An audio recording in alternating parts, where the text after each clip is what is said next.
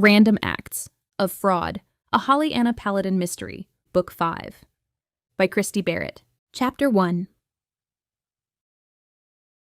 I glanced around the busy city street, one that bustled with throngs of 20-somethings indulging in Saturday evening nightlife in downtown Cincinnati. Numerous hotspot restaurants and clubs claimed the area, and most of the people traversing these streets tonight seemed content to bounce from one location to another, following whatever whim seemed appealing or popular. The scent around me defined this whole experience. It was either body odor from the crowd or sewer gases, but the two blended into one in my mind, creating an unalluring, totally regrettable experience that summed up the last 10 minutes. My best friend, Jamie Duke, had convinced me to sign up for an online dating service in order to overcome the romantic slump I'd been in since I'd ended my engagement 3 months ago. Meeting potential dates via the web was horrible on so many levels. And now I was standing on the sidewalk with Jamie as we waited for our dates to arrive. This was like waiting for a tetanus shot and knowing how much it was going to hurt. I shoved my hands deep into the pockets of my jean jacket, feeling like a crusty senior citizen attending a wild and crazy rave. The vibe emanating from others was energetic and fun. The vibe around me was etched with grumpiness and apprehension. I was 29, far from a senior citizen. I might as well be, however. I related to people well into their 70s and 80s more than I did people in my own age group. I liked old-timey values and front porches and face-to-face conversations. I did not like online dating. I didn't like anything about it. And I did not like being here right now. "I'm going home," I announced to Jamie. Then another realization stopped me cold. But that would be rude. That's right, girl, it would be rude. She crossed her arms and pursed her lips. Classic Jamie. My friend had a distinct style and personality of her own, one that was often defined by the black curly hair that bounced from her face in a modern-day, ultra-stylish afro. Her skin was light brown and her body curvy in the right places, especially now that she'd lost more than 100 pounds and turned her life around through exercise and eating right. Her expression showed pure stubbornness. She wouldn't let me get out of this easily. That meant I needed a good, solid argument, one that would be sure to justify an early departure. Audrey Hepburn would have never done this, I finally said. I know she's a role model of sorts to you, but who knows what modern-day Hollywood would have done to her in this day and age. She very well could be out fighting for every woman's right to have hairy armpits. I gasped, the very idea appalling on so many different levels. So many levels. Take it back. Nope, not gonna do it. Jamie looked like she might continue bursting my bubble, but then she perked as her gaze zeroed in on someone in the distance. Oh, look, there's Luke. He looks different from his profile picture. I observed the guy. He was tall, really tall, and thin. He walked like a basketball star, his bounce-like cadence seeming to match a player leisurely dribbling a ball down the court. As soon as I saw the massive gold chain around his neck and the matching bling on his teeth, I knew exactly how this evening would turn out. His gaze zeroed on Jamie, and he nodded an aloof greeting. "You must be Jamie."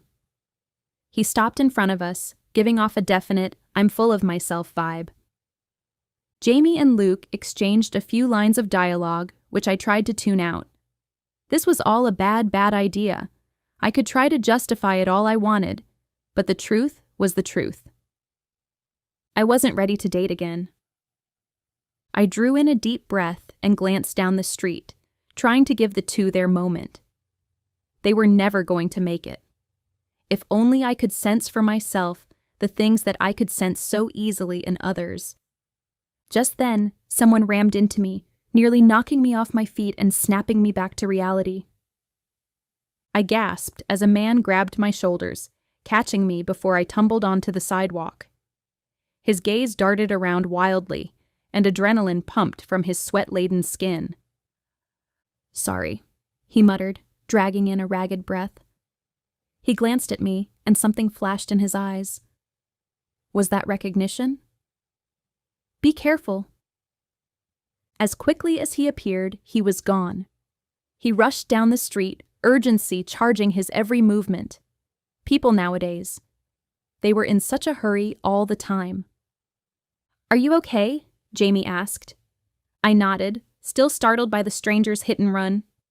Yes. Where was my etiquette? I'm fine, thank you. Some people are so rude, Jamie muttered with pursed lips. Like me. I haven't introduced you yet. Holly, this is Luke. Luke, Holly. I forced a smile, wanting to be anywhere but here. Had I mentioned that yet? It's so nice to meet you, I said anyway. You too, Luke said. Nothing about his words sounded sincere. I glanced around, still feeling self-conscious. My own date was 10 minutes late, which was unacceptable. Late people drove me crazy. But Jamie and I had agreed to only double date. We both knew firsthand that there were too many crazies out there to go on these rendezvous alone. If my online date didn't show up, I couldn't leave Jamie alone with Luke. I would be relegated to third wheel. My night just got 1,000 times worse. Let's give Travis 5 more minutes, Jamie said, seeming to read both my thoughts and my unease. I think we've given him plenty of time, I said. We should go eat. You guys can just pretend like I'm not there. I will practically be invisible, I assure you. Luke shifted, as if he didn't know what to say. He was probably hoping I would bow out. That was what most normal people would hope for. But a promise was a promise. I couldn't leave Jamie. If you'd brought your cell phone, you could check to see if he texted about being late, Jamie said, a vaguely scolding tone to her voice. It really bugs me when people stare at their phones during a conversation instead of looking at the person speaking with them, I explained to her again. To avoid that happening, I simply left my phone at home. Well, that might be a non-issue right now. It will be hard for him to be glued to his own phone while with you if he doesn't even show up. Before Jamie could object, I turned on my heel and started toward the restaurant down the street. Luke had claimed he didn't know where the restaurant was, so we'd agreed to meet at a more central location near Fountain Square. As I rounded the corner, I stopped so quickly that Jamie nearly collided into me. What on God's green earth are you doing, girl? She asked. I pointed to the Mustang parked on the street and muttered, That's Travis's car. I was a Mustang enthusiast, and that was one of the reasons I'd agreed to go out with this guy. We both loved the vehicle. He'd sent me pictures of his car even. It was a cherry red '66 Mustang. Are you sure that's his? A wrinkle formed between Jamie's eyes as she stared across the street. My cheeks heated as I nodded. His has that navy blue pinstripe on the bottom. It's custom. He mentioned that. Even worse than seeing his car, I could see Travis Strongman sitting inside the car. He wasn't moving. Maybe he'd seen me, had gotten cold feet, and was now contemplating how to get out of this date. Even though I could relate to the getting cold feet part, it was still insulting. Jamie threw her shoulders back and let out a harumph. He can't stand you up. I'm going to give him a piece of my mind. I grabbed her arm before she could charge toward the car and do something to further add injury to insult. You don't have to do that, Jamie. It's better to cut my losses now rather than later. My cheeks warmed and my body desperately sought a rock to hide under. Since there were no rocks here on the city street, I'd settle for a mailbox or newspaper stand. Anything. Maybe even a phone booth where I could magically transform into someone else. A superhero with invisibility as her superpower. Of course I do. This is unacceptable. Her voice rose with her signature urban sass, and I could tell the diva might emerge at any minute. The diva was how I described one of Jamie's idiosyncrasies. When she got fired up about something, every bit of feistiness rose in her, usually ending with a Z-shaped finger snap, jutted hips, and dramatically pursed lips. I stepped closer, lowering my voice even more so Luke wouldn't hear my confession. What if he saw me and changed his mind? Jamie scoffed and pulled her head back until an uncustomary double chin appeared. That's ridiculous. You're gorgeous. Why would he change his mind? I didn't really want to explain this to her. It was humiliating. Because the dating game is cruel, I whispered. I'm not cut out for this. I like doing things the traditional way. Panic and a good dose of insecurity rose in me. Put me in a social work situation, and I was golden. In my element. I could bring cookies to shut-ins, visit the chronically ill in the hospital, or host a party like a pro. But dating? That was an entirely different story. Jamie paused and squeezed my hand. I'm sorry I pushed you into this, Holly. But this guy is not going to get away with standing you up. He needs to man up. There are a shortage of real men around here, and it's a crying shame that people think they can treat others this way. That uncomfortable feeling squeezed my gut again. I hated when people made scenes. I really hated it when I was the cause of that scene. It was so unbecoming. But once Jamie got something in her mind, there was no changing it. I just had to brace myself for the gale force winds that came with Hurricane Jamie. Her sunshine quickly turned into the blinding glare of a nuclear explosion. As she charged toward the Mustang, I glanced at Luke and smiled apologetically. She's a Spitfire, isn't she? Luke said, a touch of admiration staining his otherwise aloof gaze as he stared after Jamie. She is. She's the person you want on your side when things go south, devoted to a fault. That's good to know. I'm into loyalty and spunk. Then you should love Jamie. I braced myself as my friend reached the car door and pounded on the window. I waited, holding my breath as I anticipated what might play out next. Nothing happened. Travis didn't move. I could still see his silhouette in the driver's seat. What was his problem? Jamie's hand went to her hip as she waited impatiently for a response. Then she rapped at the window again, tapped her foot, gave Travis a death stare. I couldn't see her face, but I knew her well enough to know that I didn't have to see her expression to know the stare was there. This was painful, so painful. Jamie, we should just go, I called, looking for that mailbox to disappear beneath. This guy is not getting away with being a jerk. Jamie grabbed the door handle. Horror washed through me. I stepped forward to stop her and end this madness before it got out of control. As I did, Jamie jerked the door open. She opened her mouth to give the man a verbal lashing when the man's silhouette abruptly shifted. He slumped and fell onto the street. Jamie lurched backward. I couldn't believe my eyes. Based on the pallor of the man's skin and his motionless body, it appeared Travis Strongman was dead. Chapter 2. Of all the detectives that would show up at the scene, of course Chase Dexter just happened to be working tonight. That was just lovely. A way to make a humiliating night even more humiliating. As soon as I saw my ex-boyfriend striding my way across the sidewalk, my cheeks flushed. A hollow feeling swelled inside my stomach, like a balloon filled to capacity and about to burst. When would I stop reacting to Chase like this?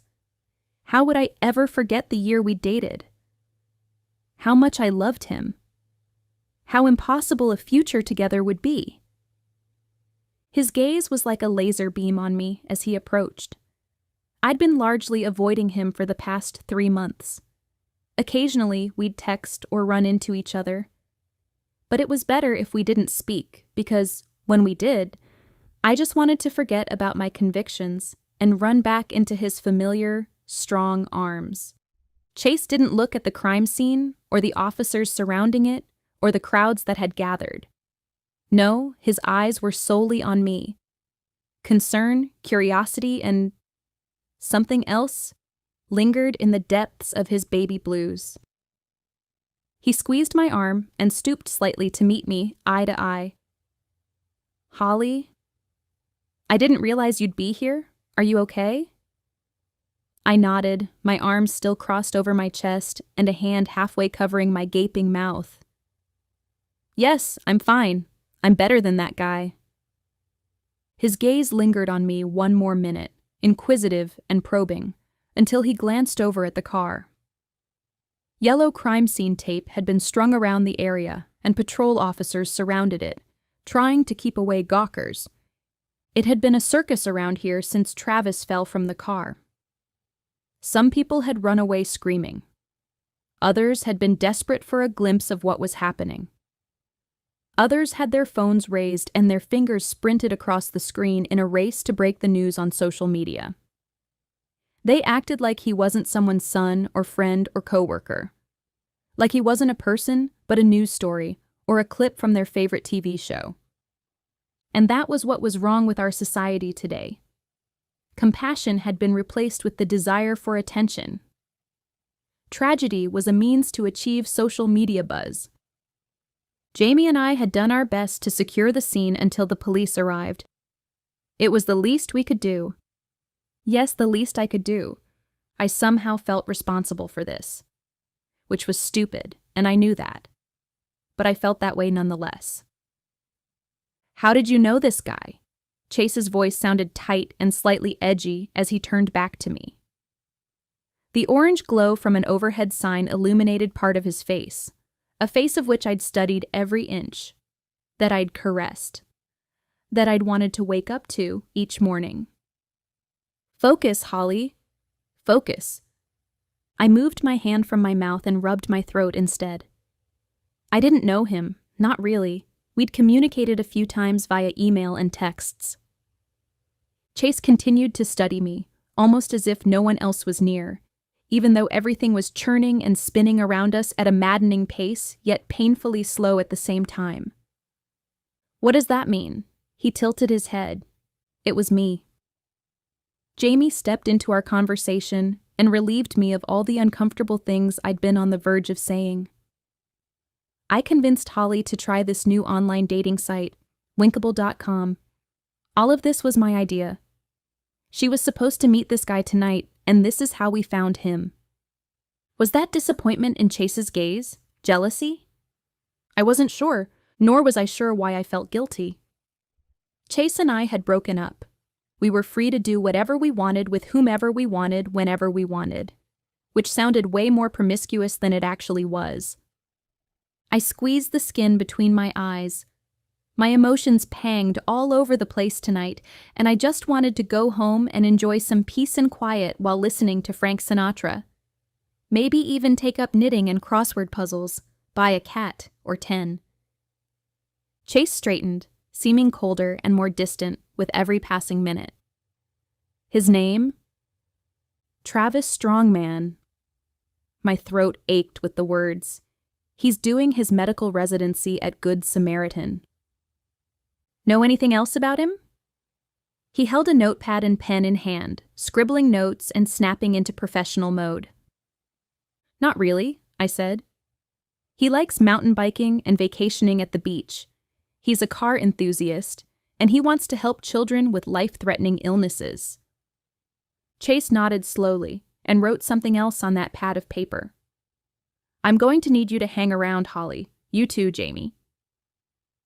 Of course, we both said at the same time. As soon as he walked back toward the Mustang, I turned to Jamie.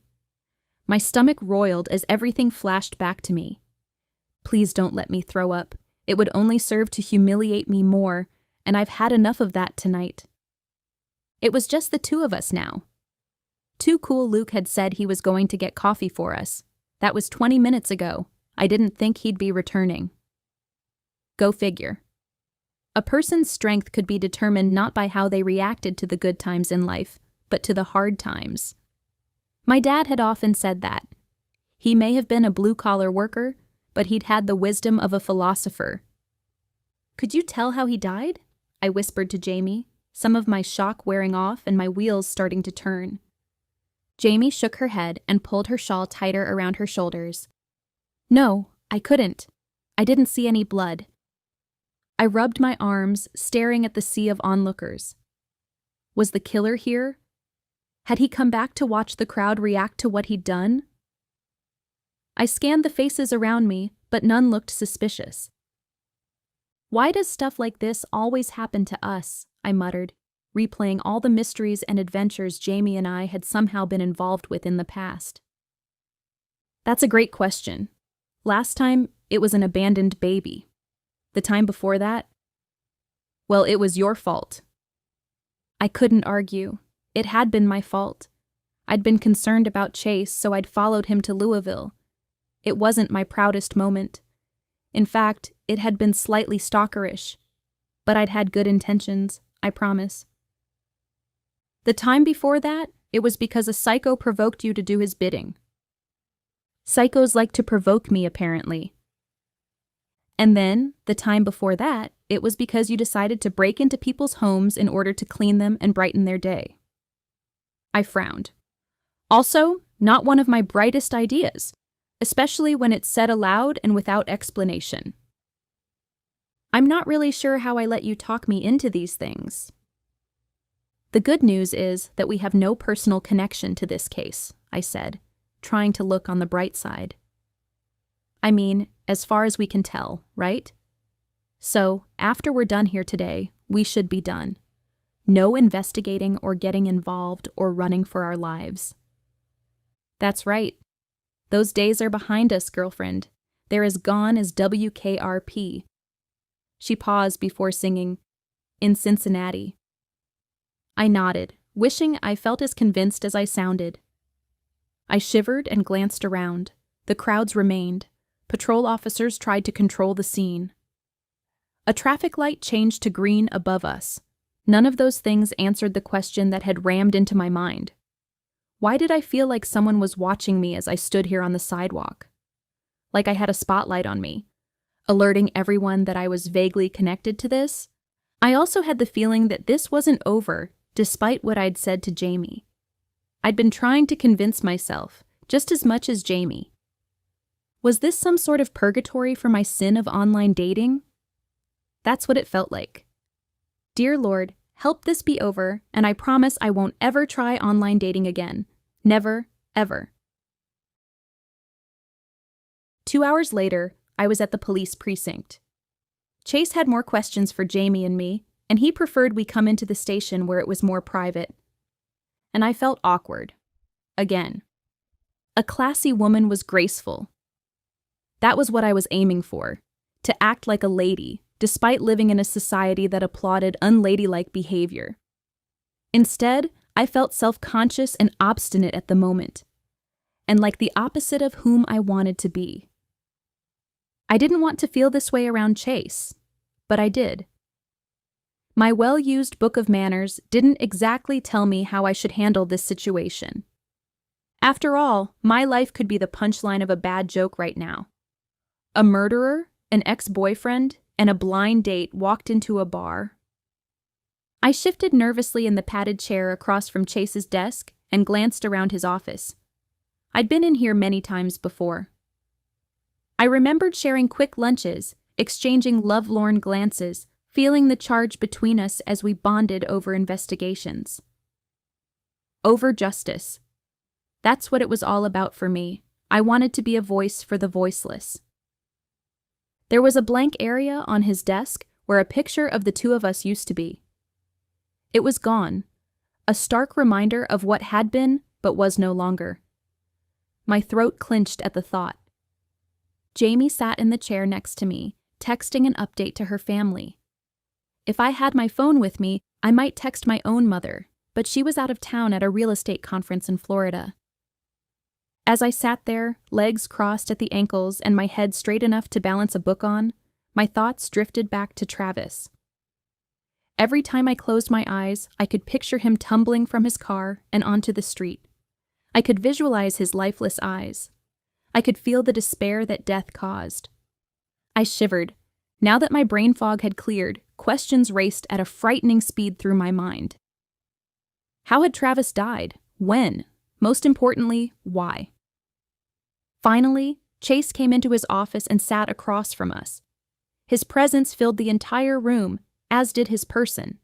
Chase was 6 feet 3 inches, as broad and thick as Thor, and he had a personality to match. He'd played professional football for a few years before an injury sidelined him and ultimately led him to turn his life around from self-serving playboy to community-minded detective. I held my breath as I waited for what he had to say. I dreaded the disappointment I might see in his eyes.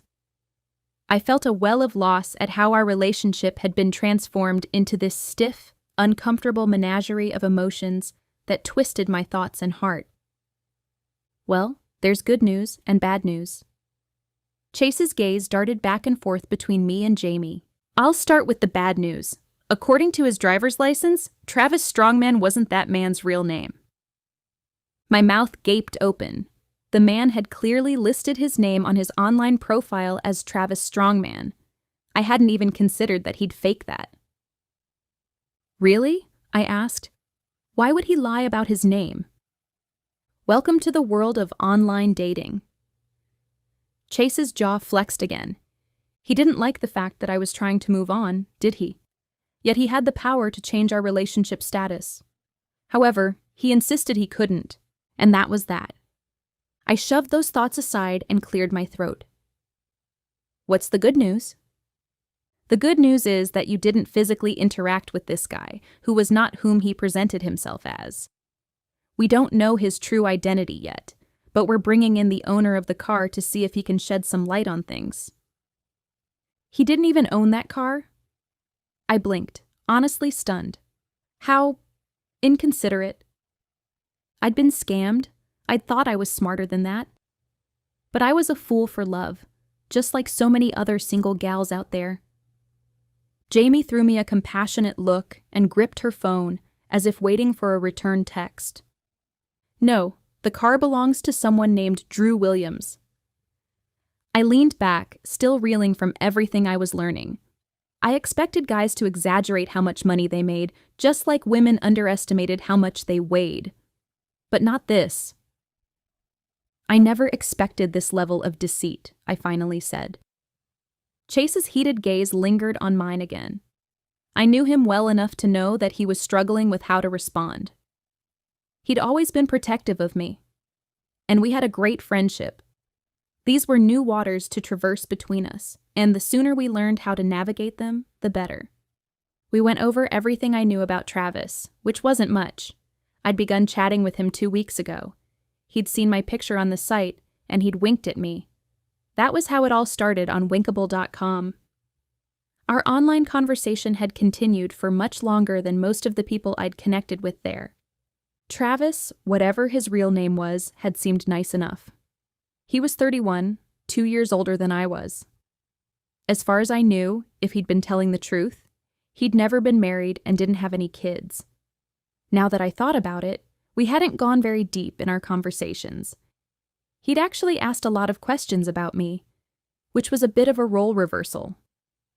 I was usually the one probing for more information about other people. I'd discovered early in life that people loved to talk about themselves, and that most people craved someone who truly listened. I liked playing the role of nurturer. May I ask how he died? My hands trembled in my lap as I asked the question. I had too much experience with death and murder and grief. It never got easier, and I never wanted it to. Struggling with those things made me human. Chase's hard gaze met mine again, his blue eyes full of questions. We don't know for sure. The medical examiner will give the final verdict. There was a small puncture mark on his neck, however. My blood cooled even more. You were both standing close by, Chase continued, tapping his pen against the desk. Did you see anything unusual in the moments before you discovered he was dead? We were actually around the corner before we stumbled upon Travis, Jamie said. The car was out of sight for the majority of time we were waiting. We didn't spot it until we started toward the restaurant. So, you never rode with him? Chase clarified, his gaze wandering to mine again. No, of course not, I said. We agreed to meet outside the restaurant. That's good. If you're going to date strangers you meet online, Please don't let them know where you live." A flash of irritation jolted through me. Chase had no right to dictate what I did in my dating life. He'd lost that privilege. Nor should he treat me like I was naive. I was smarter than that. People often mistook my kindness for weakness, and it made me want to do something very unkind. Chase let out a long breath. "Is there anything else that stands out to either of you?" I started to shake my head, simply ready to get out of here. Before I could complete that thought, Jamie jolted into an upright position, and she snapped her fingers. "That man who ran into you!" Jamie turned toward me, excitement lighting her eyes. That was right. I'd forgotten about the man who'd nearly pushed me down on the sidewalk. But could he possibly be connected with this? It seemed like a long shot. "He seemed in a hurry," I said. "Or like he was being chased." I didn't think terribly much of it. You know how people can be sometimes. They're especially brisk downtown, and he told me to be careful. To be careful? Chase raised an eyebrow. I thought it was strange, but everything happened so fast. "Can you describe him?" Chase shifted in his seat and pulled out that pad of paper again. I recalled our encounter. How the man's hands had gripped my arms. How he'd muttered he was sorry while glancing around. How he'd never made eye contact. Sure, he was Caucasian, probably in his early 30s, and he had a thin build. He had dark hair, a thin beard. "Thin how?" Chase asked. "Thin as in it just skimmed the edges of his jaw, like an outline," I explained. "I'm sure there's a better word for it." "I believe it's called a chinstrap beard," Jamie chirped. "Chinstrap beard it is." He nodded. "Keep going." "He was probably 5 inches taller than I continued. 5'10", maybe? He had a lean build, light eyes, maybe green, possibly hazel. I'm not sure. It was dark outside." "Anything else you noticed?" I closed my eyes and remembered the scene again. What was I missing? There was something else at the edge of my remembrance, begging for me to share it. "He smelled like curry." Chase raised an eyebrow. "I wasn't expecting that one." I nodded, a surprising surge of excitement rushing through me. "It's a pretty noticeable odor. Maybe he'd just eaten Indian food somewhere. I know there are a couple of restaurants downtown." "We'll look into it. Good detail." A knock sounded outside Chase's office. As my head swiveled toward the noise, I spotted a man standing in the open doorway. He was probably my age, maybe a little older. He had black hair, classic features, and a certain warmth exuded from him. "Detective Dexter?" he said. Chase rose. "Yes?" "I'm Drew Williams." He extended his hand and smiled, but the action was almost apologetic. "The Mustang's owner." "Thanks for coming," Chase said. "I have some questions for you." "Of course, anything I can do." Drew's gaze flickered over to Jamie and then me. He paused, and his gaze latched onto mine. Uncertainty fluttered in the depths of his deep browns. "Have we met before?" I smoothed my skirt, squirming under his scrutiny. "I don't think so." I'd remember someone who looked like Drew Williams. At first glance, he struck me as the type who'd break out tap dancing on the city streets, while holding an umbrella for his woman, like in one of those old movies. Something about him screamed, "gentleman." I stood, knowing I couldn't be here for Chase's conversation with Drew, even though I longed for some answers. Unanswered questions drove me mad, and they were likely to be the death of me one day. It was like leaving a wall half-painted, or a cake unfrosted. Drew continued to study me with unapologetic curiosity, one hand casually stuffed into his pocket. "You go to community church, don't you?" Surprise washed through me, half curious surprise and half cautious surprise. "I do." A satisfied look replaced his uncertainty. "I've seen you there. You sing in the choir." My cheeks warmed. It was a large choir, 75 people. Not the kind I usually got noticed for being a part of. Guilty as charged, mezzo-soprano, second row on the right, beside Gladys, who has bright red hair styled in a beehive. A grin cracked his face. Yes, you stand out on stage. I couldn't help but notice you. You're like an angel up there. My cheeks warmed even more. This was all flattering, but awkward. Chase stood between us, listening to every word of our conversation. Thank you, I think.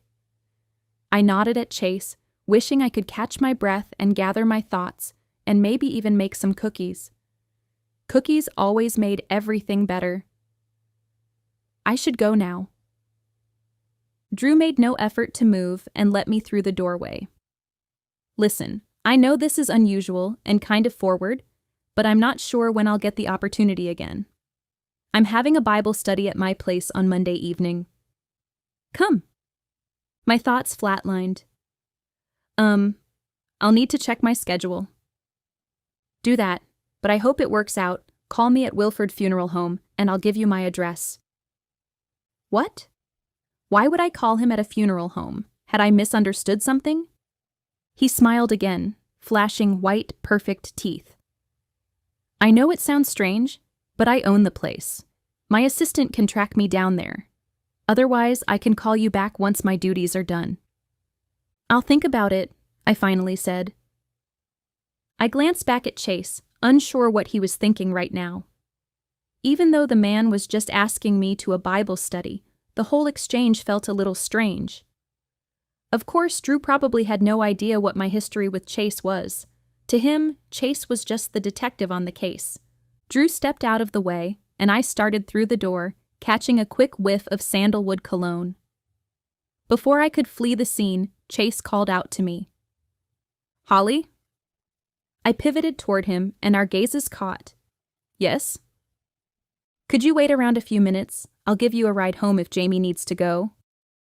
My head started pounding. Why did this feel so complicated?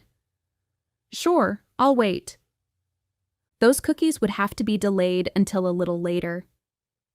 Right now, I had to prepare myself to work with Chase, even if it was just momentarily.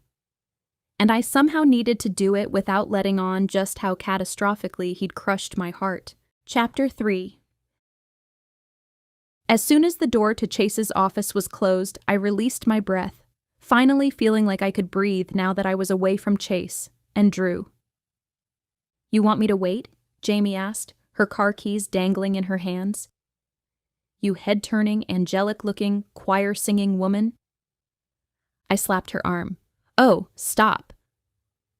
I'm the only one who sings on stage at my church and no one notices me. That's not true. Everyone loves you. She sounded doubtful. Now back to my question. Wait or go? Why don't you go ahead? I'll be okay. I knew she had a busy day tomorrow. She was leading worship at church, and then they were having a luncheon afterward. She was in charge of both. You sure? She scrunched her eyes and studied my face like only a BFF could. I plastered on a smile, trying to make her feel better, even though a tornado still spun inside me. Yes, I'm sure. She made no move to leave. Instead, she leaned closer and lowered her voice. That Drew guy is pretty cute. I suppose. I had other things on my mind.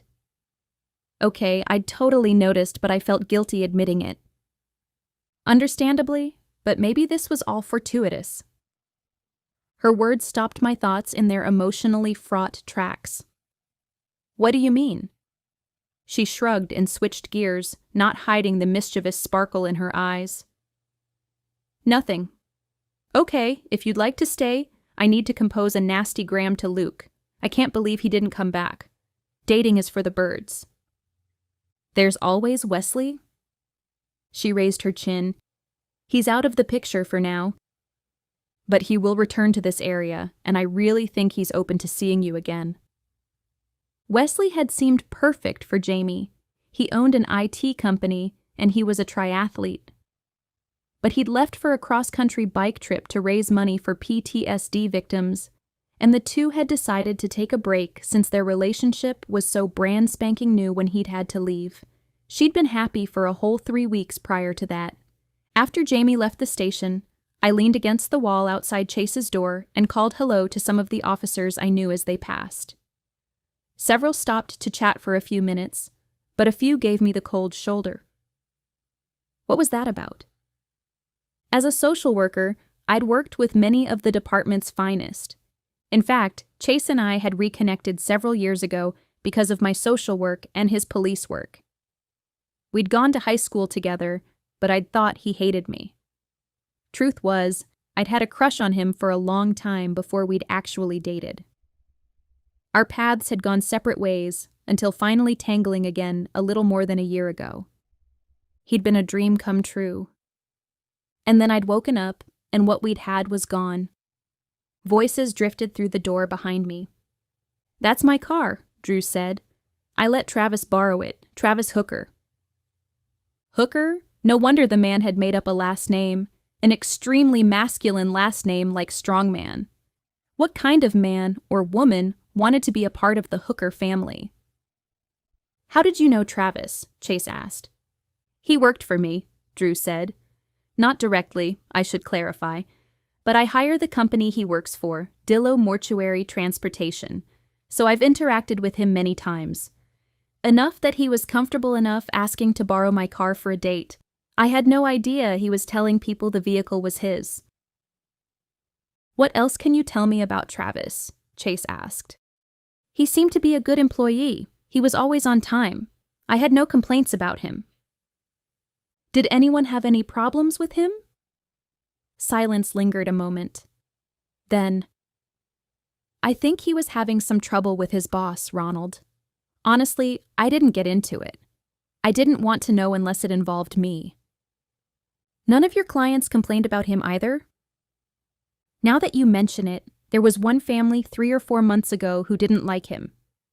But the man was in the throes of grief. His wife had just died because a drunk driver hit her. He seemed to be taking out a lot of his anger on Travis. That happens sometimes." "Do you remember his name?" "I can find it for you when I get back to the office." I couldn't make out the rest of their conversation. And I'd secretly wanted to make it out. I wanted to know what was going on, even if eavesdropping was the epitome of bad manners. But it was better if I didn't know any more details. I needed to simplify my life. Focus on work and volunteering and church and family, not to mention being a foster mom. Solving mysteries was no longer my wheelhouse, especially mysteries involving the death of online dates who used fake names. Finally, the door opened and Drew stepped out. He smiled when our gazes connected, not the least bit shy about his interest in me. "I'm glad we ran into each other," he said. "Unfortunate circumstances, of course, but I'd hoped our paths might cross one day." I pushed a curl behind my ear. "Why's that?" "Because from the first day I saw you at church, you've consumed my thoughts." I blushed at how upfront he was, yet it didn't seem creepy. Instead, he struck me as chivalrous. I was a sucker for chivalry. Drew frowned, but only for a second. That was too honest, wasn't it? "I can appreciate honesty." "That's a good thing. So can I." His smile dimmed. "I do hope you'll come to Bible study at my place. It would be a great way to get to know each other a little better." "I'll consider it." He half nodded, half bowed. "Have a good evening, Holly." As I watched him walk away, I noted the snug, tailored fit of his navy blue suit, the shine of his dress shoes, the way his shoulders were back and his steps were light and confident. The real owner of that cherry red Mustang seemed like a pretty interesting guy. Not that that meant anything. I turned to step into Chase's office, but instead I found him standing there, almost in the doorway. We nearly collided, but his hands reached to steady me. As soon as he touched me, fire shot through my veins, and my knees felt weak. Why did my body still react that way to him? My physical being apparently hadn't gotten the message from my head and my heart that Chase was no longer mine. I had no right to feel this way around him. "I'll give you a ride home," he said. "We can talk in the car." I wondered if Chase had heard the conversation between Drew and me, but I knew he had. I didn't mention it. Instead, we walked silently outside and into his police-issued sedan. He helped me into the passenger side and then climbed in behind the wheel. He started the car but remained in the lot, unmoving. "I've missed you, Holly," he started, his voice raspy and sincere. It took everything in me not to fall into his arms and pick up right where we left off. I'd wanted to spend forever with Chase. But he wasn't offering me forever. I was still having trouble coming to terms with that fact. "I've missed you also, Chase." The emotion those words caused made my throat and eyes burn. Tears threatened to pool in my eyes. "Are you doing okay?" His voice took on that intimate tone, the one I'd heard so many times before, usually when I was in his arms. I thought about his question before nodding, wondering how much to say, to share. "I've been busy. You know I bought my own place?" "I remember you saying you were going to do that. How do you like it?" "Honestly, it's a little lonely. I might get a roommate, but that makes it more difficult when doing foster care." This was my first time living alone, and I wasn't loving it. But it was time for me to branch out on my own. It was past time, but when my dad had gotten cancer and then died, I'd stuck around to help out my mom. I knew I couldn't live with her forever. On the other hand, I craved people, family, community. "I'm sure you'll figure it all out. How many kids have you fostered so far?" 7. 7? Already? Surprise tinged his voice. "I've been doing respite care, so nothing that's been long-term. The longest any of the children have stayed with me has been 2 weeks." He shifted to face me, visibly relaxing. "Do you like it?"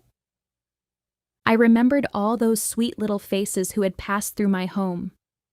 Many of them had fear in their eyes, heartbreaking fear. But my time with them had been well worth the emotional struggle I felt as I tried to ease their brokenness. Those kids needed someone to be their advocate, needed someone who'd offer a shoulder to cry on. "It's hard work," I said. "It's heartbreaking work, and rewarding work, and exhausting work, and it's a million other things that's hard to put into words. But I wouldn't trade the experience for anything." "Good for you, then. You're a natural when it comes to stuff like that. I know you'll make a difference in their lives." The honesty in his words filled me with an unreasonable delight and satisfaction. Life is short, right? We've got to make the best of it while we can. I can't argue with that. You've always been inspiring like that. I crossed my ankles and turned toward him. I wanted to see his eyes so I could determine if he was telling the truth or not. "How about you, Chase? How are you?" I really wanted to know. He had demons from his past that I knew he struggled with, including drugs, alcohol, an ex-wife, and his brother's murder. He'd also taken some flack after our last investigation for breaking the police brotherhood and turning in some unethical officers. I knew he took the brunt of their hostility since he worked around these people every day. His face took on a more somber expression. "I've been working a lot and staying busy." I waited for more. He said nothing. Finally, I nodded, accepting that I wouldn't get any more information, but disappointed that he wasn't going any deeper. I wanted more details, more emotion, but things weren't like they used to be. "I see," I said. The deep breath he released hinted at his inner turmoil. "I guess I should get you home so I can work on this case." "Probably." "One more thing I wanted to mention. If there's anything else that you remember, call me. Don't trust anyone else." My muscles went rigid. "What do you mean?" "It's no secret you made some enemies within the department, Holly." I remembered that cold shoulder a few of them had given me earlier. Was that what this was about? You really think I can't trust them? That they'd take it that far? It's a possibility, and until we know for sure, I want to be your point of contact. Understand? I do. As I said the words, I glanced around. There was that feeling again, the feeling of being watched. Was it a scorned officer waiting for revenge, waiting to prove a point? Or was it my overactive imagination? I wasn't sure, and wasn't sure I wanted to find out. Chapter 4. This is my place, I told Chase 10 minutes later, pointing in the distance to the little white bungalow I now called home. Returning to this empty house had little appeal to me, especially after the events of today. But, again, I was a big girl. I could do this. Chase pulled up to the curb, put the car in park, and leaned back. He acted as if he was in no hurry, and I wasn't sure how to interpret that. It looks nice. Chase ducked down so he could peer out the window. As he did, I got a whiff of his woodsy cologne. At once, memories filled me. Memories of being in Chase's arms. As a knot formed in my throat, I pushed those thoughts away. It's coming along, I said, staring at my home sweet home. It was a simple craftsman-style house with a wide porch and white clapboard siding. The flower beds needed some work, as did the lawn. The sidewalk had some cracks in it as well. But I knew the structure and property had all the right bones to one day make it gorgeous, and it had an incredible view of downtown. It's going to take a while to get it in shape and make it truly my own. He glanced up and down the street. Not the best neighborhood, though. Have you thought about a security system? I was in an area known as Price Hill, which had once been beautiful. But in recent decades, the allure of the neighborhood had waned as people abandoned city living to spread out to the suburbs. Crime had moved in, and it wasn't unusual to hear about this area on the nightly news, when the reporters were talking about shootings and other such things. Frustration pinched at me at Chase's suggestion, but I held my ill feelings at bay by squeezing the life out of my purse instead. I've considered one. Just a recommendation. Of course. He cut the engine. I'd feel better if I could check out the inside of the house before I left. Alarm coursed through me. I hadn't expected that. Travis's murder was random, and my involvement was coincidental, so I shouldn't be in danger. No one was going to convince me otherwise. That feeling I had of someone watching me?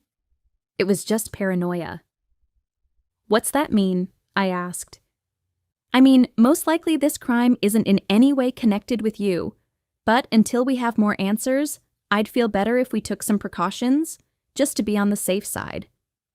Unease shifted inside me. Okay, if that's what you think is best. He climbed out, and before I could follow his lead, Chase was at my door, helping me out. He walked beside me in awkward silence across the lumpy yard. When it got warmer outside, I really needed to fix the lawn. But I had other things to worry about first. I was still painting. I might refurbish some more furniture. But spending so much time and money on the lawn and decorating seemed so frivolous, especially when I considered there were people in this area without food to eat. Perspective. My hands trembled when I reached the door and tried to insert my key in the lock. My nerves were showing. Wasn't that just wonderful? I supposed I didn't want Chase to know how much he'd hurt me. Part of me wanted him to think I had everything together and that I was unaffected by our breakup. But that was crazy and prideful, two things I didn't want in my life.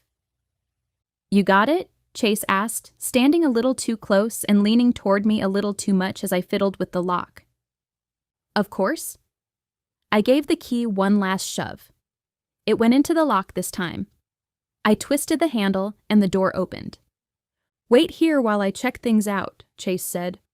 I stood back against the wall in my living room, waiting for him to return, waiting to hear his thoughts on my new place, ready for him to leave, yet wanting him to stay. In other words, I felt like a mess, like a tidal wave had ripped through my emotions and left a disaster that was impossible to clean up. Finally, he emerged and met me by the door. "Everything is clear?" "Good to know." He continued to linger, glancing at my walls and furniture. "Your place looks nice." I shrugged, like it wasn't a big deal. "I'm trying." He shifted, his hesitation unmistakable. "I should go, I guess." I stared at him a moment before nodding. I was instinctively drawn to him. I wanted to reach my arms around his neck and give him a kiss goodbye. After all, he'd been my first kiss. I'd been saving it for the man I was going to marry. I'd thought that man was Chase. "If you need me, call me," he said. "I mean it." "I will." He hesitated another moment before nodding and stepping away. "Good night, then." "Good night, Chase." He stepped outside and walked to his car. As he reached it, I closed the front door and latched all the locks. Then I stood there, trying to catch my breath, closing my eyes against the memories that began to pummel me. Breaking up with him had been the right thing, I reminded myself. It had been prudent, and now I needed to move on. No more moping about it. I sucked in a deep breath and opened my eyes. I just needed to go to bed. It had been a long, long day. And the image of Travis continued to haunt me, as did the feeling that I was being watched. Even now. I couldn't sleep. I wanted to, desperately. But my mind kept replaying the events of the evening, each time ending with the body of Travis Hooker falling onto the ground. Finally, I gave up on my quest for slumber and pulled myself out of bed. I walked across my small bedroom and hopped on the computer. I'd set it up on a little corner desk that I'd found at a secondhand store. Some white chalk paint and distressing on the edges had made it look brand new, in a shabby sort of way. I'd been watching way too many episodes of Fixer Upper lately during my sometimes sleepless nights with my foster kids. I typed in the name Travis Hooker and waited while my computer considered sharing its results with me. The reveal offered surprisingly very little information. For a man who liked to toot his own horn on the dating website, Travis certainly remained low profile online. Though he had a few pages on social media, they virtually offered me no new information. All I saw were pictures of Travis on lavish vacations, in front of fancy cars, or holding tickets to expensive concerts. How many of those things were even real? Or had he photoshopped those pictures, just like he'd altered his real name? This was all another sign I should stay out of this. I stared at the screen, stuck a lemon drop in my mouth, and contemplated the wisdom of what I was considering doing next. Operation Get Over Chase was in effect. It was better to start an operation like this while I was still sleepy and delusional instead of starting it later, when I was lucid and would talk myself out of it. Out of curiosity, I typed in Drew Williams. I nibbled on my lip as his results popped up at me. Mostly, his online presence revolved around Wilford Funeral Home. The man's picture stared back at me on the welcome page. I quickly scanned his bio. Drew Williams took over Wilford Funeral Home from his grandfather 4 years ago. After graduating from Walnut Hills High School, he attended the University of Cincinnati. He knows how critical these final moments are in the lives of loved ones of those who've passed, and he strives to give the best experience possible as families and friends offer goodbyes to loved ones. I leaned back. That sounded awfully kind and considerate. I stared at his picture again. The man was handsome. I wondered if he had some Latin heritage, either Italian or Spanish. I wasn't sure which. But his olive skin and nearly black hair created an alluring package. I released a shaky breath. Okay, that was my first step. Now I needed to move on. That was sufficient cyberstalking for one night. I clicked off that link, and my fingers lingered over the keyboard another moment. I knew I shouldn't, but I clicked on Winkable.com, the dating website. I needed to remove my profile. Now. 2 days ago would have been preferable. I wasn't cut out for this type of thing. As the site loaded up, I saw 4 messages waiting for me. None were from Travis, so I didn't even bother to read them. Instead, I hit delete, followed by a couple of other steps. Then I was done, gone from the site forever and ever. I stood and stretched, realizing there was nothing else I could do. I really needed to sleep. But maybe I'd just clean my toilet real quick first, or reorganize my silverware drawers. I settled for finding my phone and charging it. I grabbed the device from my dresser, and several new text messages caught my eye. My heart skipped a beat when I recognized Travis's phone number. He'd texted me? Tonight? I held my breath as I clicked on his messages. I'm sorry I made you a part of this. What in the world? Why had he sent this to me? You've got to help us. What was he talking about? Help him what? And who was us? Had Travis intended on sending this to someone else, but he'd accidentally sent it to me? That's what it sounded like. I didn't like this. I didn't like it at all. I didn't know who else to turn to for this. The text ended abruptly. Acid pooled in my gut. Had Travis's text been cut short because the killer had shown up? The timestamp showed he'd sent the message only a few minutes before Jamie and I found him. Maybe 5 minutes earlier. I remembered because he had been 10 minutes late at that point.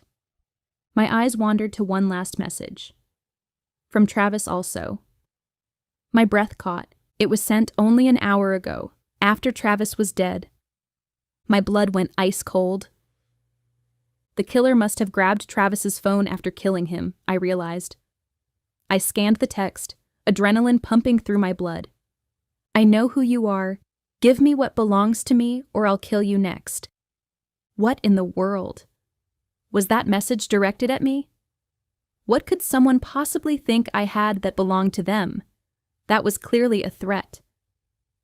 There was one thing I knew. I needed to call Chase, again, because suddenly it was raining men in my life.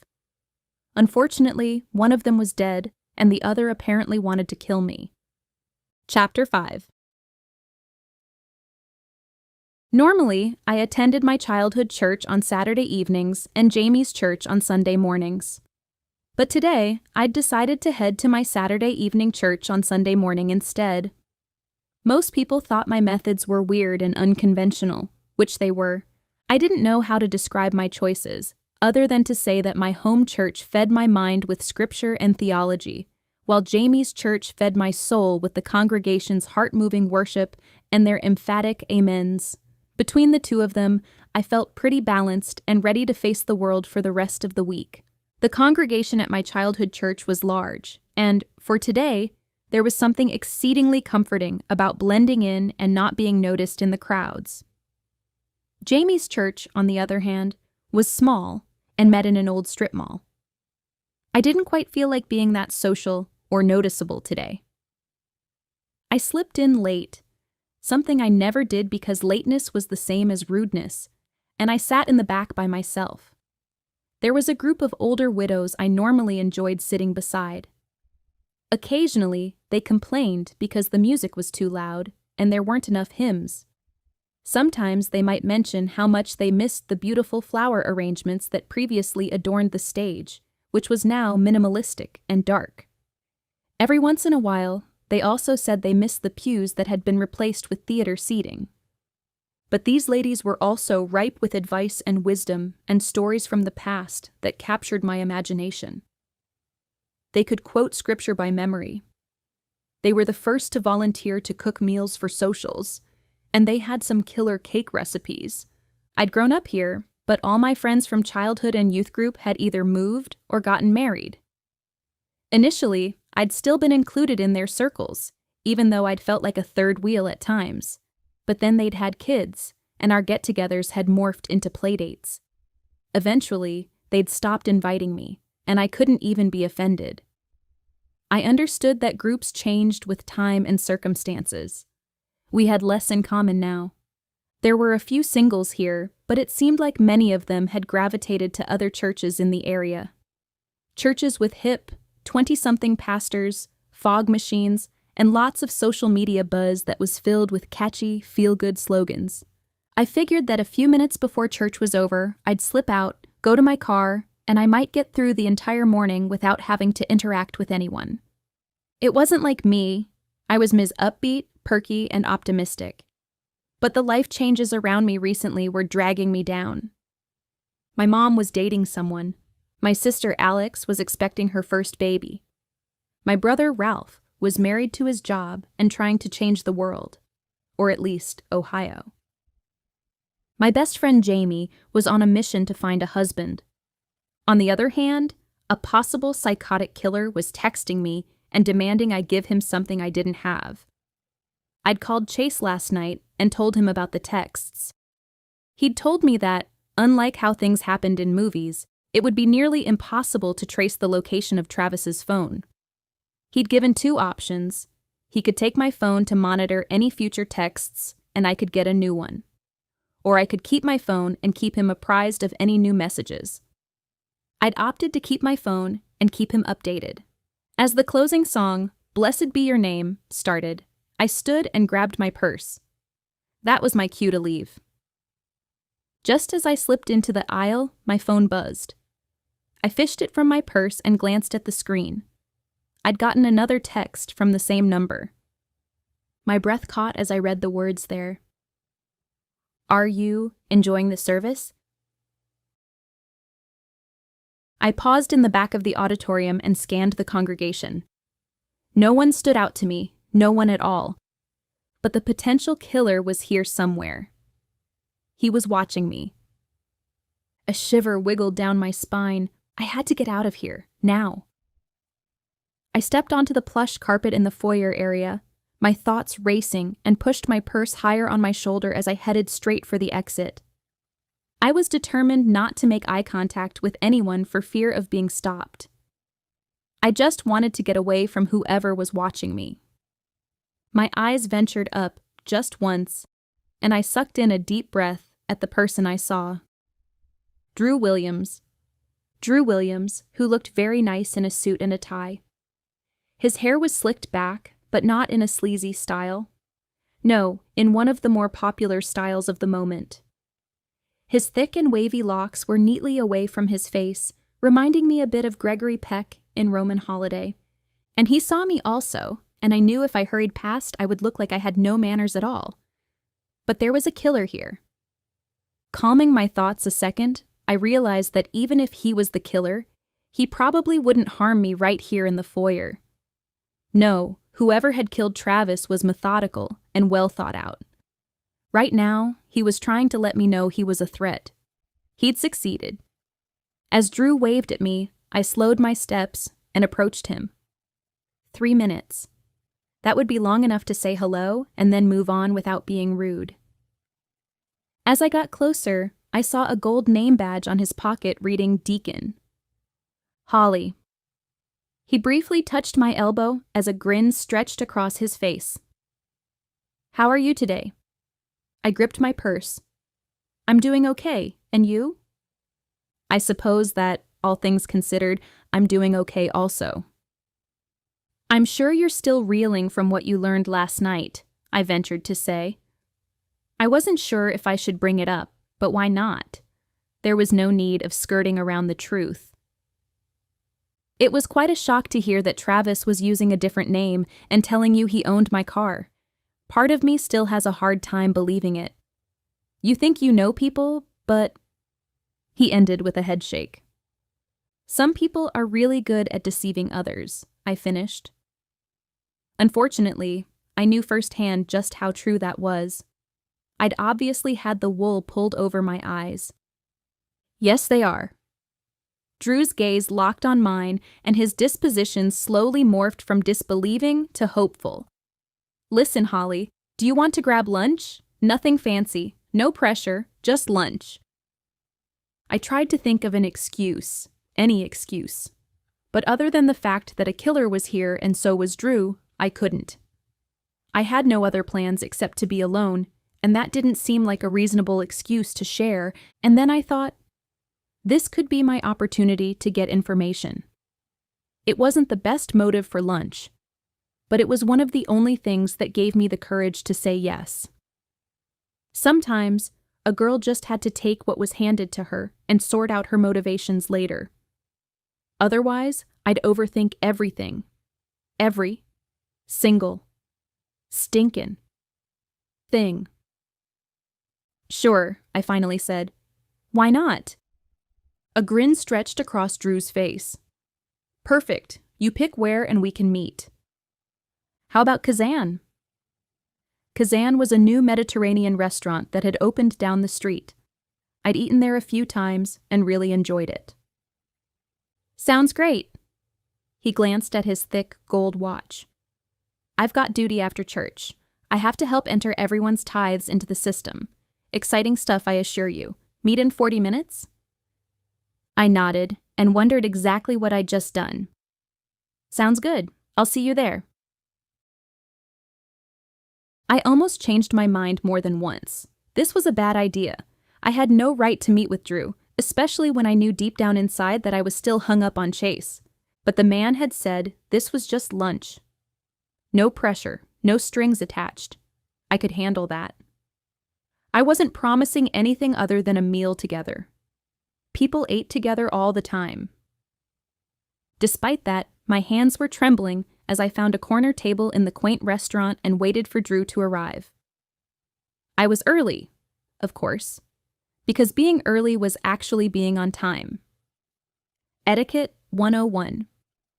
I glanced around the place. Thick wooden chairs gathered at matching tables, exotic tile stretched across the floor, and vintage lights hung low over the tables and expelled only the dimmest of illumination. One wall was all brick and filled with pictures taken from halfway across the world. The smell of olive oil, lemon, and basil hit me first, followed by a hint of paprika and grilled seafood of some sort. Music, I thought it had an Aladdin flair, but I was sure there was a much more cultured way of describing it, floated through the overhead. This place was a nice little treasure tucked away in the city. As I waited for Drew to arrive, my phone rang. It was Jamie. She was the perfect RX for me now, just what I needed to talk myself off this ledge. "How's it going today, girlfriend?" she asked. Voices filled the background as if a crowd surrounded her. "I got another text," I whispered. "What, from that same guy?" I can only assume it came from Travis's number. He said he hoped I was enjoying church. She gasped. That means he was there. Exactly. What are you going to do? I glanced around. I don't know what I can do, I told Chase, but there were probably 1,500 people at this service. There's no way I was going to find him in that crowd. I can't argue with that, but you need to be careful, girlfriend. I will. She paused. Listen, do you want to come eat at church with us? My cousin Barbara brought her world-famous chicken pot pie, and there's already a line to get some. I'll fight my way to the front to reserve some for you, if you'd like. I might have to beat my baby brothers away, but it's a task I'm willing to take on for you. My mama says you need more meat on your bones anyway. Have you lost weight lately?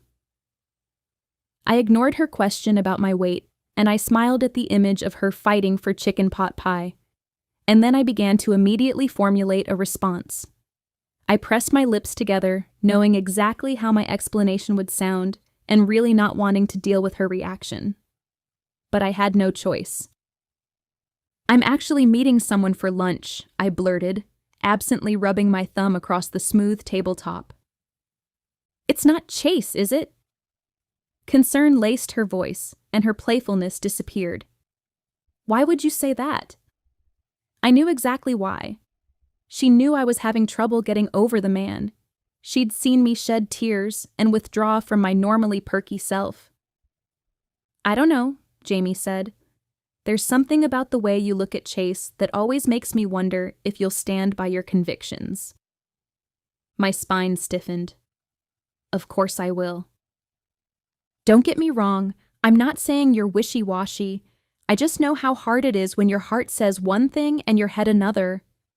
I leaned back in the chair, Jamie's words hitting me in the gut and dropping with a dull thud. I wanted to argue, but I couldn't. It's true. Warring within yourself is a difficult thing. I just keep trying to feed the rational side of me and starve the emotional one. What else can you do except act out on some sound psychological mumbo-jumbo? Don't get me wrong, there's a lot of truth in that mumbo-jumbo. But catchphrases are great to recite and much harder to live out, I finished. You'll get no argument from me. Everyone might say follow your heart, but God says follow me. Preach it, girl, I said. All day I'm living it out, girl. So, who are you meeting? Jamie asked. Drew Williams. A second passed. The mighty fine man from the police station? My friend's voice lilted upward with satisfied curiosity. Well, the mighty fine man from the police station was one way to put it. I ran into him at church. She let out a feisty, Now this is no mumbo-jumbo. Drew Williams sounds like the perfect way to get over Chase. At least one of us is having some luck. We're just meeting as friends, I corrected. Well, you have fun with your new friend. We'll talk later. And I want details. Lots and lots of details.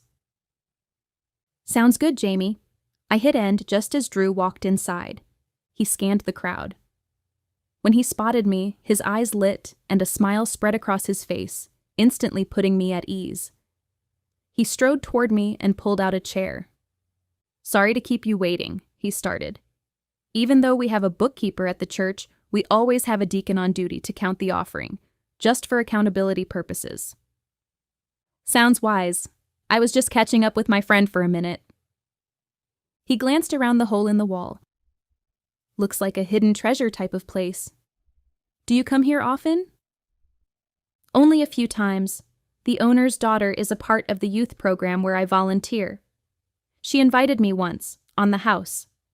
I've tried to come back since then. There's nothing like supporting local business owners, you know. Makes sense to me. He picked up a menu from the center of the table. So, what's good? My favorite is the Mediterranean bowl, quinoa, olives, chicken, feta. You had me at olives. Then you'd love that dish. He closed his menu. It's decided then. He flagged the waitress over. We both ordered the same dish, along with water with lemon to drink and some hummus for an appetizer. Drew slid the menu back into place and turned to me. So, I hardly know where to start. Asking you to tell me about yourself seems too broad and generic. How about this instead? What do you do for a living, Holly? I work for Senator Ralph Paladin. I'm a community liaison. He tilted his head. I see. In full disclosure, Ralph is also my brother. Nothing wrong with working for family. I'm kind of fond of that myself. In fact, I think it's kind of cool. What did you do before that? I had to admit that Drew had great listening skills. His fingers were laced on the table, his eyes were on me and me alone, and nothing else seemed important to him. I was a social worker. Admirable career. I enjoyed it. It was rewarding, but it had its challenges. People are often caught up in unhealthy cycles, and their children are the ones who ultimately pay the price. Seeing the dark side of human nature can affect a person's mental well-being after a while, so the break has been nice. He straightened his sleeves and leaned forward a bit. I'm probably being too forward, again. Is this a constant problem? It doesn't happen very often, only when I meet someone who's worth being forward with. My cheeks heated. He must have enjoyed that reaction because a smile tugged at his lips. I'm curious about why you were at the police station last night. Did you know Travis? I shook my head, feeling a touch of self-consciousness heat my cheeks again. I knew there was no shame in online dating. A lot of people did it. But it seemed so desperate to me. No, I didn't, I said. Not really. My best friend, she was with me last night at the station, convinced me I should try this dating service with her. That's how I met Travis. Another soft smile crinkled his eyes. I see. But the two of you had never met in person? No, we were supposed to meet last night for the first time. Unfortunately, we found him, you know. I shrugged, not wanting to finish the sentence, as images of his dead body tumbling into the street filled my thoughts. He softened his voice. Dead? I nodded, compassion welling in me. Yes, that's correct. I'm sorry, Holly. That must have been difficult. It's not my first brush with death. I realized what I'd said and how it must have sounded and startled. It's a long story. You'll have to share sometime. It was time to change the subject. Most of those stories involved Chase, and he was not a subject I wanted to bring up. I assume you're also used to death since you're a funeral home director. That's correct. I grew up working for my grandfather, who started Wilford Funeral Home. He was my mom's dad. I was fascinated with the line of work. It takes a special person. I'm not going to deny that. And I don't say that as a pat on the back. But some people just aren't cut out for this kind of job. It involves being able to compartmentalize. Otherwise, you'll carry death and loss with you every day, and that isn't healthy. But you also have to be compassionate and unafraid to face the hard moments in someone's life. A lot of people run from those hard times. It reminds them too much of their own mortality, about the fact that 1 out of every 1 person dies. His words somehow captured me. What Drew said was true. Not everyone was cut out to deal with death. Just as in my job as a social worker, I'd realized that not everyone was cut out to deal with harsh family situations and people who were broken, and in return, who broke the people around them. I'd chosen not to live life in a bubble. It seemed like Drew had also. It's good work you do. My cousin Chad used to be a mortician, so I know a little bit about that career choice.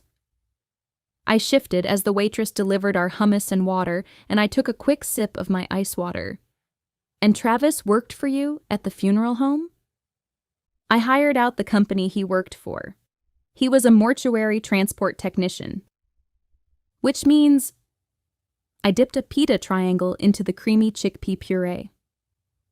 He was the guy who went to the coroner's office or the nursing home or the deceased's residence and picked up the body, bringing it to the funeral home for final preparations. I see. Drew shook his head, his eyes narrowing in a contemplative expression. He seemed like a truly nice guy. I can't imagine what may have happened for him to get himself in this trouble. Something about the way he worded it made me curious. You mean for someone to do this to him?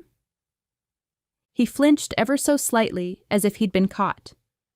Well, of course, that's what I meant. I wasn't letting him off the hook that easily. Or was Travis the type to get himself in trouble?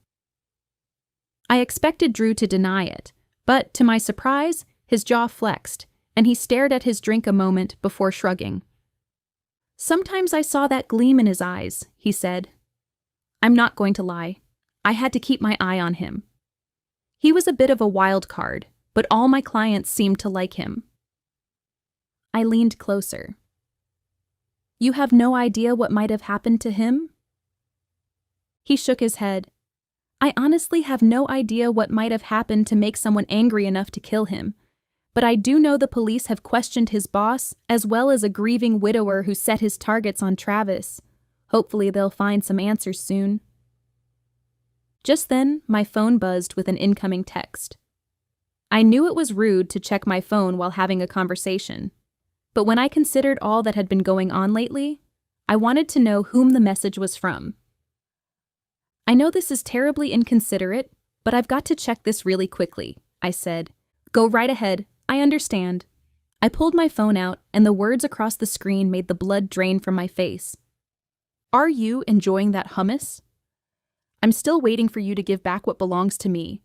I know you have it, and I'm fully prepared to take action. Chapter 6. Are you okay? Drew asked, his forehead wrinkling as he studied me. I barely heard him. Instead, I studied the patrons around me. None looked familiar or suspicious. Everyone went about their business, enjoying their meals like normal people did on a Sunday afternoon. But the sender of this text clearly knew I was here. He even knew what I was eating. And he wanted something from me. I had no idea what. Holly? My gaze shot to Drew. Sorry. Bad news? He nodded toward my phone. How much did I tell him? Too much information, and he'd go running. I wouldn't even blame him. Not many people would understand just how crazy my life could be sometimes. It's complicated. Your ex? He thought Chase had texted me? I released a long breath.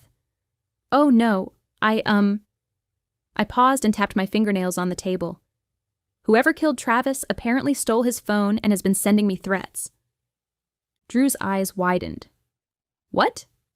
I nodded, realizing exactly how that sounded. It's true, I have no idea what's going on or why this person feels the need to threaten little old me. But he is. Threaten how? I remembered the texter's stark words, and fear stabbed at my heart. He hinted that he's going to hurt me unless I give him something that I don't have. I held my breath, waiting to see Drew's reaction. He flinched, probably considering whether or not I was a loon. I mean, stuff like this didn't happen to normal people. I was totally on the same page as him regarding that. You told the police? He finally asked. I did. They can't trace the origin of the texts, but I'm keeping them apprised of everything that happens. I smiled apologetically, before adding with fake enthusiasm, Welcome to my life. Drew shifted in his seat, as if turning over his thoughts and feeling unsettled. What could you possibly have?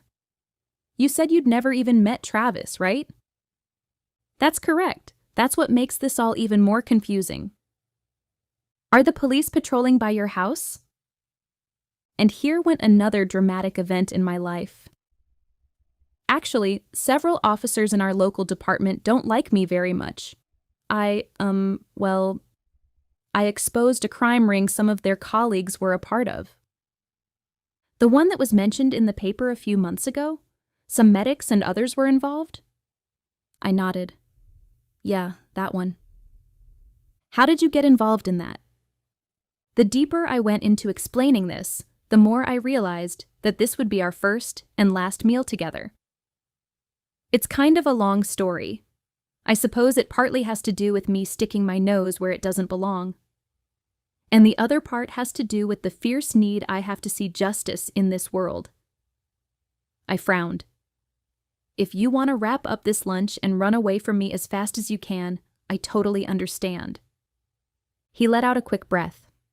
No, I don't want to do that. I'm just concerned. This isn't to be taken lightly. It's not. But until I know who killed Travis and why, the threat is probably going to linger. He leaned closer. I hope you find your answers then. Me too. Drew hadn't run away, nor had he tried to stop me from following my instincts. I was liking him more and more by the minute. Drew and I stepped onto the street after eating at Kazan's. He'd insisted on paying, and I hadn't objected. Are you sure you don't need me to check out your place for you? Drew stepped into the shade the awning above us offered from the glaring midday sun and waited for my answer. He scored major points for being protective while not being too protective. It was a fine line. I'll be okay, I promise. If you're sure. I just hate to think about this guy who's been texting you living out those threats. I will take every precaution necessary. He nodded, though he seemed hesitant. Very well then. It was fun, Holly. It was fun. It truly had been. We'd had a nice talk over lunch, and Drew was surprising. I learned that he'd never been married, though he had been engaged once. He was on the board for a local children's charity. He loved spending time with his family, who still lived in this area, and he'd been serving as a deacon at the church for the past 3 years. We'd stayed at Kazan's for 3 hours, and I hoped we might see each other again sometime. Drew had been a nice distraction, but it was more than that. He was good company, and we had a lot in common. Before I could take a step toward my car, a man rammed into me. Not again. Before I realized what was happening, he snatched my purse and ran. "Hey!" Drew called.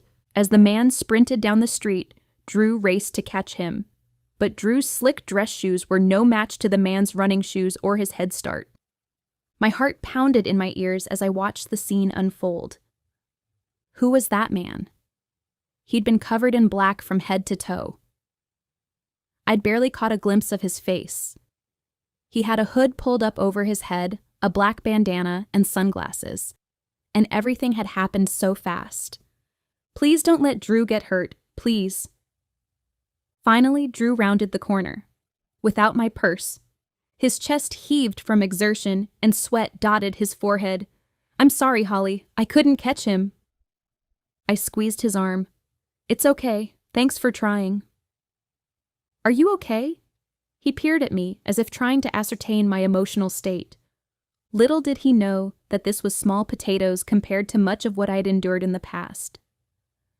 "I'm fine. Minus a purse, but fine." A uniformed officer pulled up on the street just then, climbed out, and strode toward me.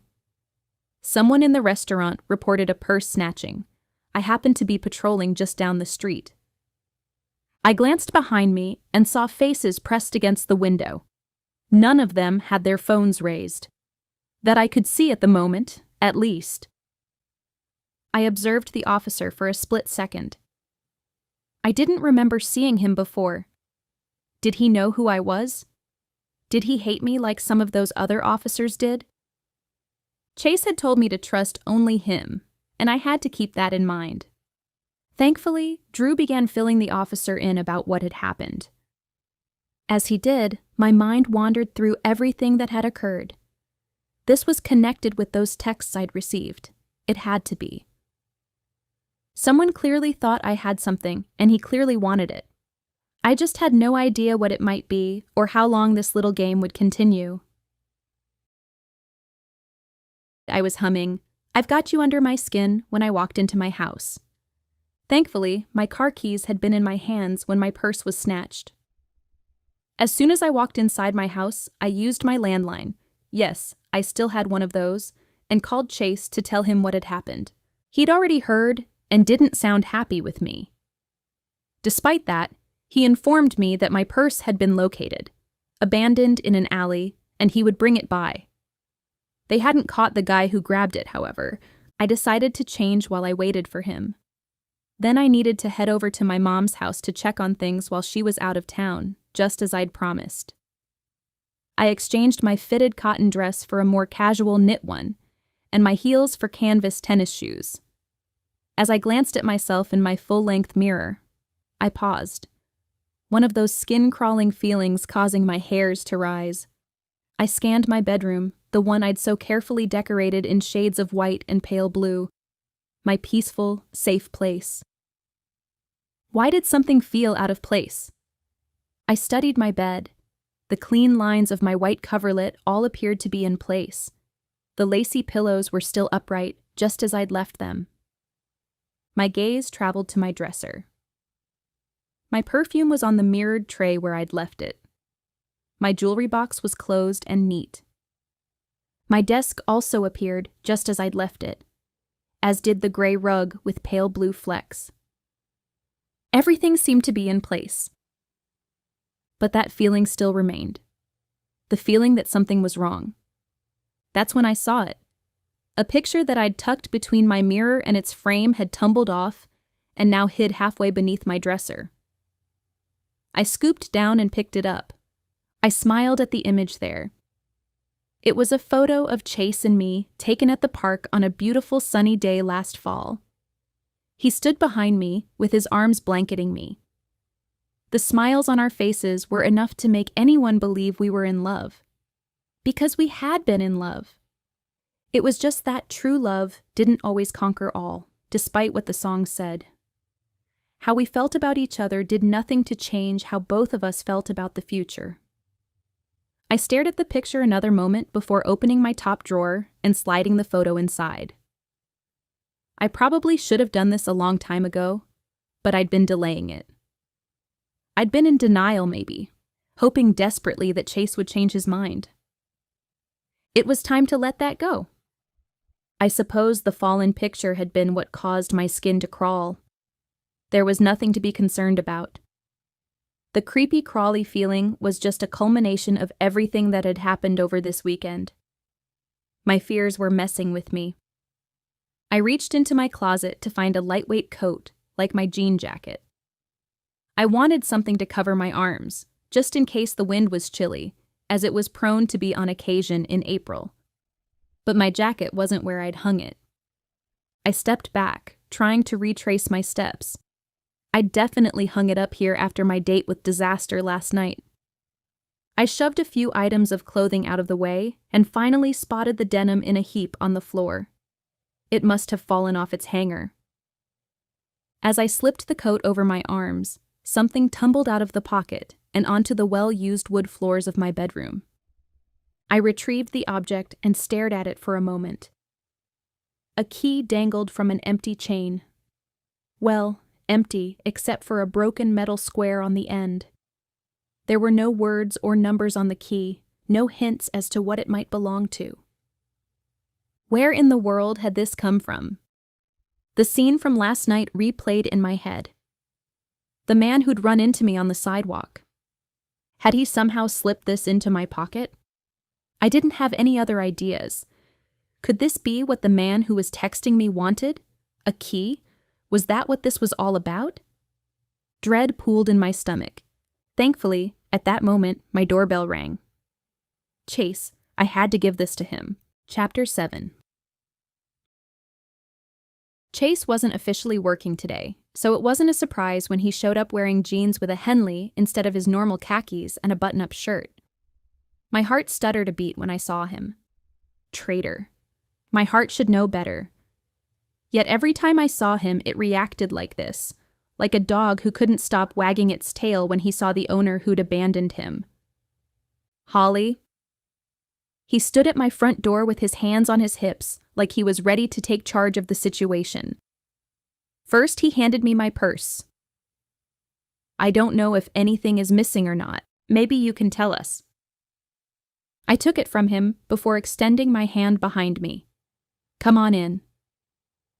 He strode inside the house and, as always, his frame, his being, seemed to fill the space in its entirety. Kind of like he'd filled my heart at one time. Quickly, I glanced through my purse. Everything appeared to be here, including my wallet and cell phone. That was good news, at least. I'm glad you're here. I need to show you something. Can I get you some coffee first? My throat felt achy as I said the words, but I desperately wanted some normalcy now. Today had been crazy. This whole weekend had been crazy for that matter. And it had all started with online dating. I should have known better. He paused ever so slightly and released a small breath, looking as tense as I felt. When would this ever get easier? Breakup etiquette, rule number 5. Create a new support system. And yet Chase was the only cop I could trust enough to call. This was a problem. Actually, coffee sounds great, he finally said. I wondered what he'd been doing to make him so tired. Working? Exercising? Maybe he was dating someone else. A thought that shouldn't bother me but did. Follow me, I said. We went into the kitchen and I began scooping some grounds into the coffee maker. How are you doing today? I asked, trying to make some polite small talk. I turned the pot on and listened as it gurgled, and the bitter aroma of coffee began floating through the air. I guess I can't complain. How about you? He settled against the counter across from me and folded his arms. All of this felt too normal, too ordinary for my tastes. Still a little shaken from last night. I don't suppose you'd tell me if you had any updates. I rubbed my hands together and waited. He had to be used to me asking these kinds of questions. I did it all the time, or I had done it all the time in the past. It's an ongoing investigation. I can tell you that we're still gathering information on Travis Hooker. I was up most of the night working on the case. Relief filled me. That was why he was tired, not that I cared. I understand. The pot sputtered, giving me a good excuse to turn around and grab a coffee mug. I poured Chase a cup, quickly choosing a mug that showed a vintage New York City skyline. At once, I wanted to take it back, and I hoped he didn't get the wrong idea. Chase and I had talked about going to New York together one day. I'd assumed that day would be after we were married. I had no idea what Chase was thinking as he took the coffee from me. Did he think I was hinting at something? Badgering him? Trying to guilt-trip him? But he didn't seem to react, so I was probably reading too much into it. "Do you know how Travis died?" I finally asked. "Can you tell me that?" "We believe he may have been poisoned." A chill washed through me. Poisoning would take some premeditation. And premeditation would mean that the killer hadn't done this on accident or even in the heat of the moment. It meant that someone had planned it. "We do have one lead," he said. "I know I'm sharing more than I should, but I hope it will prevent you from pursuing anything on your own." "Why, I would never," I said in my best Scarlett O'Hara accent. Chase chuckled sardonically. "Yeah, we won't go there, but we're looking at Travis's boss." I sucked in a breath. Drew Williams? No, Drew hired out the company that Travis worked for. That was right. My mind had jumped to worst-case scenarios, of course. Travis's boss was giving him a hard time, Chase continued. Apparently, several clients had complained about Travis also. "Complained how?" I asked. "I guess he wasn't using the best bedside manner when he went to pick up the deceased from people's homes." Funny that Drew hadn't mentioned that. Did he know? "I'm sorry to hear that. That's a very stressful time in people's lives, one that requires extra sensitivity." It is. The boss had confronted Travis several times. The company started losing some business because of bad word of mouth. I leaned back, letting that information sink in. "So, the boss, what's his name again?" Chase scowled and reluctantly said, "Ronald." "Ronald Dillow, correct? The owner of Dillow Mortuary Transportation?" "How'd you know that?" I shrugged innocently. "I have my ways." "Anyway, you think Ronald killed him?" "That's extreme." "There's more. His boss has a history of flying off the handle. He was arrested and did some jail time for assault. The GPS on his phone also shows he was downtown that evening." I shivered. "I see. But a man like that, with those demons and that temperament, he doesn't seem like someone who'd poison someone. Someone that angry would strangle someone first or maybe shoot him." Chase twisted his head as if my observation surprised him. "That's true. But human nature can be unpredictable sometimes. He's our best lead." "Well, I hope it all pans out. Maybe Travis realized that his boss was really angry. Maybe that's why he sent me those messages before we were supposed to meet." "You think Ronald Dillow was up to something illegal?" Chase asked. "I assume you've looked into it. I mean, that would make the most sense, right? Maybe Travis had discovered Ronald was doing something illegal, drugs maybe, and he was going to turn him in. Ronald found out and killed him before he could." "Interesting theory." I paused. "You have no idea what Travis might have been poisoned with?" "I don't. We're still waiting for the tox screen to come back." He took a sip of his coffee before lowering the drink and locking his gaze on mine. "So, you found something?" "Yes, that's right." I snapped out of my stupor. That was the whole reason Chase was here. I couldn't forget that. And here I'd been thinking he'd just come by to torture me by dangling memories of our relationship in front of me. "Let me grab it." I hurried back to my bedroom and snatched the key from my dresser. I halfway hated to give it up. This was some kind of clue to something. I just had no idea what. At the moment, it was my only clue. You put it in a bag? Chase's eyebrows shot up. I didn't want to mess up any fingerprints. I taught you well. He flashed a smile. That you did. Usually through the school of hard knocks, one where I'd interfered and he'd had to correct me. He held up the bag and examined the key through the plastic. You really think that man put this in your pocket last night? The guy who ran into you? It's the only thing I can figure. I'd replayed the event 1,000,000 times. Maybe that had been a flash of recognition I'd seen in the man's gaze. Yet he wasn't familiar to me. There was so much I didn't understand. I'll see if we can figure out who this belongs to. It's a long shot. I hoped he might offer more, but he remained silent. I needed to accept that I wouldn't get any more information from him and be thankful that he'd shared anything. Well, I hope you're able to figure out what's going on. He stared at me a moment, that probing look returning. Would you like to go get something to eat, Holly?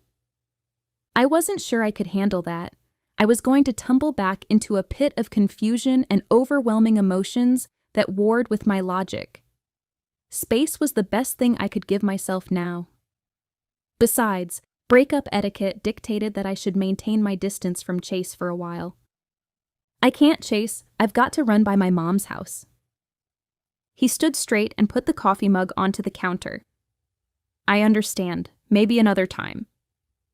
Yeah, maybe another time. But not if I was smart. I walked him to the door, hating the angst gripping me. Only moments earlier, I'd been reveling at how happy I'd felt after lunch with Drew. Things could change on a dime sometimes, couldn't they? Circumstances, emotions, plans for the future.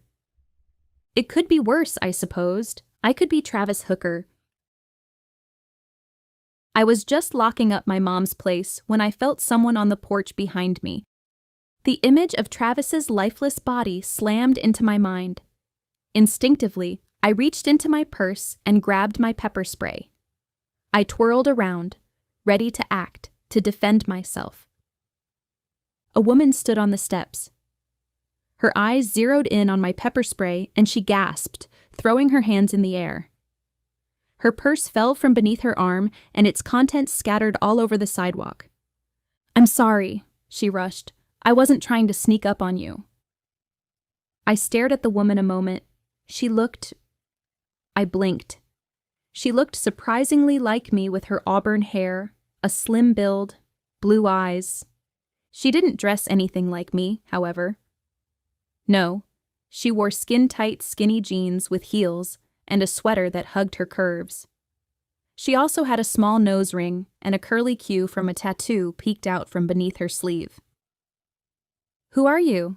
I asked, not letting down my guard yet.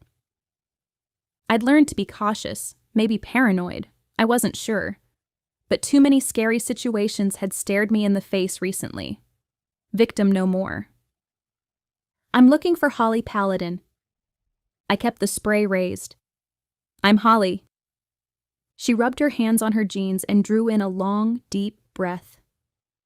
I figured that. We look alike, eerily so. I noticed, I said. Have we met before? No, we haven't.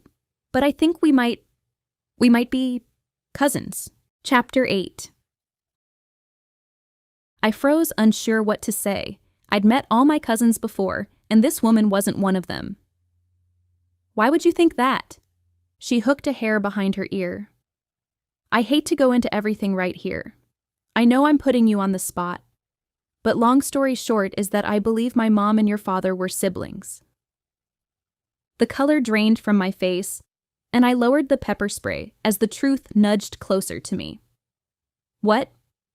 She nodded. Can we chat? Against my better instincts, I pointed to the porch.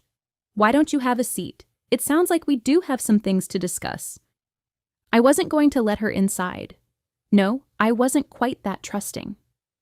But today was gorgeous. especially right now as the sun began sinking in the sky. Besides, my mom's yard was practically from Better Homes and Gardens, so the porch would be just fine. Especially since the azaleas were blooming. I knew exactly the truth this woman was hinting at, and it seemed like it couldn't be true. But our resemblance was uncanny. I wanted to hear what she had to say, even if it turned my world upside down. Have a seat. I nodded toward some wicker chairs on the porch of the Tudor-style home. Can I fix you something to drink? She squatted and picked up several things that had fallen from her purse. Do you have lemonade? I should help her gather her things, but first I needed to clear my head. It was my top priority at the moment. Lemonade? I repeated. Absolutely, 1 minute. What was the etiquette for this? My book of manners didn't exactly cover what to do if someone claiming to be your cousin showed up, and I had no idea how to handle this situation. Thankfully, I was able to escape inside and collect my thoughts, even if just for a moment. My family had only recently discovered that my father was adopted. His family was wonderful, but his parents were both dead now. They'd been older, and he had no siblings. Part of me wanted to leave the past in the past. What good would it do me now to learn the details of my father's birth family? I supposed that somewhere down the line there could be medical reasons as to why this could be important. It would also give me hints about my heritage and would help me learn my family's history. With the lemonade mixed, I poured the drinks. I also put a few sugar cookies on a tray and carried everything outside. My possible cousin had taken a seat in a navy blue wicker chair, just as I'd suggested. She lounged there, her legs crossed, and stared out at the street in front of her, as if in deep thought. She snapped out of it when she sensed me beside her. I didn't catch your name, I started as I set the tray down on the table between us. I'm sorry. She shook her head and sat more upright. My name is Blake Hallowell. Nice to meet you. I rubbed my hands together. She glanced behind her. Nice place you have here. It was a dump when my mom and dad bought it, but they restored it, I said. I think it's pretty great as well. Blake gripped her sweaty glass and shifted to face me. You grew up here? I did. I just got my own house a few months ago. It's not too far from here. But far enough, right? I suppose, but I do miss this place. It's home, and it always will be. How about you? Where do you live? I just moved here from Hillsborough. I'm starting the doctorate program at UC in the fall. Business administration. Exciting, huh? I came early to take a couple of summer courses. They just started last week. What do you want to do with your degree? I know this sounds sad, but I'm not really sure. Maybe that's why I went back to school, to buy myself more time. She smiled sheepishly. At least you can be honest about it. She raised her eyebrows, a hint of disappointment wrinkling her forehead. It's one thing I've got going for me. Silence stretched a moment as we both sipped our drinks, and Blake grabbed a cookie. I was avoiding the most important questions, but all other small talk escaped me for a moment, leaving me no choice but to jump in. So, I started, then rubbed my lips together. I know this is surprising. She glanced at her lemonade. But my grandmother died in November. Right before she passed, she confessed that she'd had a baby when she was 18, but her parents had pressured her to give the child up for adoption. With no real means to support herself, she felt like she had no choice. They were different times back then. Teenage pregnancy?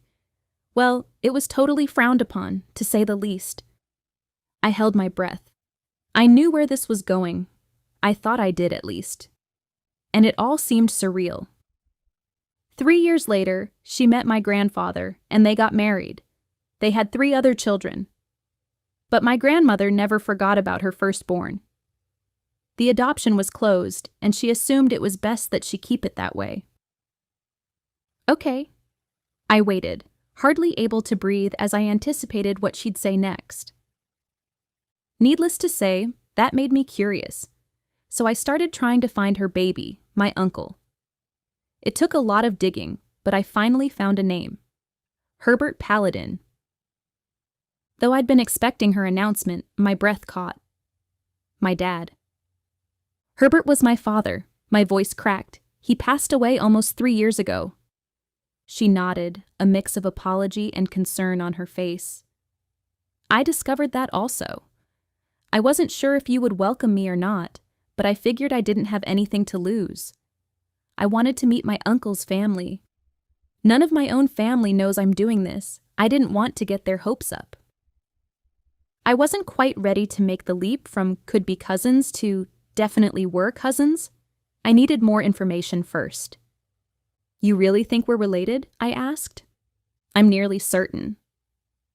I leaned back, still gripping my drink like a lifeline. I don't even know what to say. It would explain why we look so much alike, I suppose. Did you know your father was adopted? She asked quietly. My mom and I discovered that information only a few months ago. We had no idea before that. I'm not sure if my father even knew. I don't think people talked about it as much back then. I think you're right. I put my drink down before I spilled it on myself. There were questions that needed to be asked. What were they?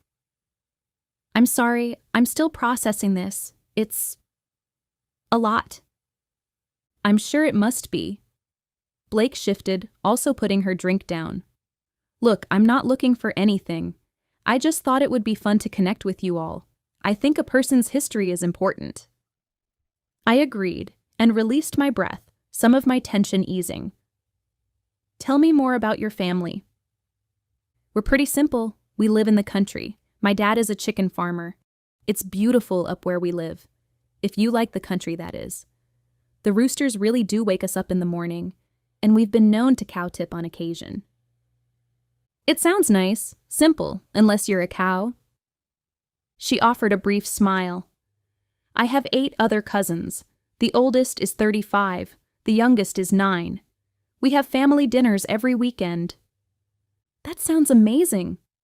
The rest of my cousins lived out of the area, so I only saw them a few times a year.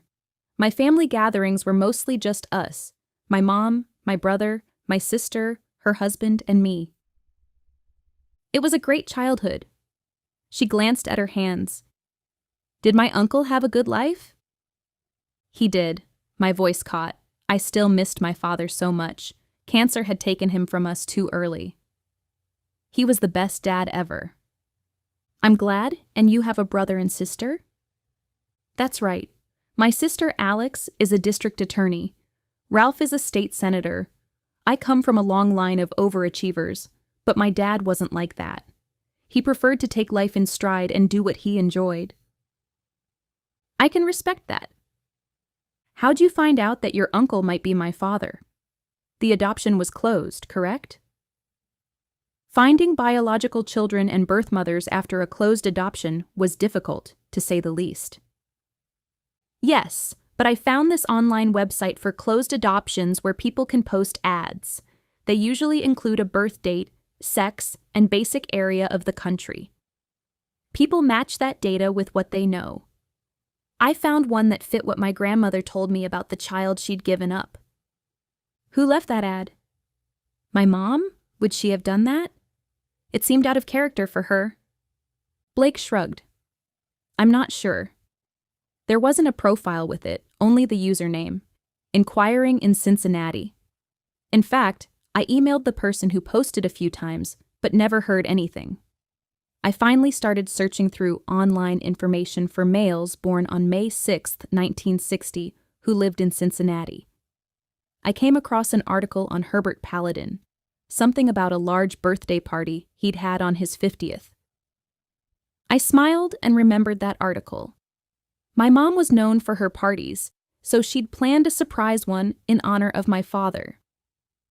Instead of guests bringing gifts, they brought donations for a local animal shelter. A reporter had come and done a story on the whole shindig. The dates matched up, I concluded. His birthday with what your grandmother told you? That's right. I still wasn't sure that he was the right person. I figured since I was already here in Cincinnati, I might as well see what else I could find out. It looks like you did an amazing job piecing everything together, which could be more evidence that we were possibly related. It seemed like something I would do. More silence stretched. This was all very compelling, but it still didn't prove anything. How did you prove something like this? So, what do we do now? I asked.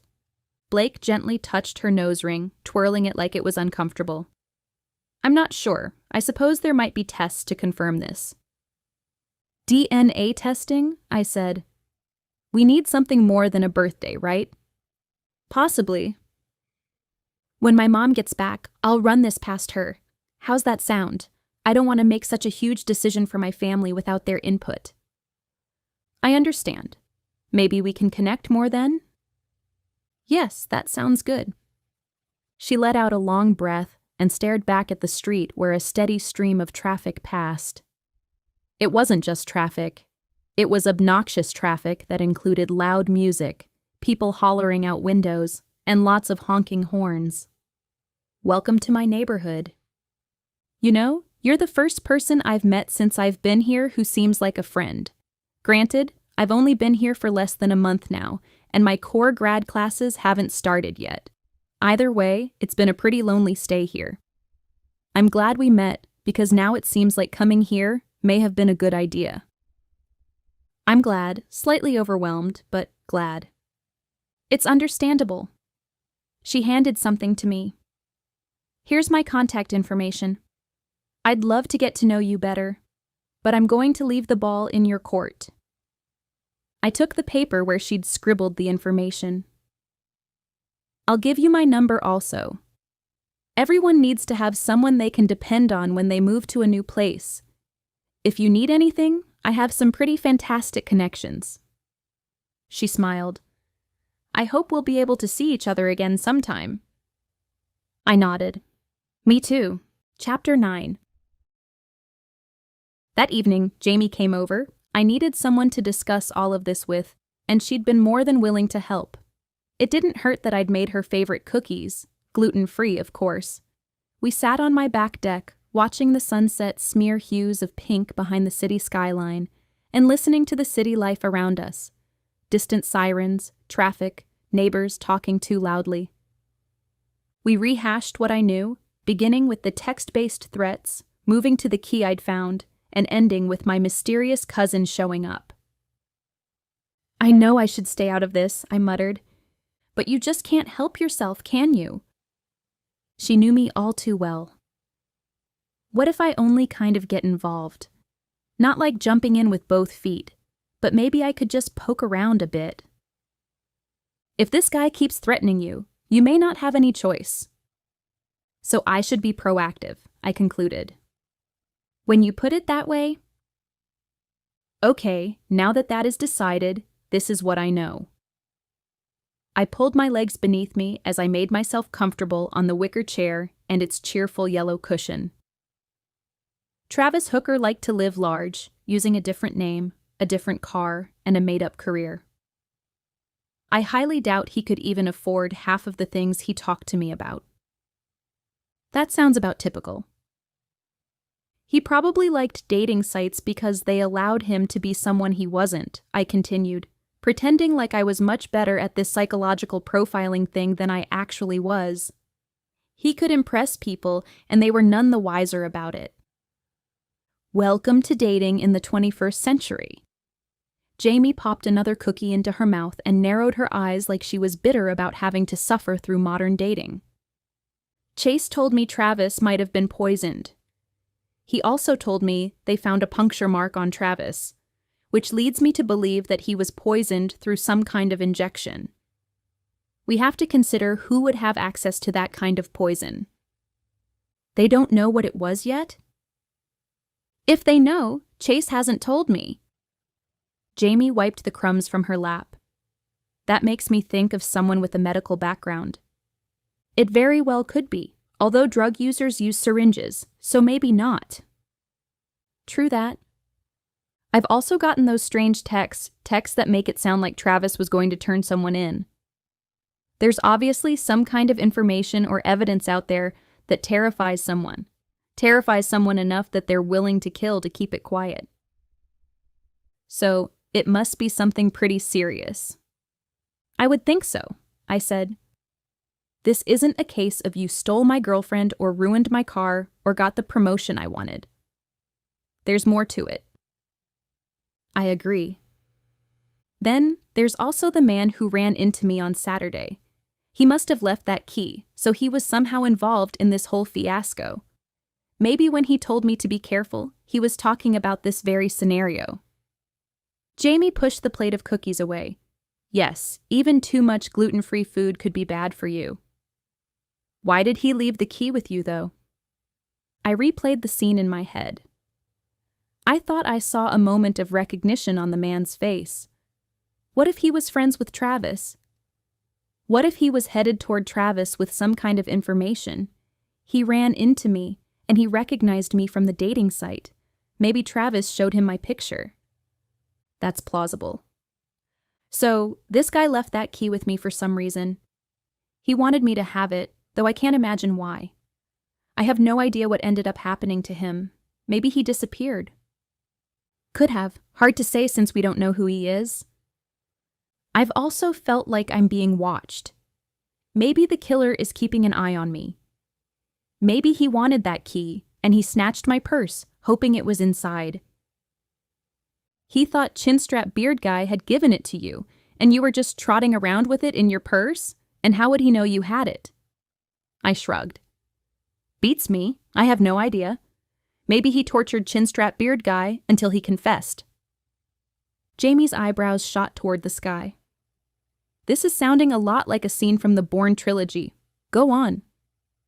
I know that Travis had been having problems with his boss, Ronald Dillow, and that people had complained because Travis wasn't acting in a reassuring manner to the families of the deceased. Maybe something happened to stress him out. Maybe he discovered something his boss was doing and it messed with his head. That could explain his texts. Maybe he collected evidence against the Ronald guy. That could be it. There was one other man mentioned, someone whose wife had died when a drunk driver hit her a few months ago. He had a lot of anger built up toward Travis. Enough anger to kill him? Maybe, I shrugged. Why would this guy be mad at Travis, though? I have no idea. I grabbed my laptop. I'd brought it out with me, just in case an occasion like this arose, and did a quick search. Ronald Dillow's picture popped up, and I showed it to Jamie. He doesn't look anything like the man who tried to snatch my purse. He's too heavy and out of shape. The man was balding, and everything about him struck me as round. His head, his body, his eyes. But his smile seemed sincere enough. She tossed her head back and forth in thought. He could have hired someone. I suppose, but I still have trouble believing it's him. Chase said he has anger problems. Someone who's angry doesn't meticulously plan to poison someone. Good point. I tapped something else into the computer, deciding to go in a different direction. Okay, I just typed Cincinnati, woman killed, drunk driver, and February. Did anything pop up? Jamie snatched one more cookie. I nibbled on my bottom lip. Only one that fits all that criteria. Dan Gilbert. He's a doctor. I stared at his picture.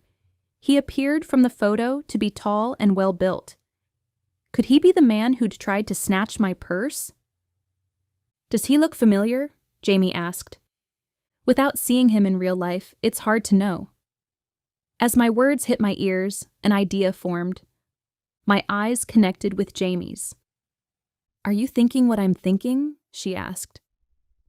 I shrugged, trying to look more casual than I felt.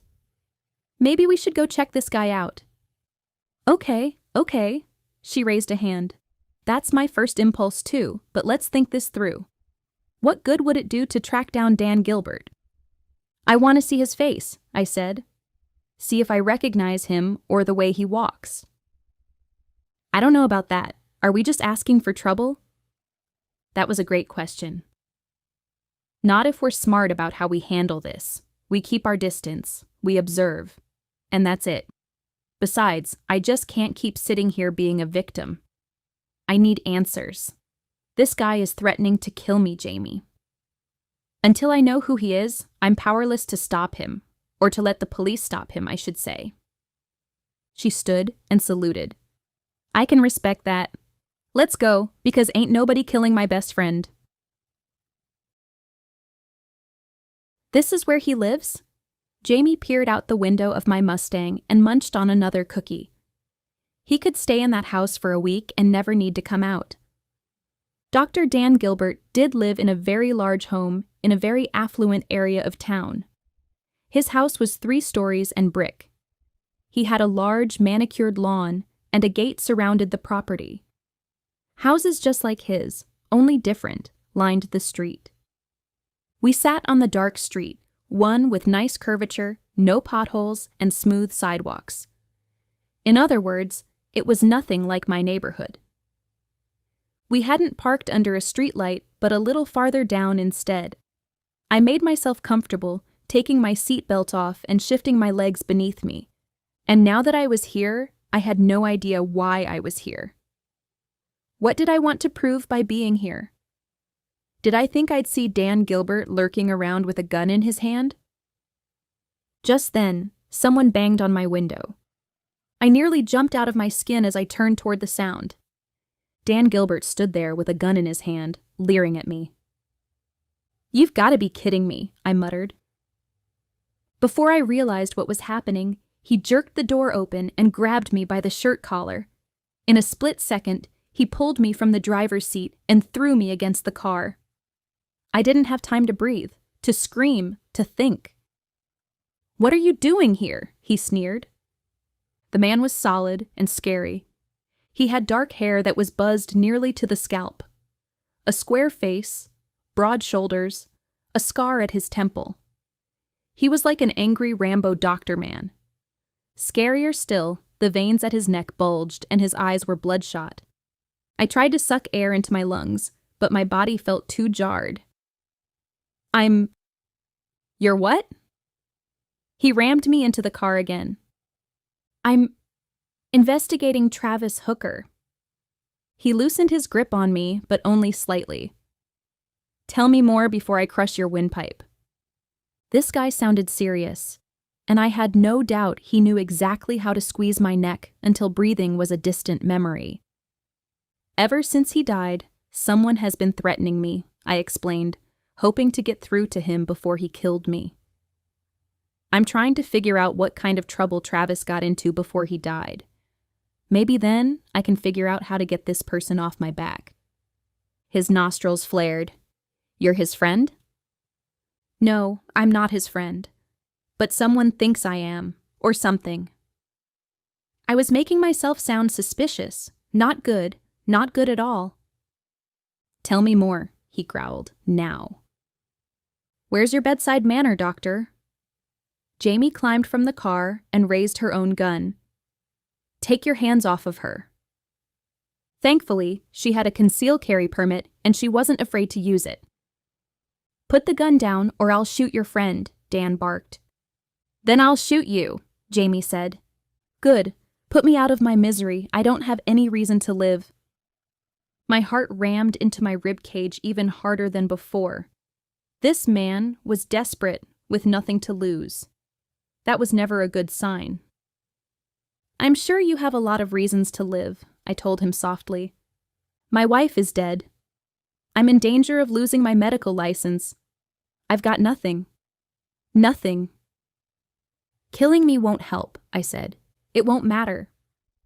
You can restore what's been lost. It's never too late." I had to somehow get through to him before he did something he'd regret, and before he took away the opportunity for me to regret something I'd done. "You're a Pollyanna, if I've ever heard one." He scowled again. "Please, Dr. Gilbert," I whispered. "I'm not ready to die. Not yet. I've got to figure out what Travis Hooker was up to first." He stared at me a moment. I really wished he'd put that gun down. And let me go. As if he'd heard my prayers, he released me. I scrambled away, desperate to put distance between us. I joined Jamie on the opposite side of the car. I could hardly hear anything over the sound of my heart pounding in my ears. "Travis Hooker ruined my wife," he barked. "Was he the one driving the car that hit her?" Jamie asked. "No." "Then how did he ruin her?" I asked, still painfully aware of the gun he held and how precarious the situation was. "We brought her home after her accident and thought she was going to be okay. It was going to be a long process, a long recovery. But then she had an aneurysm." His facial muscles tightened. "Travis was one of the guys who came to get her body. He asked for privacy while he loaded her on the gurney, but I couldn't stand being away from her. I opened the door and I found him going through her lingerie drawer." Nausea pooled in my stomach. That was horrible, disgusting, distasteful. But was it really a good reason for all this anger? It didn't matter. He thought it was a good enough reason, and that was all that mattered right now. "I'm sorry, Dr. Gilbert, but don't make more people suffer. Please." My voice took on a pleading tone. He showed no response. "You didn't kill Travis, did you?" I asked. He was already angry, and I hoped my question didn't put him over the edge. However, he already seemed like he was way over that edge and free-falling into an abyss of uncontrollable emotions. "Kill him? No, I wanted to send him to prison so he'd suffer." "Okay, that was a good start. Where were you last night?" "I was at Speedy's bar all night. Ask anyone there." "You're not a killer, Dr. Gilbert. You help heal people." I prayed my words would calm him down and bring him to his senses. "I know you are. I read those articles that quoted people whose lives you saved, whose lives you changed and impacted for the better. Don't throw all that away." I actually hadn't read that, but I hoped it was true. He stared at me a moment, a cold, hard stare. I had no idea what he would do. I feared he'd raise his gun and do something drastic. Instead, he stepped back. "Get out of here," he grumbled. "But if I see you two again, I won't hesitate to use excessive force next time." Chapter 10. Jamie and I stared at each other once we were far away from Dan Gilbert's house. I didn't know about Jamie, but my heart was pounding out of control. Dan Gilbert had a murderous look in his eyes, and I'd believed every word he'd said. "He would have access to syringes," Jamie said once we sat outside my house. "He's a doctor." "That's true." I nodded stiffly, still feeling dazed. "He has anger management problems." "Also true," I said. "He hated Travis." "That he did." I glanced at Jamie. "Is he our guy? Did he kill Travis and now he wants some information that Travis collected on him? Maybe Travis wanted revenge, so he somehow got his hands on some less than flattering information concerning the doctor. There are all sorts of things Dr. Gilbert could be mixed up in. Illegal prescriptions, medical malpractice, sexual harassment in the workplace. There's only one reason why I'd say he wasn't behind the crime." Jamie tapped her chin. "He didn't seem to recognize you." I thought about her words. They were true. He didn't seem to recognize me at all. If he was the bad guy, he would have known who I was. We could check his alibi at least. I agree. I leaned back in the seat, wondering about the wisdom of remaining in this car after so many things had happened. Wouldn't the inside of my house be safer? "So where does this leave us?" I asked. "Back to square one, I suppose. What about Travis's boss, that Ronald guy?" "I can see what I can find out about him. You're right. He could have hired people to do his dirty work. He's the only other person I can think of who might have a motive." I stared at the dark street in front of me, my hands still trembling from my encounter with Dan the Unhinged. "I just think there's something bigger going on here, Jamie. I don't know what. I don't know how to find out what. I don't know if I should even attempt to find out what. But something's not right with this whole scenario. We've got to figure out what before someone else dies." "There's only one thing I can think of to do next," Jamie said. "What's that?" Go eat Indian food. I blinked at her, trying to follow her line of thought. Why in the world would we do that? Are you having a late-night craving or something? For Indian food? No way. But you said the man who ran into you on Saturday smelled like curry. We have very few leads here. We've got to use whatever we've got. Maybe someone in the restaurant remembers him and could give us a clue as to who he is. My friend was brilliant. I should have thought of this myself, and I should have thought of it earlier. But I hadn't, so there was no time like the present to find answers. I like how you think, I said. Let's go. No sooner had Jamie and I been seated at Bombay Joe's and ordered some carrot halwa, did a familiar figure stride into the restaurant.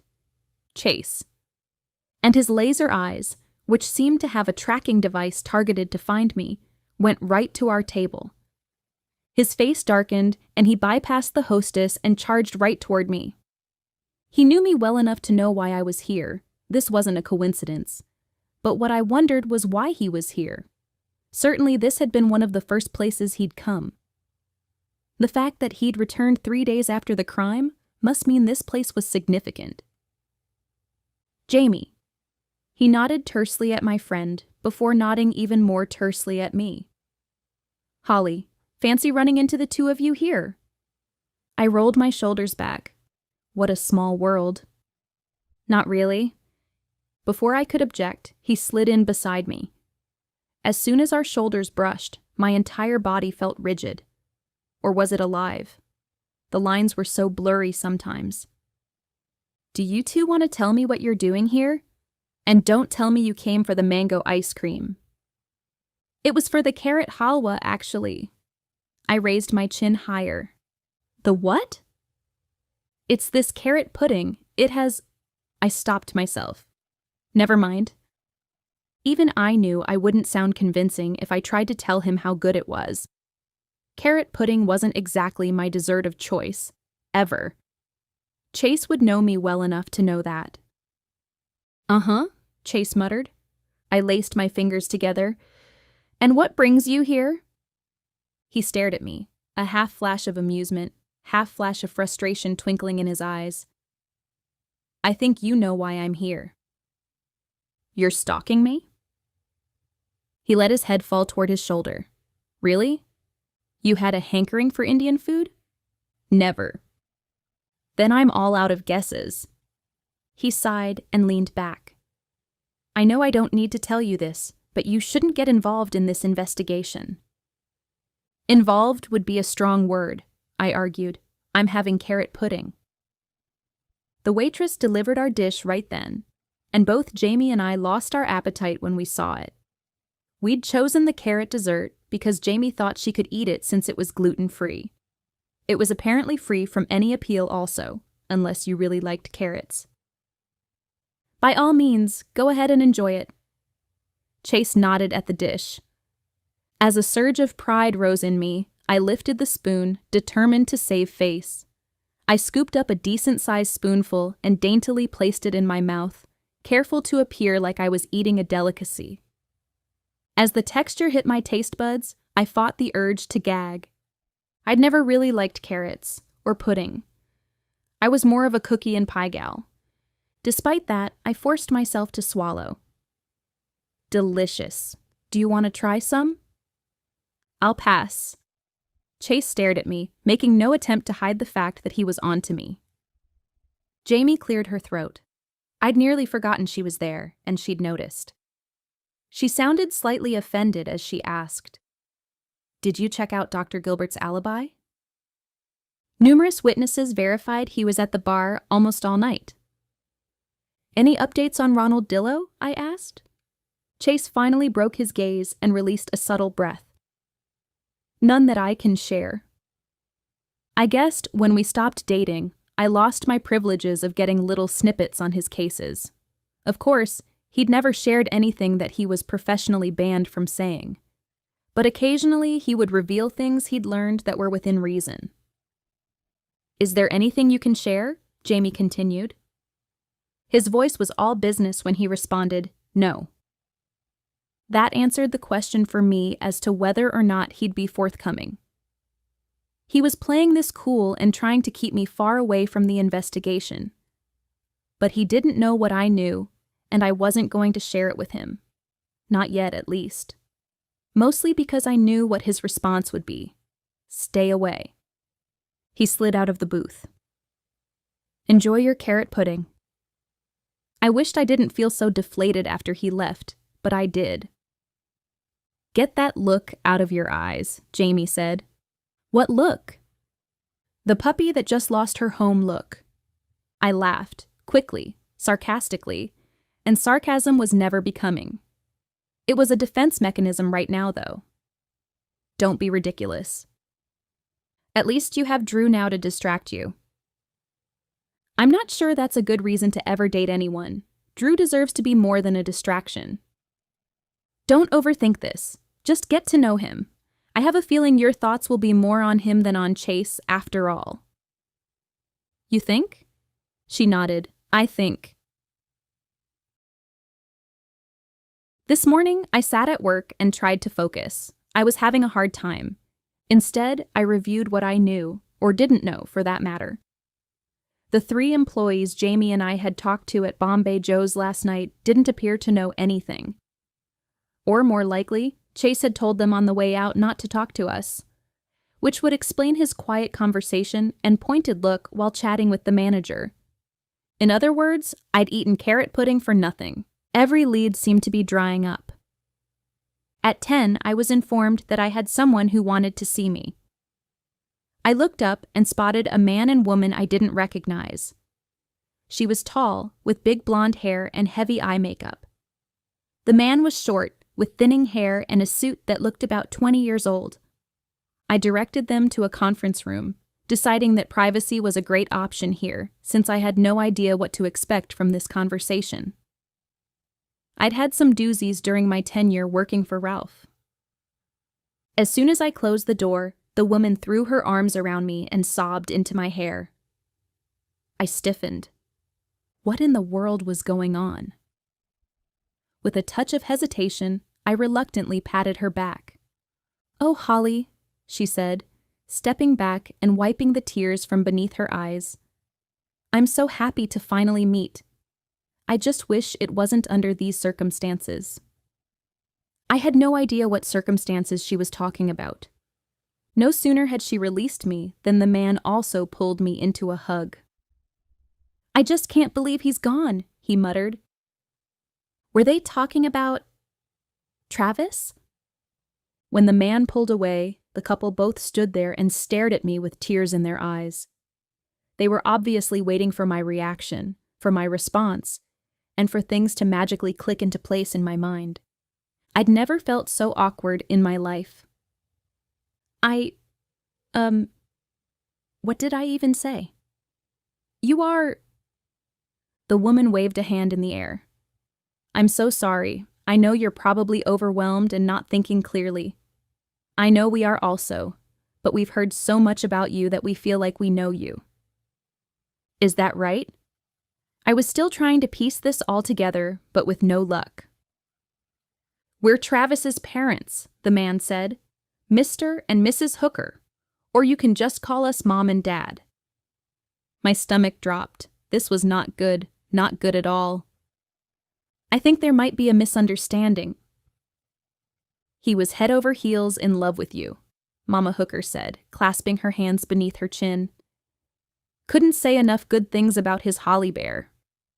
Facts began settling in my mind like a doomsday checklist, and I desperately wanted to be anywhere but here having this conversation. "Travis even told you I worked here, huh?" Which was weird since I'd never told Travis that. This whole mystery deepened. "Oh yes," Papa Hooker said. "He was so proud of you. He always talked about all the mysteries you were solving." How in the world had he known that? I had helped to solve a few mysteries in the past, but it wasn't exactly common knowledge. Mama Hooker sniffled and ran a lacy handkerchief beneath her eyes. "Which is just one more reason why we had to find you here today. You meant so much to him. Because of that, you mean so much to us also." This was getting worse instead of better. But Mama Hooker straightened and squeezed my shoulder. We're having a luncheon for all of Travis's friends today. I'm so glad we were able to find you. Your number is unlisted. We didn't think we'd ever find you, so we just came here on a whim. My apologies that it was such a headache in an already difficult time, I said, wondering about the wisdom of my words. Oh, go figure you'd say something so sweet when you have to be hurting so much. Mama Hooker hugged me again. We're meeting at Travis's favorite restaurant to commemorate him in an hour and a half. You'll be there, won't you? I released my pent-up breath and forced a smile. I wouldn't miss it. There were several problems I faced after that conversation, starting with the fact that I had no idea what Travis's favorite restaurant was. Then there was the fact that I'd never even met Travis face to face. But he'd obviously researched me, a factor that made me more than a little uneasy. Had he purposefully picked me out on that dating site? But why? And how was I going to break the news to his grieving family that we weren't dating? I searched my memories for any hints that he may have given in our online conversations as to where he liked to eat. Had he mentioned a restaurant? The Yellow Turtle? That's where we were supposed to eat that night. Could it be because it was his favorite place? I made a quick call and asked if there was a large reservation at noon. The hostess confirmed there was. That had to be the place. I could hardly concentrate as I tried to squeeze some work in. Finally, I grabbed my purse. I was going to the luncheon, and I would walk there since it was only a few blocks away. As anxiety built in me, I knew I needed to hash this out with someone before I arrived. Thankfully, Jamie answered the phone, and I poured it all out to her. For real? This would only happen to you, Holly. She snorted, sounding way too entertained by this. What are you going to do, girl? I remembered the hopeful look on their faces. I have no idea. I have to let them know that we weren't really dating. I just don't have the heart to burst their bubble in the middle of their grief. And that's just one more thing to love about you. I dodged crowds of other professionals who were also out seeking a place to eat on the sunny day. Something else was bothering me, I realized. Really bothering me. I just don't understand how Travis had all this information on me. Things aren't what they seemed, are they? No, they're not. I stopped in front of the restaurant and frowned as I faced this dreadful task. Okay, I've got to go. I'm here. Let me know what happens. This is more entertaining than watching reruns of Scandal. I walked into the Yellow Turtle and paused. The scent of fried chicken and other home-style foods teased me. This place was down home with a modern twist. I scanned the dining area and saw a crowd had gathered in a back room. That must be the hooker party. As I stepped that way, the first person I saw was Drew. Our gazes met and I shrugged apologetically. How was I going to explain this? I could kiss any future with him goodbye. Before I could make my way toward him, the hookers found me and gave me big bear hugs again. They acted like I was a long-lost daughter. I couldn't tell them right now, especially since they already had so much grief. As a waitress interrupted to chat with them about lunch, I scanned the room again. I didn't know anyone else here besides Drew, but I did recognize Ronald Dillow from the photo I'd seen online. Interesting that he'd come, especially considering the allegations against him. I needed to talk to him. Okay, everyone, Mama Hooker said, clapping her hands. We went ahead and ordered a buffet lunch for everyone. Come and eat. I've also brought pictures of Travis so we can all remember him. Please feel free to take a look. I've left them on the table in the corner. It means so much that you'd all be here right now to remember my sweet boy. Her voice caught. Poor woman. I couldn't imagine what it would be like to lose a son. Losing a father had been hard enough. I edged toward the buffet line, which was already full. As I passed the photos, I stopped cold. There were pictures of Travis and me. Lots of them. Pictures of us as the sun set behind us with silhouettes of palm trees. Another of us with a snowy mountain in the background. Still another one of us at the park. It was just like the picture of Chase and I at the park, only instead of Chase, it was Travis's face. What? He must have digitally altered them. My mouth dropped open. So, someone said behind me. I turned and saw Drew staring at the pictures. His hands were stuffed in his pockets, and a melancholy expression captured his face. This is weird, I started. You could have just told me if you were dating Travis, he said quietly. I would have been okay with that. I never met Travis, I whispered. I told you the truth. He narrowed his eyes with doubt and nodded toward the pictures. Questions lingered in his gaze. They were photoshopped. That's the only way to explain it. He still looked unconvinced. Then why are you here? I leaned closer. Apparently, Travis told his parents we were dating. They tracked me down at work, because I guess Travis knew where I worked and told them, and insisted I come. His eyes widened. You didn't correct them? I could hardly get a word in. But you came anyway? I shrugged. You're one interesting lady, Holly Paladin. I crossed my arms. I never set out to be interesting. And that only makes you even more interesting. He offered a soft smile. Just then, the hookers joined me again. Drew, I suppose you already know Travis's girlfriend Holly, Mama Hooker said. We can't tell you how happy we were that he finally met such a nice girl. It gives us such comfort to know he was happy in his final days. I offered a weak smile and looked at Drew. A mix of amusement and compassion mingled in his gaze. This was going to be interesting. I decided to forego eating. Instead, I would mingle and try to dig up some information. Someone had cornered Drew. Based on the man's body language, I couldn't imagine Drew getting away anytime soon. Maybe that was for the best. I couldn't appear too buddy-buddy with Drew when the hookers thought I'd been dating their son. What a mess. I needed to fix it, sometime. But maybe I'd let them have their moment now. Instead, I spotted Ronald Dillow across the room, standing by himself. This was my opportunity. You're Travis's girlfriend, right? He said. I saw the pictures. That son of a gun never even told me he'd found someone to go steady with.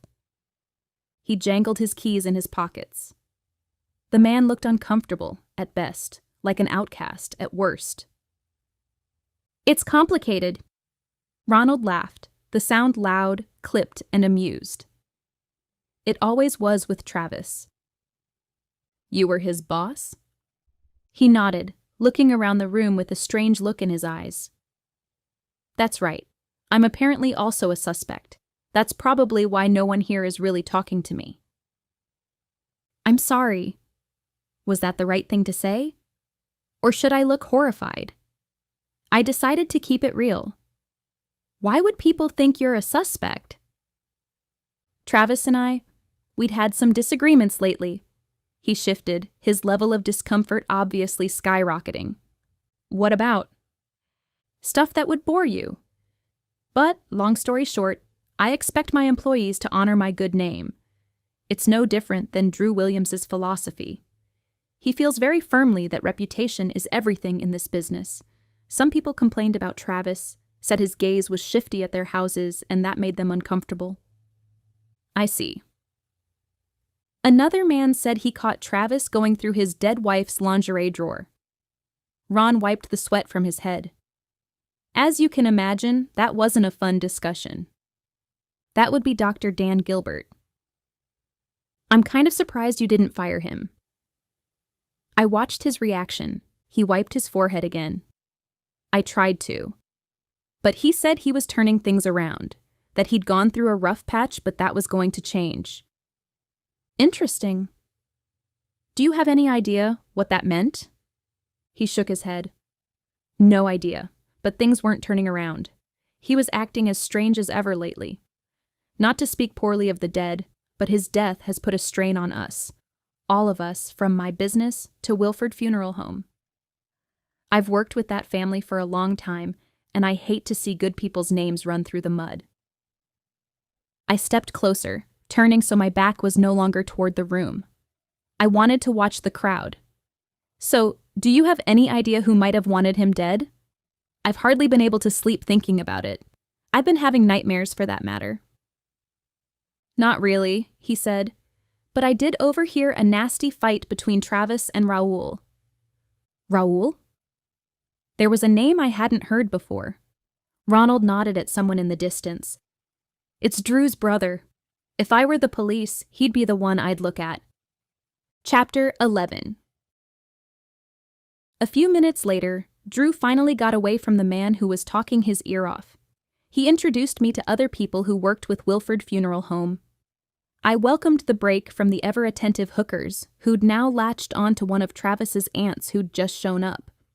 After Drew introduced me around, his brother pulled him to the side to talk about something.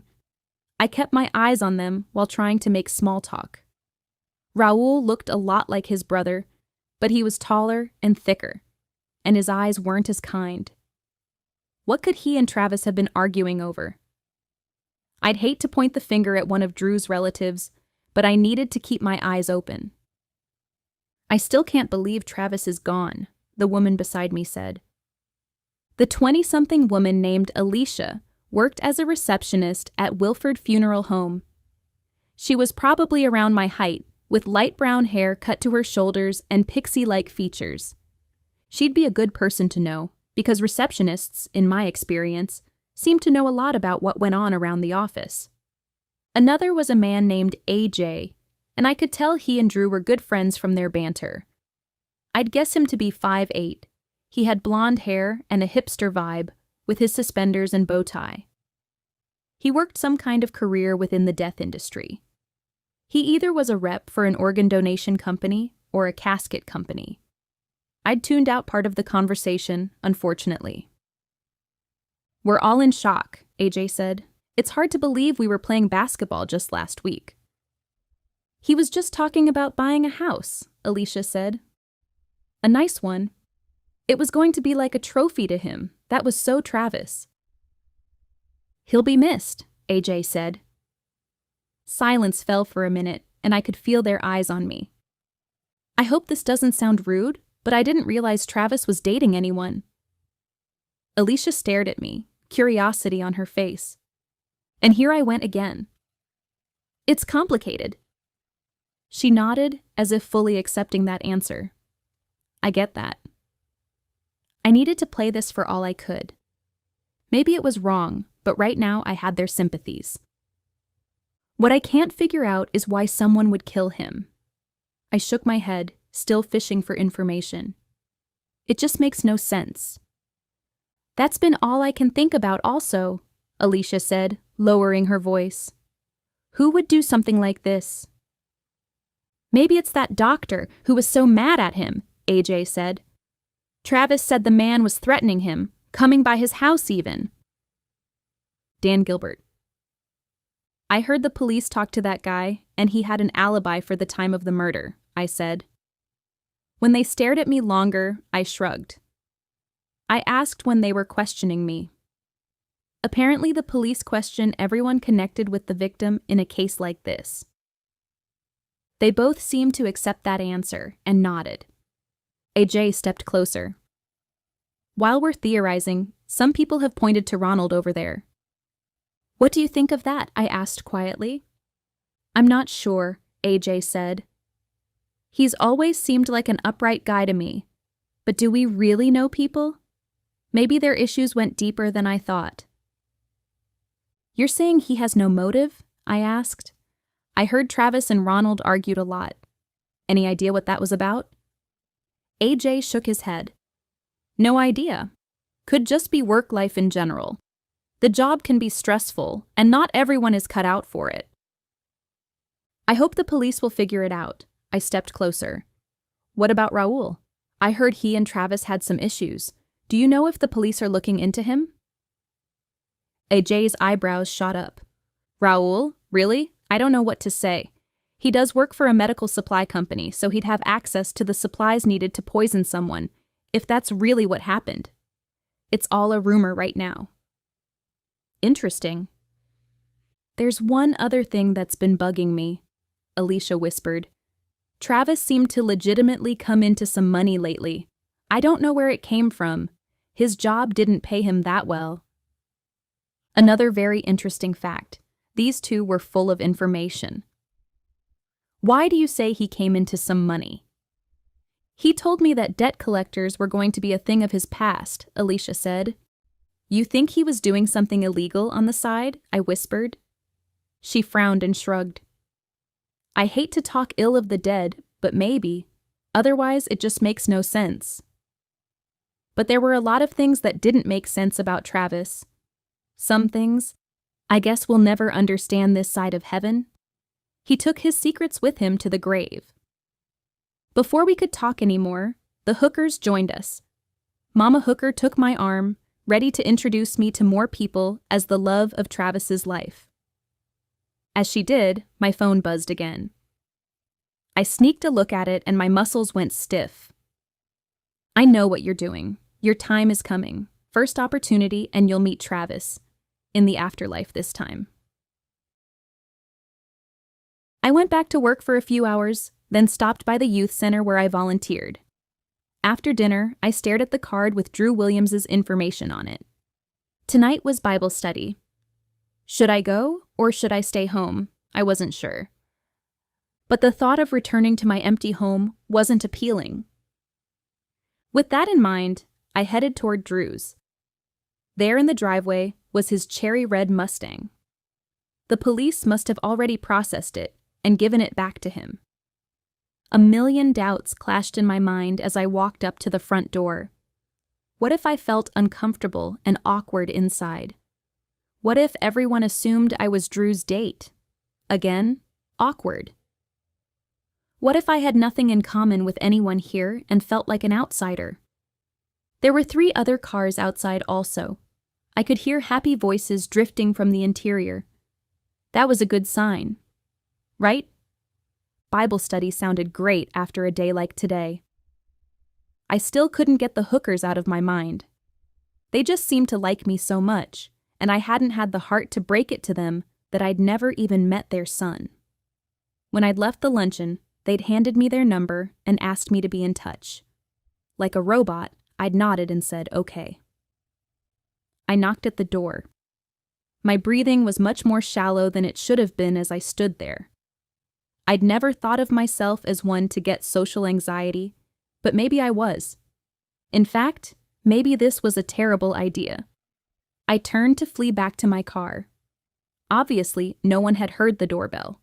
I could leave now, and no one would be the wiser for it. Just as my shoe hit the top step, the door opened behind me. I froze and slowly turned around, realizing the only thing worse than feeling awkward during a Bible study was feeling awkward before the Bible study when you're caught trying to run away. Drew stood there with a smile stretched across his face. Holly, you came. I'm so glad. I raised the plate of cookies I'd brought with me. I'd baked them with my girls at the youth center earlier. I bring good news of great joy. He raised an eyebrow. Come again? That's what the cookies are called. Good news of great joy. I've been waiting to use that line for a long time. He chuckled. We always accept food, with special priority given to those with biblical references. That's what I was hoping. If the biblical name doesn't win people over, maybe the chocolate and caramel will.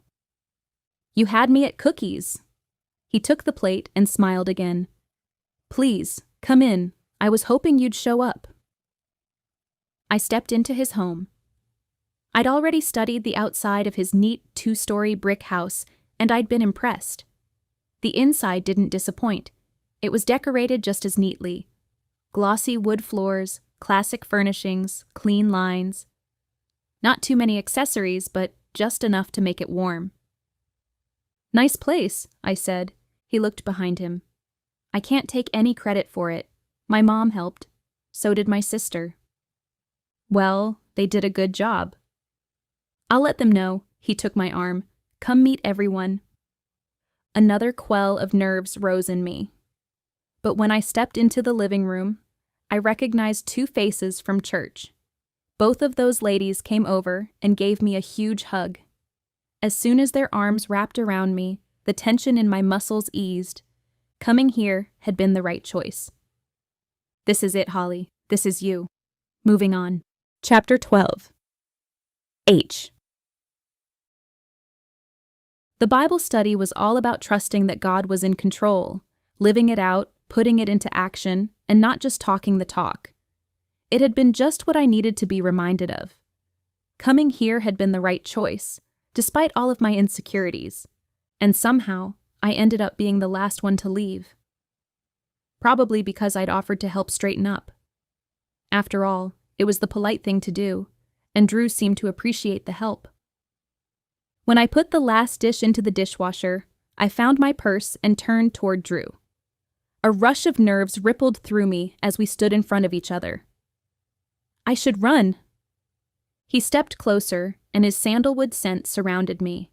His eyes were warm on mine, and that ever-ready smile present. He was smooth and gentle, yet he'd taken charge of the conversation at Bible study, keeping the group focused on the topic. He'd made everyone feel welcome, yet he still gave off a masculine vibe. I'd been impressed. He stuffed his hands deep into his pockets. I'm glad you came, Holly. Thanks for inviting me. I walked slowly toward the door, Drew shadowing my steps, and we paused. Holly? I turned. Yes? Do you want to have dinner tomorrow night? I hesitated, but only for a minute. I'd been kind of hoping that he'd ask, and I had no good reason to say no. Yes, I'd love to. His grin stretched wider. Great. I'll call you with details, if you'd be as kind as to pass on your number. Would that work? I'd be more than happy to. I rattled off my number, and Drew typed it into his phone. I look forward to it. Good night, Drew.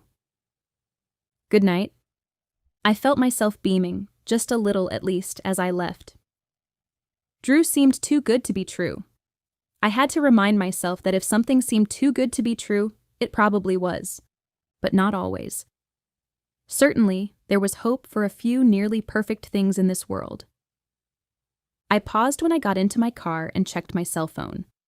I held my breath, waiting to see if I'd gotten any more texts. Nothing. I released the air from my lungs. Maybe the man had backed off. After all, he had no reason to come after me. I knew nothing. Yet he seemed to think I did. Or that I had something that I didn't, at least. As I scrolled through my screen, I saw that I'd missed 3 calls and none had left voicemails. I squinted at one of the numbers. Who was that? The number seemed strangely familiar, yet I couldn't place it. I didn't usually call unknown numbers back, but I decided to this time. I locked my door, just to be safe, and listened to the phone ring. As I waited, I glanced around, a feeling of unease washing over me again. Why did I constantly feel like someone was watching me? Was it Drew? Had he walked to the door and waited to see if I'd get home safely? Or maybe it was the sender of those texts. Would he carry out his threat? Did he still believe that I knew more than I actually did? I glanced at Drew's house. I didn't see him peering from any windows or doors. I swallowed hard, wondering if it was a good idea to remain in my car unmoving. Just as I cranked the engine, a woman answered. Holly? Speaking, I said, trying to place her semi-familiar voice. It's Blake. Blake. I hadn't expected to hear from her so soon. Blake, how are you? I'm in a bit of a pickle. Her voice shook with uncertainty. What's going on? Still unable to escape the feeling of being watched, I eased down the road, hoping a change of location would make me feel better, safer. Like I told you yesterday, I don't know very many people in this area, she started. I hope you don't mind me calling. You just seem so trustworthy. It's like I feel a kindred bond with you and instinctively know we could be related. I'd felt that also. Anyway, the house I was renting had a water leak we discovered on Friday, she continued. The contractors came in today and said there's black mold everywhere. I had to move out for health purposes, and I'm looking for a new place to stay. I called a couple people I've met at school, but none of them have an extra room at their places. Most of them live in apartments. You know, we're all poor college students. I was hoping you had some recommendations of someone who might be looking for a last-minute tenant. I quickly ran through a mental list of anyone I might know who fit the bill. I had no good ideas, unfortunately. I merged onto one of the main traffic arteries that led through my area of town, glancing in the rearview mirror. I didn't see anyone following me, and yes, I was looking. Off the top of my head, I can't think of anyone, I said. Have you looked around at some apartment complexes? Maybe there are some openings? I tried that. Most people don't want someone who's only going to be there for a month. The rest are too expensive. She let out a sigh. It's okay. I just thought you might have some recommendations since you had so many connections in the area.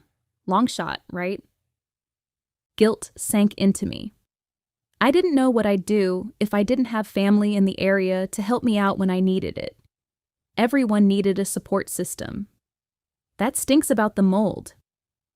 I agree. It was so unexpected. She paused. Well, I'm sorry to bother you, Holly. Let me make some more phone calls. Do something, Holly. She's family. Maybe she's family. Still, I hesitated a moment. Then I remembered our Bible study tonight.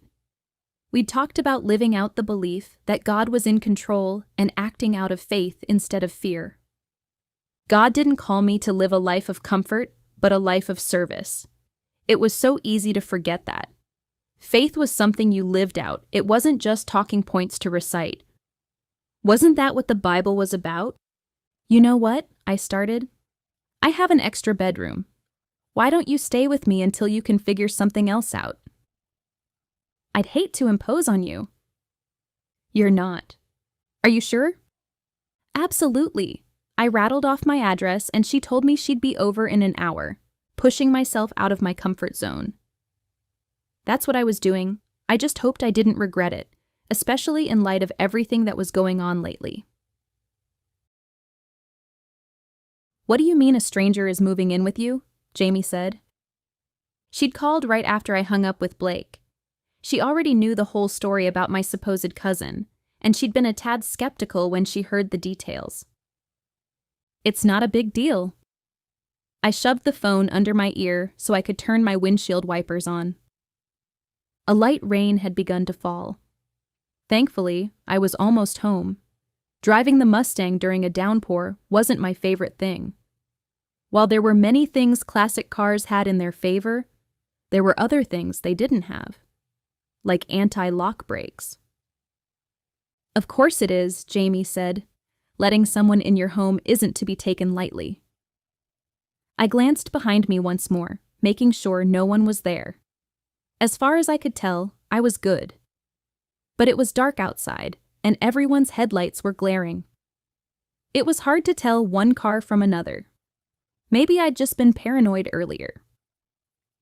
I appreciate your concern, I told Jamie, but Blake is family. She's family you just met, and her blood relation hasn't been confirmed.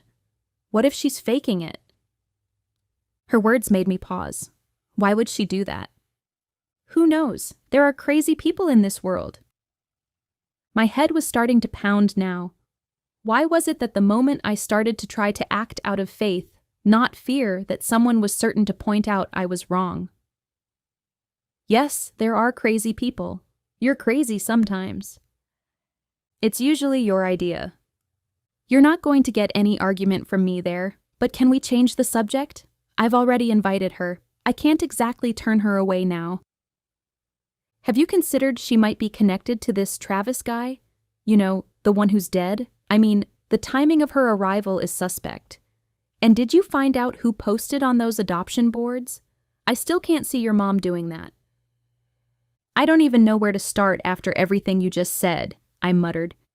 So maybe I won't start. Just let it be known that I heard you. Jamie let out a sigh, and I could tell she wanted to say more. Okay, fine. Are you up for going on another date on Friday?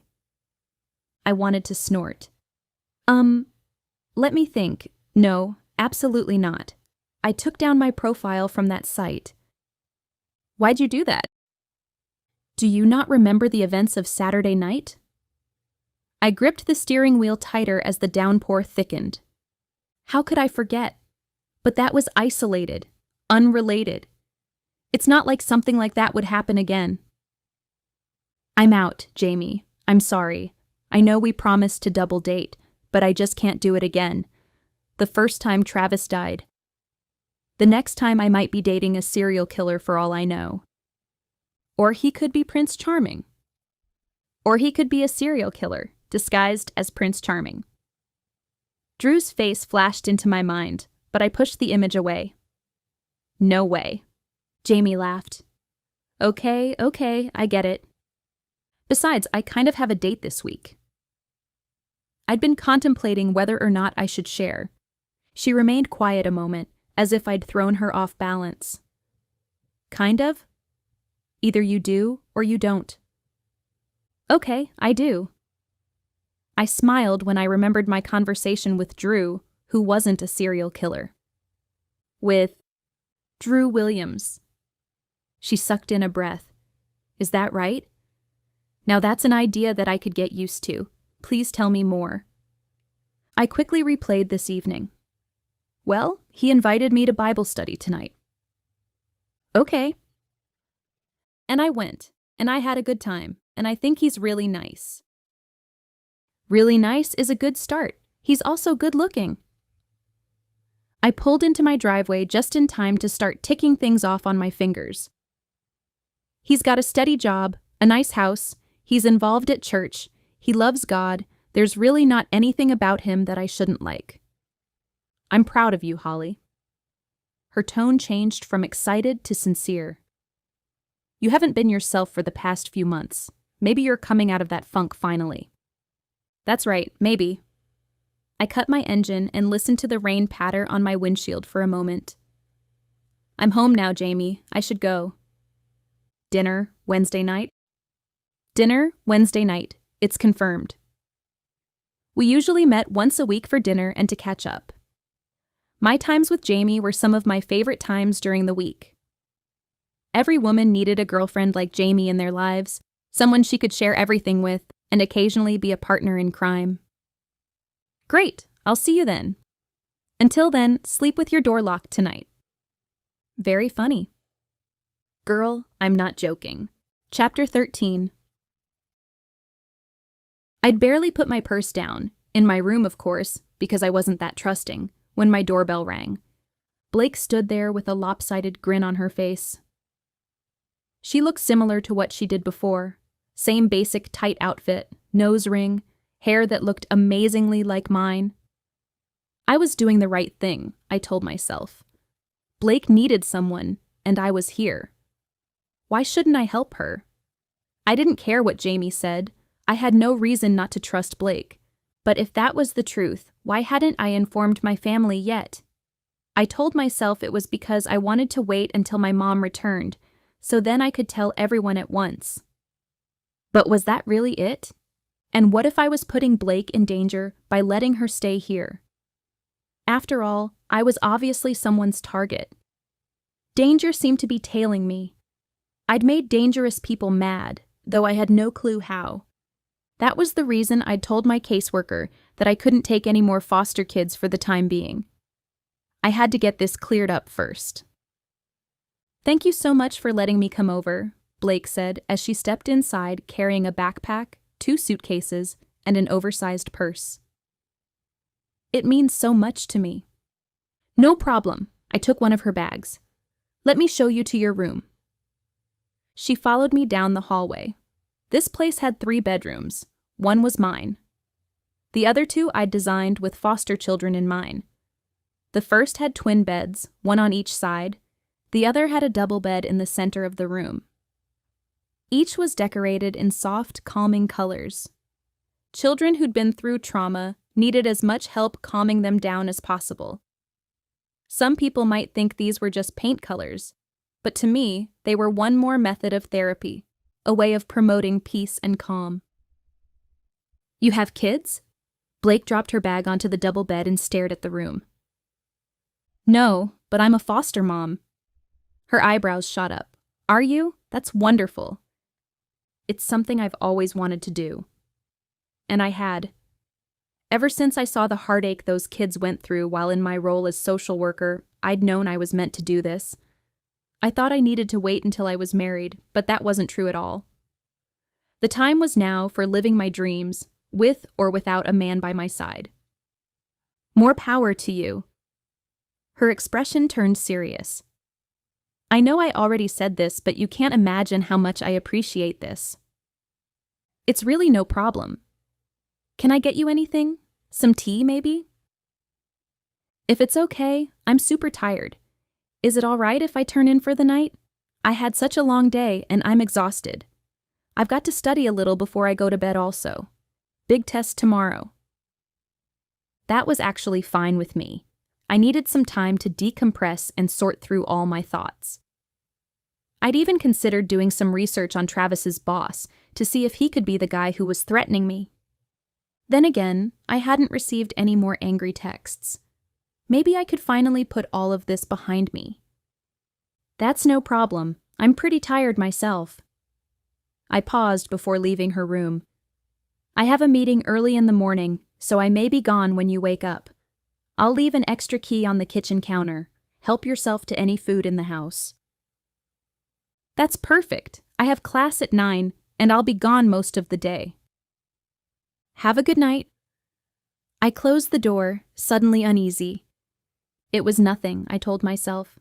Just Jamie putting ideas in my head. Blake was harmless. I could envision her becoming like the little sister I'd never had.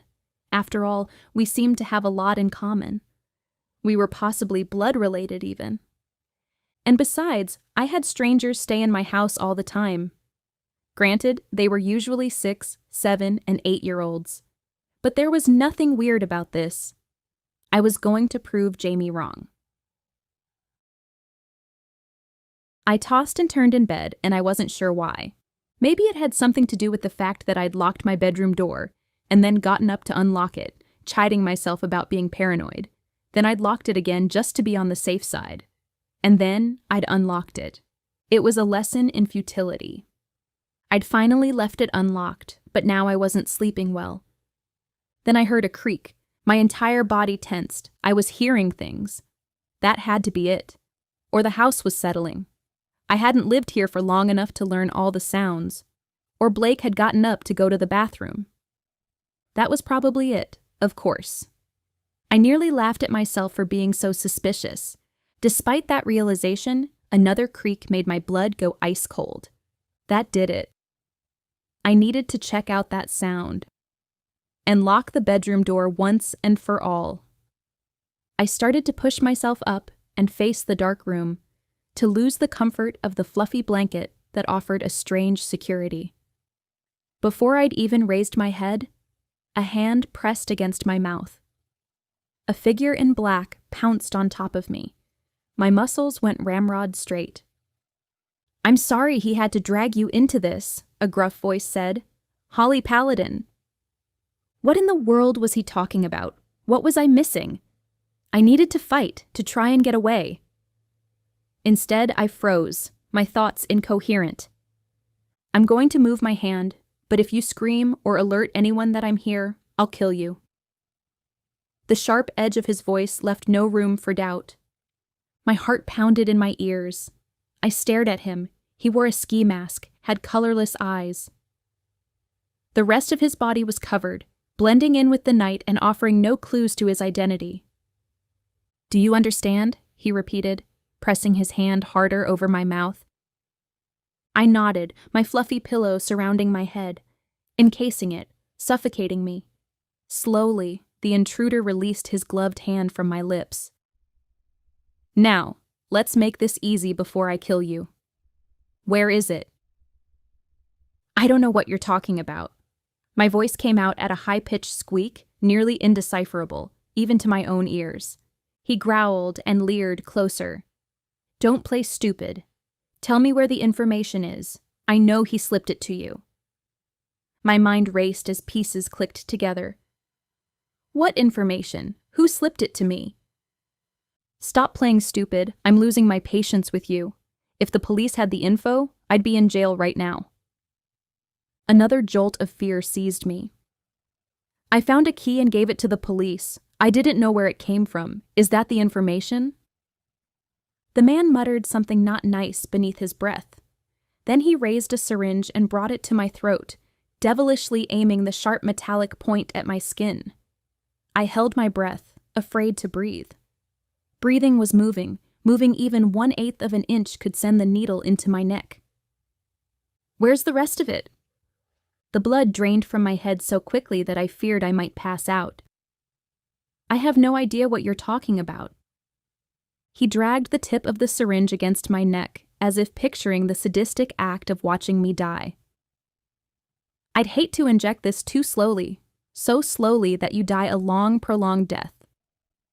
I made it easy on Travis. One injection, and he was dead a couple minutes later. I held my breath and waited, each second crawling by as I waited to see what the man would do next. "I guess my work here is done," he whispered. "Sorry that you're collateral damage." He raised the syringe, but, as he did, a creak sounded in the hallway. The man stiffened. "You're not alone?" he whispered. I shook my head, at once thankful that Blake was here. But I hoped she didn't walk in my room right now and get herself in trouble. As quickly as the man appeared, he jumped away and ran toward the window. "This isn't over," he mumbled. And then he opened the window, shoved out the screen, and he was gone. I froze, unable to move. My heart still raced out of control and my head spun. But I was wasting time. These moments after a crime were vital. With trembling limbs, I grabbed my phone from the nightstand and called Chase. He promised to be right over. Then I ran into the hallway. Blake stood there with a dazed expression. I recognized it from one of my foster kids.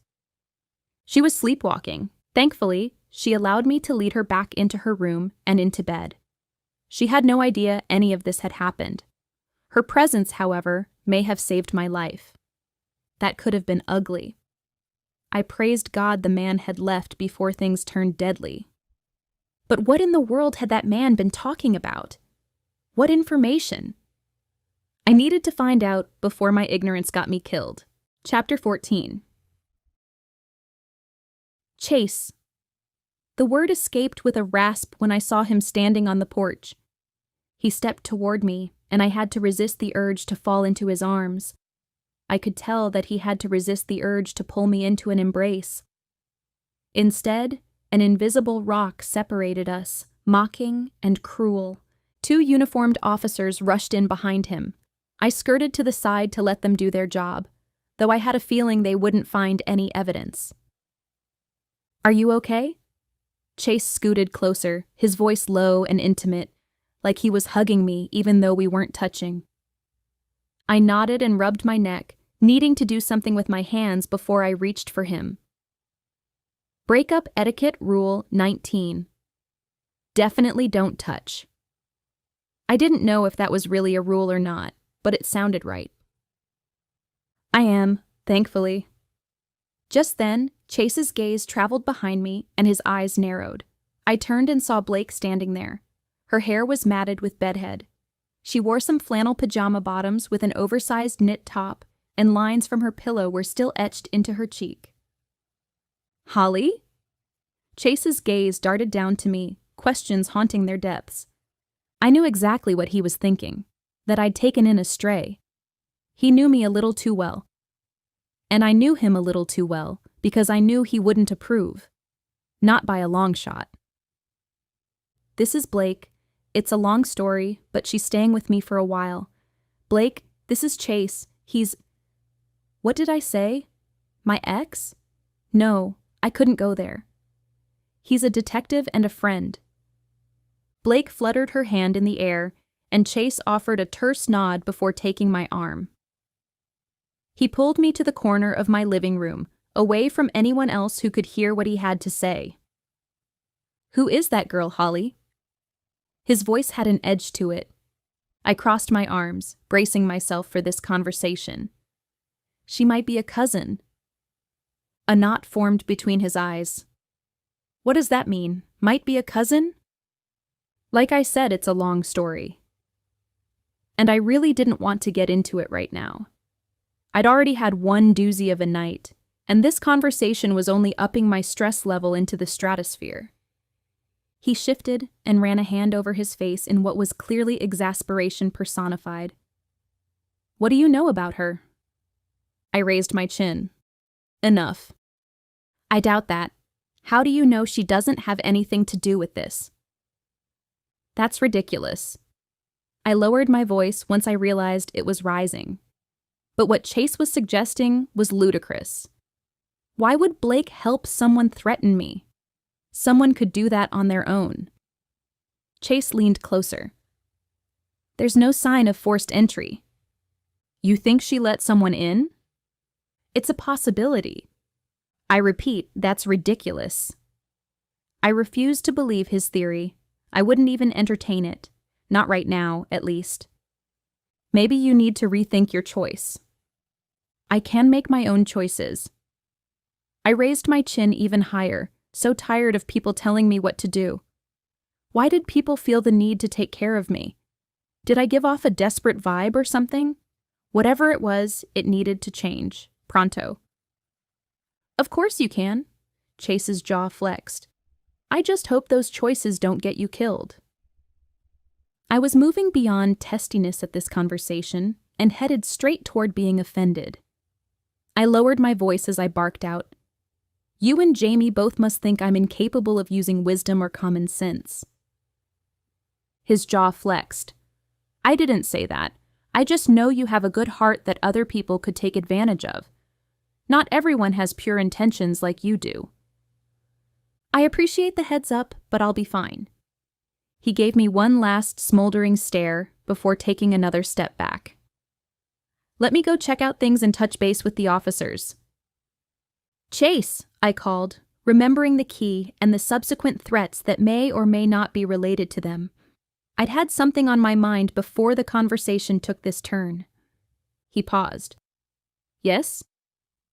"Did you find out anything about that key that was in my pocket?" His gaze darkened. "No, we still don't know much about it. It's a house key, best we can tell. We don't know which house, and frankly, I'm not sure we'll ever know." But a house key just didn't make sense to me. Why would someone go through all of this trouble for a house key? Couldn't they just pick the lock, kick the door down? That's what we're trying to figure out. Apparently, that's what I needed to figure out also. I knew there was no way to get that key back from Chase. I'd be foolish to try. That meant I needed to find answers before the killer could find me again. "There's one other thing you should know," Chase said. "We've arrested someone for Travis's murder." I sucked in a quick breath. "Who?" "Ronald Dillow. I met him earlier when I was talking to the hookers." Chase's jaw dropped. "Why were you talking to prostitutes?" "Not prostitutes, Travis's family," I explained. "Anyway, did he confess?" Chase shook his head. "But he's got motive. He was angry with Travis for some of his work habits, and he actually said that Travis was going to end up being one of his clients, a dead body that needed to be transported." "So, what you're saying is that the person you think murdered Travis is behind bars, so he's not the same person who broke in tonight?"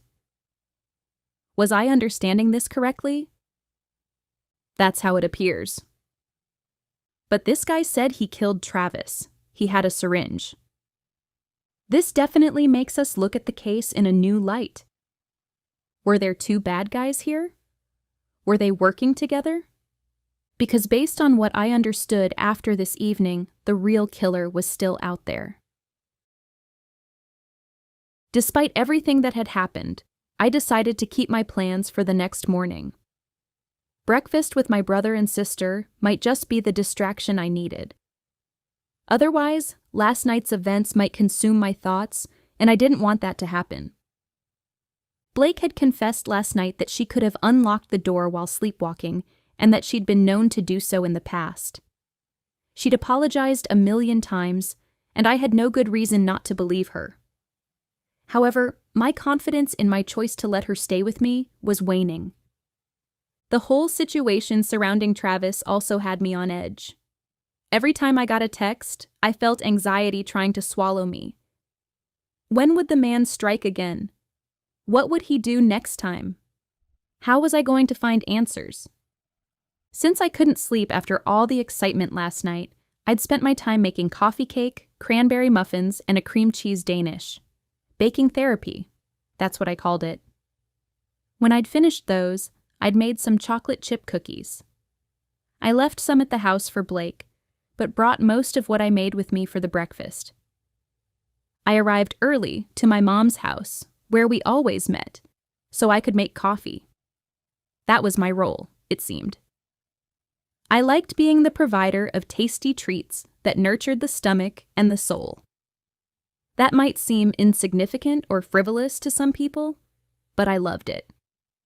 I'd just finished setting the table when Alex and Ralph arrived. Alex was expecting her first baby in 3 months. She was tall, thin, intelligent, and beautiful. She was also 10 years older, and she liked to be in charge of everything and everyone, especially me. Ralph's wife had died several years ago in an auto accident only 6 months into their marriage. He hadn't really looked at anyone since then and seemed content to focus on his work. He'd previously been a high school principal and then a school board member before running for the Senate. He was nerdy cute and had a propensity toward sweater vests and plastic-framed glasses. He was 8 years older than I, and had also been like another parent to me. We chit-chatted for several minutes about work and schedules and Alex's baby, generic stuff.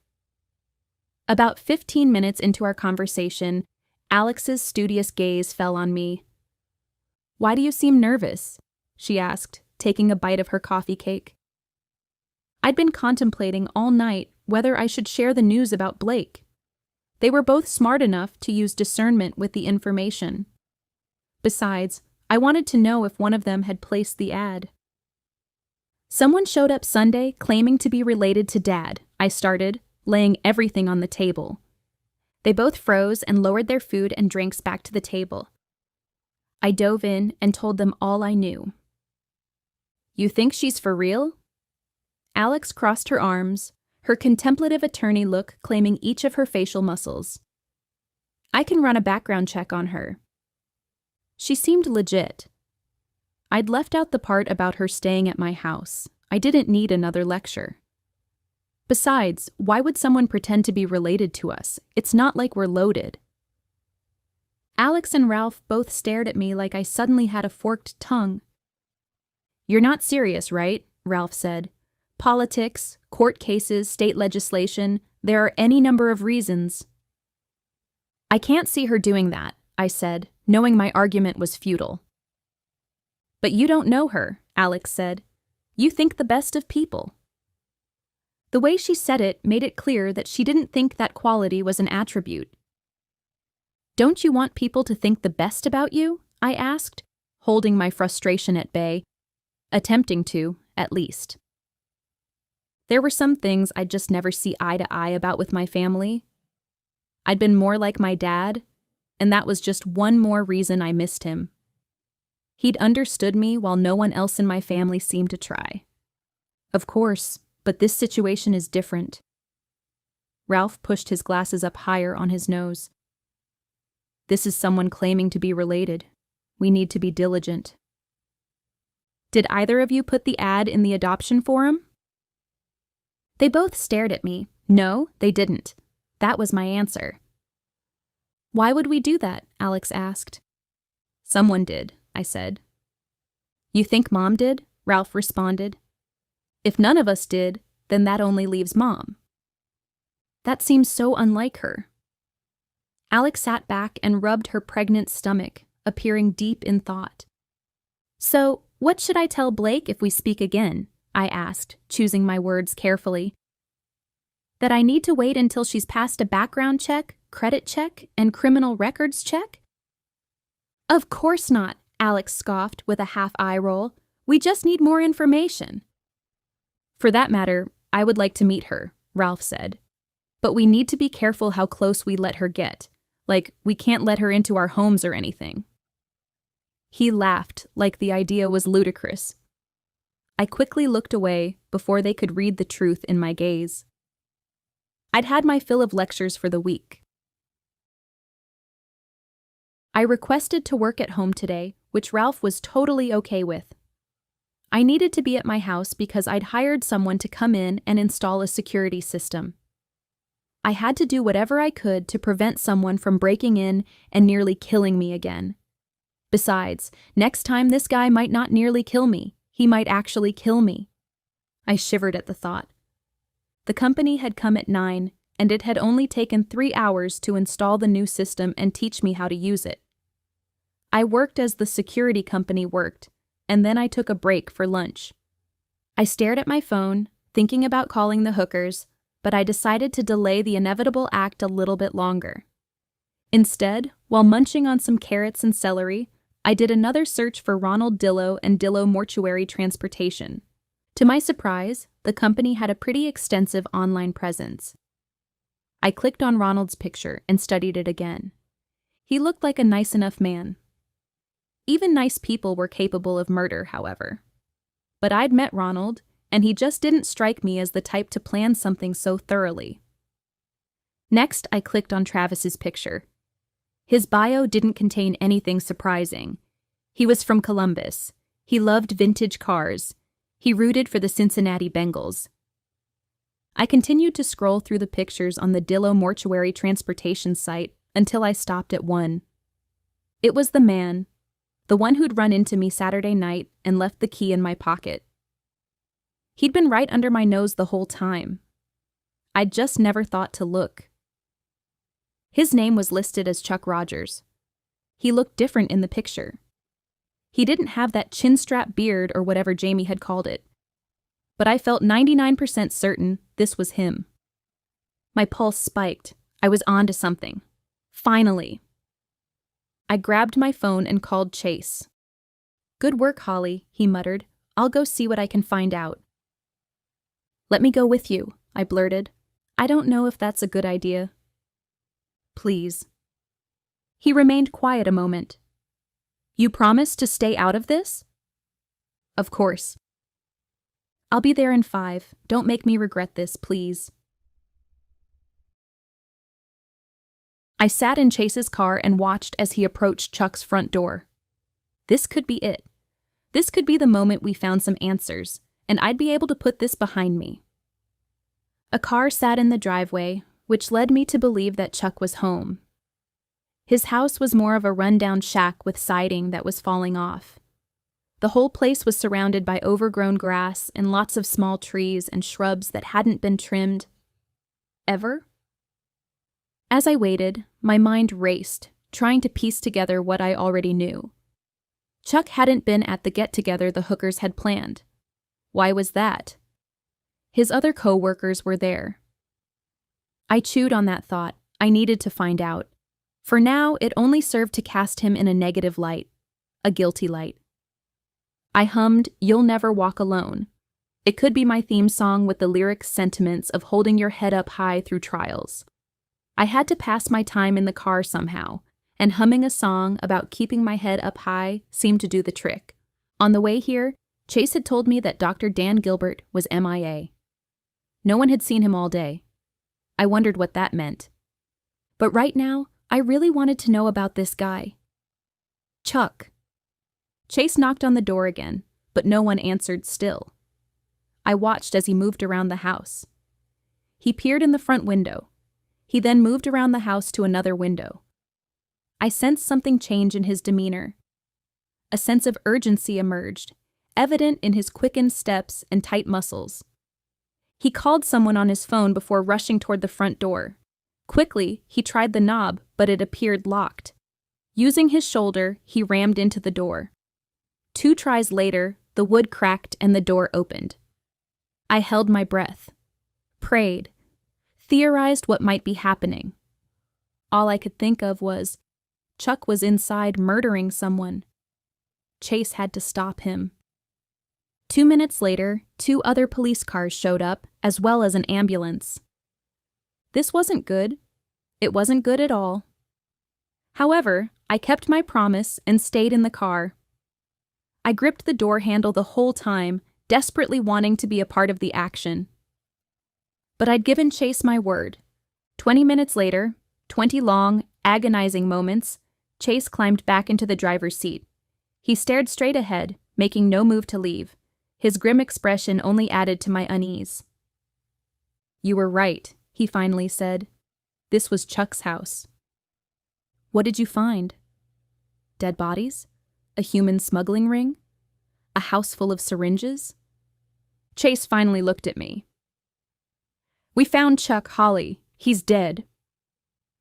I swallowed hard, unsure if I'd heard correctly. "Do you know how?" "It appears he was injected with something just like Travis." Chapter 15. "Why do you keep fidgeting?" Jamie asked me that evening as she pinned a lock of my hair in place. "Sorry, I'm just a little nervous." On so many different levels. We stood in my small bathroom, one that still had Pepto-Bismol pink tiles on the floor, half of the wall, and in the bathtub's surround.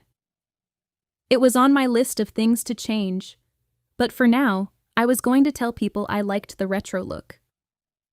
Jamie had come over to help me with a new hairstyle that involved several braids being pinned loosely into a bun. It was a very romantic look, and I needed something to bolster my waning confidence tonight. A snazzy A-line dress with a pretty hairdo could do the trick, but I'd needed assistance. Blake, apparently, was still at class. I hadn't exactly asked for her schedule, though I kind of wished I had. It would be nice to know when she was coming and going, just for my own sanity. Sure, I'd told her she could stay here, but I wasn't crazy about her being in my home without me. While there were very few worldly possessions I held dear, the ones I did value, I'd take someone down for. Like my father's old record player and his collection of albums from bygone eras.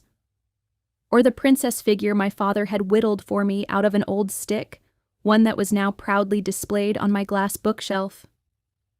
"I just have a lot on my mind," I muttered, staring at myself in the mirror. Jamie paused long enough to peer at my reflection. "You're nervous about this, aren't you?" "Can you blame me? My almost date with Travis ended with him being dead." "That's not going to happen again." Perry Como's Papa Loves Mambo crooned in the background, helping me relax ever so slightly. Perry was good for that. Famous last words, not to mention the fact that someone's trying to kill me. That is unnerving. My last date had ulterior motives for going out with me, and I'm still not sure what they were. You're right, you do have a lot to be nervous about. Jamie placed one more bobby pin in my hair and then stepped back. "There, all done. You look gorgeous." I glanced in the mirror and felt a rush of satisfaction. The look was very Victorian era, soft and feminine. Though I usually preferred the 50s look, the change was nice. "It looks good, thank you, Jamie." She shrugged dramatically and lifted her palm in the air with false humility. "I'll send you my bill, and girl, I'm expensive. I'm 2 dozen gluten-free cookies expensive." "I can handle that." I grabbed my purse and walked with her toward the door. I was so glad I had a friend like Jamie in my life. "Your friendship is priceless." I was just reading Bible verses about friendship. 2 are better than 1. Iron sharpens iron. A friend loveth and baketh cookies at all times. I smiled. "Really?" "Okay, not that last one." "You forgot this one. Bad company corrupts good character." She snorted. "You're not bad company." "I have almost gotten you killed a few times." I frowned as I remembered last night. I don't know what you're talking about, nor can I believe this Chuck guy is dead. I did tell you that Dr. Dan has disappeared, right? Chase found out when he went to check out his alibi for last night. And Ronald was already behind bars, Jamie reminded me. So he's not behind this either. There's something big we're missing, I said. We'll figure it out. Not if someone kills us first. Don't be silly, you're like a cat with 9 lives. She paused before we exited my house. So, you're going to call me and let me know how it goes? Of course. Don't do anything I wouldn't do. I chuckled. Believe me, I won't. The fact that I'm going on this date is a big step, mind-blowing. She squeezed my arm and her voice turned serious. I know, and I'm proud of you. We gave each other a quick hug and said goodbye. I was officially on my own now. I was meeting Drew across the river in Kentucky.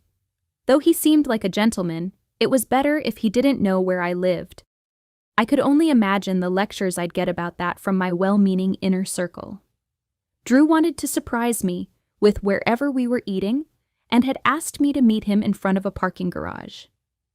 As soon as I pulled into the garage and found a space on an upper level, another Mustang pulled in beside me. Drew waved and grinned from the front seat, his white teeth sparkling even in the dim lighting of the cement box around me.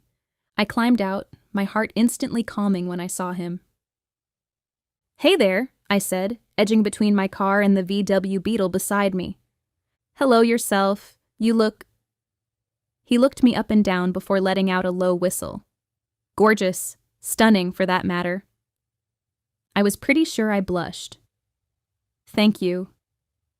Shall we? He offered the crook of his arm. I rested my hand there, feeling like a lady. It was easily one of my top 10 favorite feelings ever. Maybe even top 3. Let's. I had to admit that Drew was a classy guy. He was dressed to the nines in a suit and tie. His hair was neat, and his shoes were polished. He was the picture of a gentleman. This very well could be a perfect date, but I shouldn't get my hopes up. So, how was your day, Holly? He asked as we reached an elevator. I remembered the breakfast with my brother and sister, the break-in during the night, Chuck's death, and my uncertainties about Blake. It was interesting. I look forward to hearing about it over dinner. I needed to figure out how much I would share. But, for now, I nodded and stepped onto the elevator. How about you? Have you had a good day? It wasn't very busy, which I suppose is a good thing for the community, right? Seems like it would be. I paused, switching subjects in my mind. Have you heard any updates on what happened to Travis? Had he heard Ronald had been arrested? That Chuck was dead? That was what I really wanted to know. He shook his head. I heard a couple of rumors regarding the investigation, but nothing's been substantiated yet. I heard Ronald Dillo was arrested. He tilted his head. You heard? I did. Ronald seems like a nice enough man, and I'm still unclear about why the police think he would do something like this. I just can't see it. He let out a soft breath before adding somberly, someone else who worked with Travis was also murdered. That's gotta shake you up a bit. We stepped off the elevator and started down the busy sidewalk, to say the least. I didn't ask where we were going, but Drew led me down the street and past several small, quaint restaurants. So, Drew started, hesitation tinging his voice. I have a confession. His words caused me to tense. I'd heard a lot of bad confessions before, usually right before someone tried to kill me. Do you? Don't get scared. It's not that frightening, I promise. I need to confess that I Googled you. I released my breath. I could handle that confession. Did you? I saw your awards. The one for Volunteer of the Year for the entire city was very impressive. I was honored to receive that. But I also saw some news articles about some crimes you'd helped solve. His words hung in the air. I knew you'd done some stuff, but I had no idea just how much. I knew he wanted more. Was he testing to see if I was some kind of psychopath who liked inserting myself into dangerous situations? Some people might say yes. But this was me. I was a package deal, and I didn't want to change to suit other people. I was being the person God had created me to be. I like helping people, I finally said. And it seems I'm continually placed in situations where people need my help. People who are uncomfortable going to the police, or people who don't know whom they can trust. I have the means and the connections, sometimes, to help them. So that's what I try to do. Sounds dangerous. I shrugged. Maybe, but it's like I always say, God never called us to be comfortable. He never even called us to be happy. I feel like my life has a greater purpose than pursuing those things.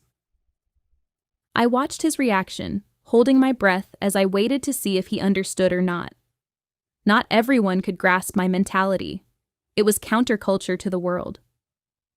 But I believed it with every ounce of my being. Christ had sacrificed his life for me. I was willing to sacrifice whatever I needed to shine his light in the world. Drew continued to study me a moment, and my gut twisted tighter.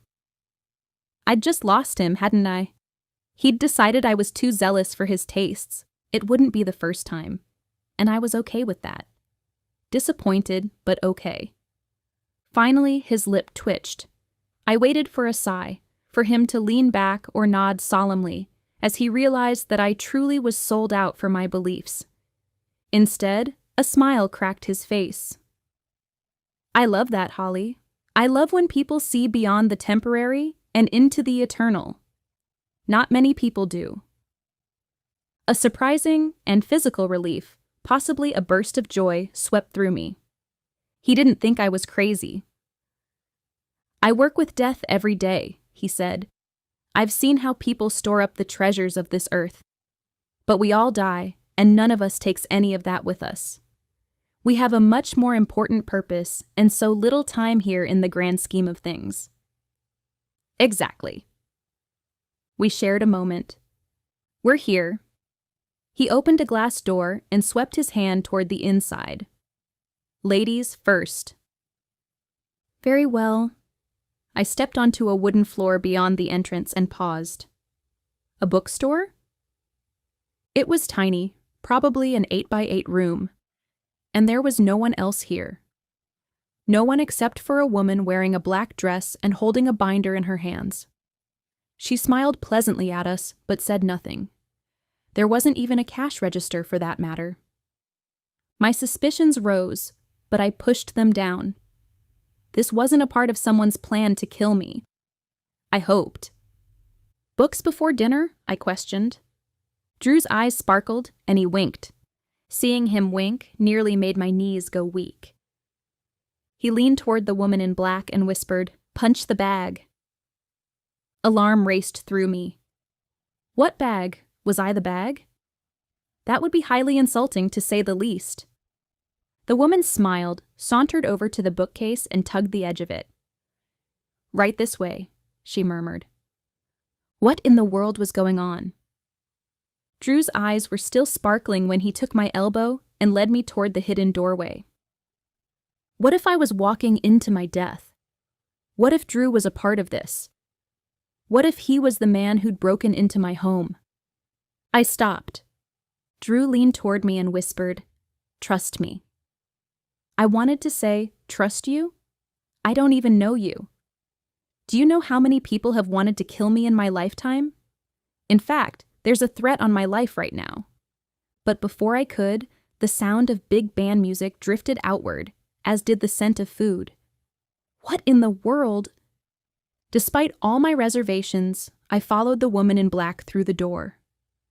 When I reached the other side, I sucked in a breath. It was a restaurant. Roaring 20s-style decorations graced the place, deep burgundy wallpaper with chandeliers and thick tables. There were no windows, which made everything appear dark and intimate. People dined here, being waited on by women wearing flapper outfits and men dressed in vests and bow ties. "What do you think?" Drew whispered. "This is a speakeasy?" Satisfaction lit his gaze. "That's right. You have to give a password to get in. Punch the bag actually was slang for small talk in the 20s. I shook my head as I soaked everything in. This was amazing, simply amazing. "I love it." "I thought you might. Come on. I've got a table reserved in the corner." A corner table? Could this evening get any better? I didn't think so. Dinner ended. The braised chicken thighs I'd ordered were delicious, and the roasted asparagus had just the right crunch factor. Drew had ordered brisket with mashed potatoes.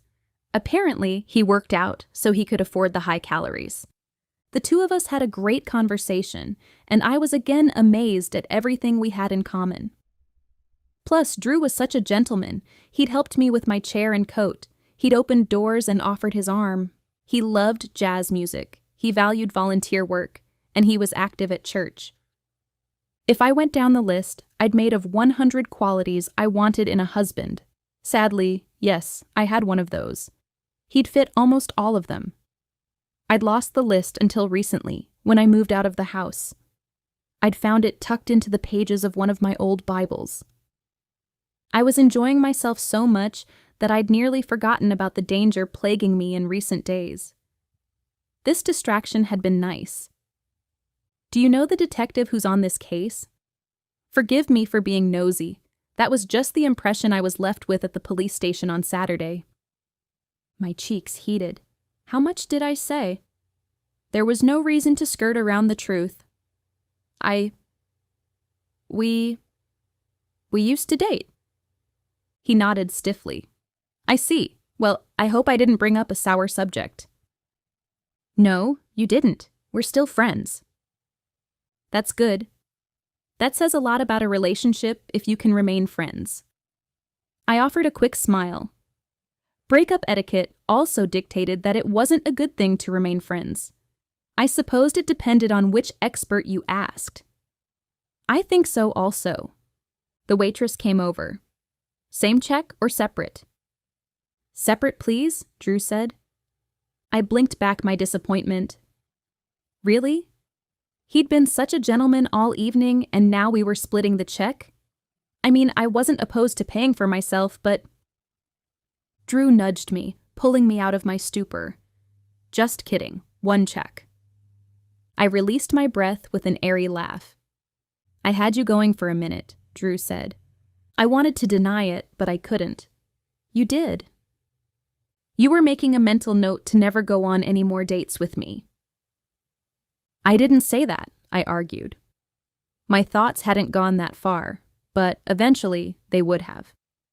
He chuckled. I'm sorry to give you a hard time. I just couldn't resist. I shrugged, feeling more at ease at his good-natured teasing. He paid, and, as we stepped outside, I realized it had started raining. With no windows inside the restaurant, I'd had no clue. And it was coming down in buckets, at that. We paused under the awning. Neither of us had an umbrella. You know, in the old days, it would be customary for the man to lay down his coat over a puddle so a woman could cross without ruining her shoes. Drew started. Just think about all those jackets that were ruined, I said. Exactly. Certainly there was a more efficient way of doing things. I agree. I like to be treated like a lady, but that rule even makes me shrug. I have no idea what people were thinking. I nodded toward a particularly large puddle. However, maybe you could bring a little stepping stone to put right there. I have a better idea. Before I could argue, he swept me into his arms. I sucked in a deep breath at his sudden move. With a grin, he carried me over the puddle before gently placing me back on my feet. My heart raced out of control. How's that? He asked. I cleared my throat, trying to regain control of my thoughts. Very efficient. He shrugged and straightened his coat dramatically. I like being efficient. You're good at it. Raindrops hit my face and hair as I turned toward him, our gazes caught. If I weren't so skittish, this would be a perfectly romantic, kissable moment. I could see the desire in Drew's eyes. I could feel our draw to each other. But I wasn't ready. Kissing wasn't a big deal for a lot of people, but it was a big deal for me. Drew winked and took my hand. Come on. As we hurried down the street, I heard a footfall behind us. My entire body went rigid. I turned around, looking for the source of the sound and hoping desperately it was nothing. The sidewalk behind us was empty. What's wrong? Drew asked. I tried to shrug off my apprehension. Nothing, I guess. But as we took a few more steps, I heard the sound again. I glanced over my shoulder. A few people were leaving another restaurant, scrambling through the rain. Holly? Drew asked. I think I'm hearing things, I confessed. Here's the parking garage, he said. At least we can get you out of the rain. My throat went dry. Parking garages didn't make me feel better. There were too many places for people to hide. It was too secluded, too dark, too everything.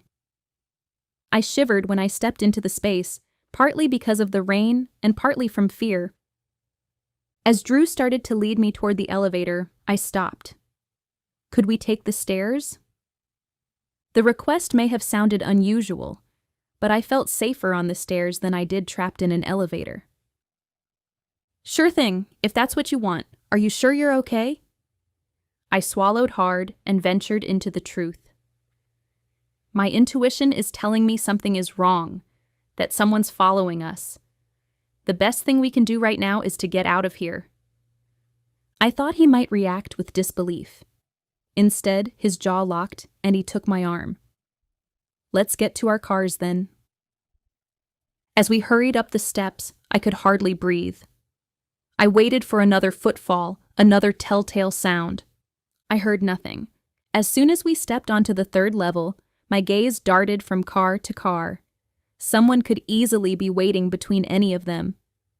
My skin crawled as I anticipated someone emerging, jumping out, trying to end my life. Drew kept a hand at my waist and pulled me close. He also appeared to be on edge, and his gaze darted around to all of the dark spaces and nooks here in the garage. Finally, we reached our cars. We'd made it, but I knew I wasn't losing my mind. Someone had been out there. Do you want me to follow you home? Drew asked. I considered it a moment before shaking my head.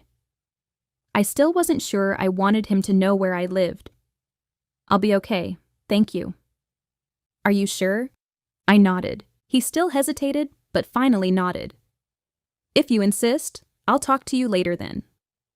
He glanced into the back seat, as if checking it for me, before climbing into his own car. My heart was still pounding out of control as I drove toward home.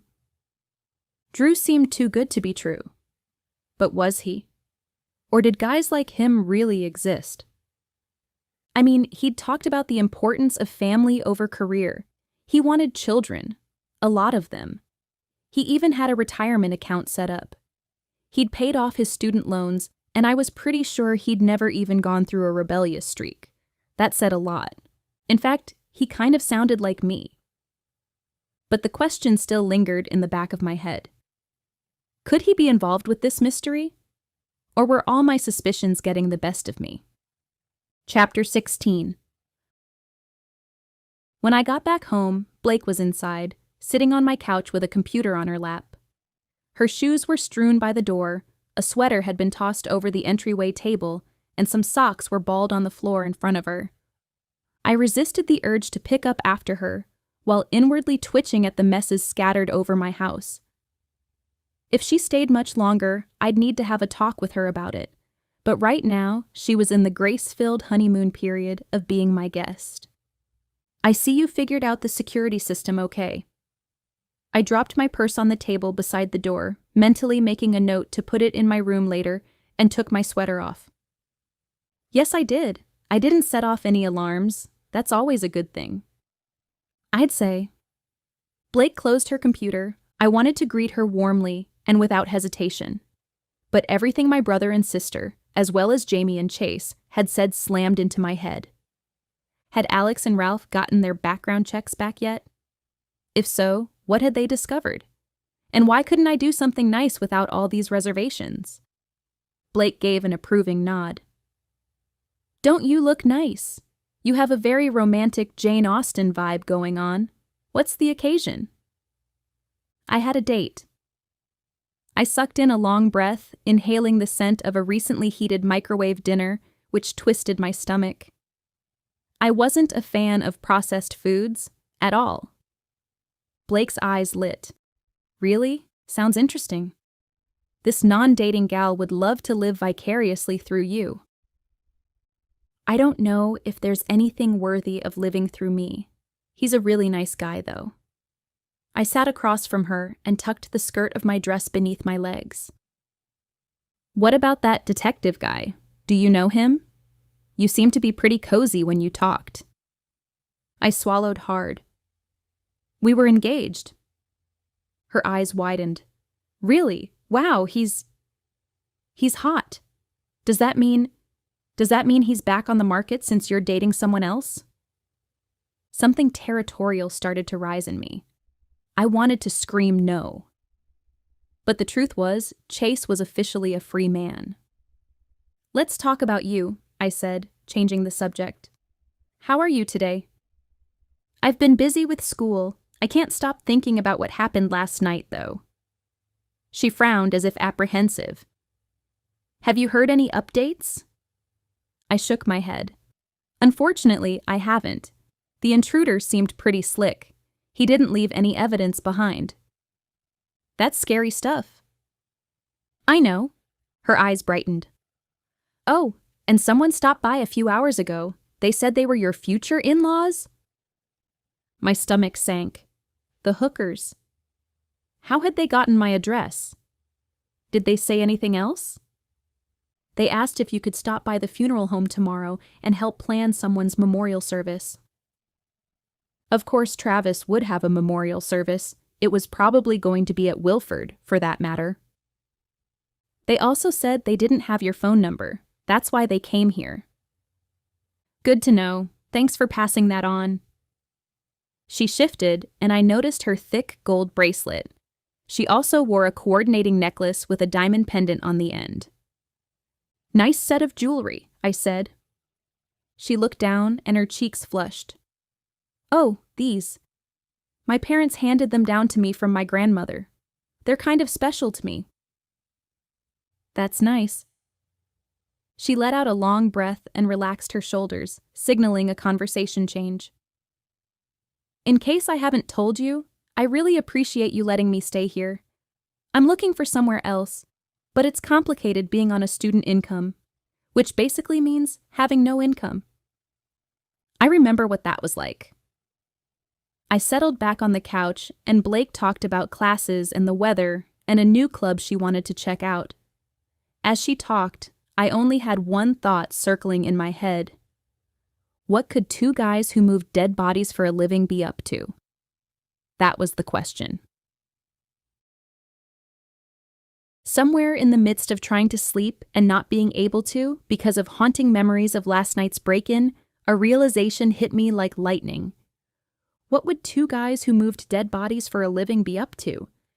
That had been the question I was thinking about as I tried to drift to sleep. But I'd also been thinking about Blake's jewelry and how hand-me-downs like that were so important to some people. That's when it hit me that Travis and Chuck were both in the perfect position to take people's valuables. After all, they were often in a room alone as they prepared to take away a deceased loved one. Dr. Gilbert had said that Travis was looking through his wife's lingerie drawer. But what if he was really looking for valuables? What if he wasn't a perv at all? That could also explain how he'd come into money recently. If Travis and Chuck were working with someone, that third person might be desperate to keep what they were doing quiet. To save his reputation? Possibly. Or maybe it was so he could keep profiting from it. Maybe Travis and Chuck had decided they wanted out. Wasn't that what Travis had told Ronald? That he was going to turn things around? Maybe in the process, they were going to bring down the third partner. Maybe they'd saved evidence against him, evidence that someone now thought I had. Maybe it was a stretch, but it was the best I had to work with right now. Unable to sleep, I hopped on my computer. I logged into the crime reports for the city. I looked through anything that had to do with stolen jewelry. People's names weren't mentioned, but their addresses were. I printed them out and sat back to study them. I eliminated many of them, starting with those from other areas of town. Most people who used Dillo's service were probably in this area. Not necessarily all of them, but in my experience, people like to stick close to home with stuff like this. I also narrowed it down to the last 3 months, just to simplify things. Then I looked at the addresses. One stood out to me. I recognized that street and house number. One of my former social work clients lived there. I knew what I was doing. First thing tomorrow morning, I was going to call her and see if I could find out more information. And for now, I would keep this quiet from Chase. Right now, all this was just a theory. I needed to find out more information before I brought the case before him. I was sitting at my desk at work the next day when a woman came to see me. She was in her mid-30s with dark hair pulled back into a sloppy ponytail. Tendrils escaped, but not in a flattering way. More in a haired-out manner. Deep bags formed half circles beneath her eyes, and her blue shirt had a stain on the chest. It took me a minute to recognize her, before memories flooded back to me. This was Rita Chaplin. She was a single mom who'd had her kids taken away for 6 months while she got herself clean. I'd been right there in the thick of things as a social worker. Eventually, Rita had straightened up, found a job, and moved in with her mom to help her pay bills. I'd followed up with her in the months after to make sure the kids were safe. Through that, we'd developed somewhat of a professional friendship. "Holly," she started. "Rita." I rose and pulled her into a hug. It's been a long time. She fidgeted nervously, apprehension shooting from her like solar waves. "It has been." I patted the seat near my desk. "Thanks for coming." Her bloodshot eyes met mine. "I'm glad you reached out. No one else has seemed to care." "Do you want some coffee? Something to eat?" "No, I'm fine. Thank you, though." I leaned on my elbows toward her. "I know you were probably surprised when I called you. I just happened to see your address when I was going through some crime reports. Someone broke in and stole some jewelry?" She swallowed hard and lowered her eyes. "That's right." "Can you tell me what happened?" "It was my mom's. She passed away 3 weeks ago." I reached forward and squeezed her arm. When I saw the tears glistening in her eyes, I handed her a tissue, and she fisted it in her hands. "Oh, Rita, I'm so sorry," I murmured. "I know the two of you were close." She nodded, her chin trembling and her hand still clutching the Kleenex. "I miss her terribly."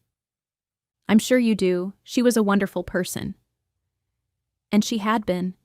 Their relationship had been estranged when Rita was deep into the drug culture. But her mom had been waiting for her with open arms the moment Rita decided to walk away from that life.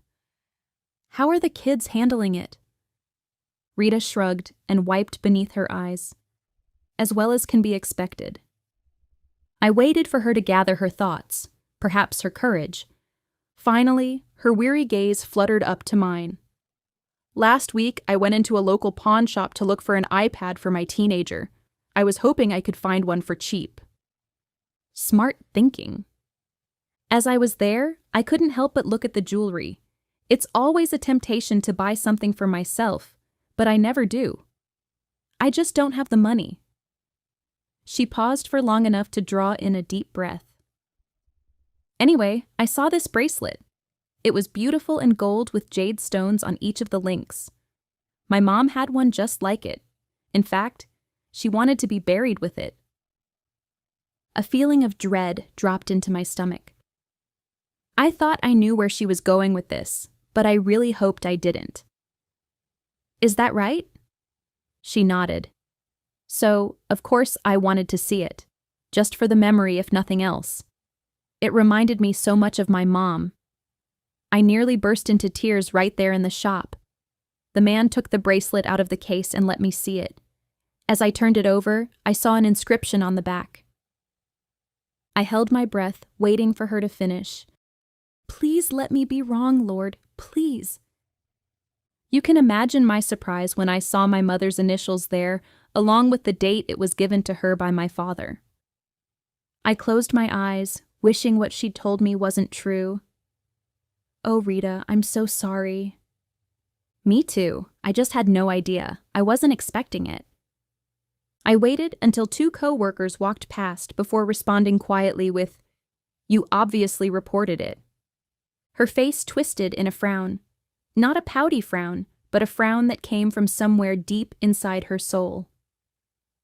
I did. But you know how I feel about the police. They may be good guys, but I've had one too many run-ins with them. As soon as they see my rap sheet, they don't take me seriously. I'd heard this story one too many times. Too many people in the inner city viewed the cops as enemies. It was a shame on so many different levels. I understand, I whispered. But I'm glad you reported it. Did they follow up? She shook her head. Not that I can tell. They didn't seem that interested. And that was also a shame on so many levels. Did you talk to the pawnshop owner to see if you could get information from him at least? He said it came in last week, and that it was from one of his reputable sellers. She frowned as she remembered the conversation. Did he give you a name? Rita shook her head, tears threatening to overflow from her eyelids down her cheeks. No, he refused. He didn't seem to take me very seriously either. I'm not naive. I know people think I have no power. I look poor. I don't speak proper English. Anyone would know I don't have money to fight any legal battles. I don't even have a good reputation. My heart panged with compassion toward her at the helplessness in her words. My phone began ringing. I didn't recognize the number, so I let it go, not wanting to interrupt this conversation. Her weary eyes met mine. Do you think you can help me? I know this isn't a big deal for most people, but it's a big deal to me. Someone shouldn't be getting away with this. I'm definitely going to look into this. I've heard about your reputation. Her voice lost some of its gentleness.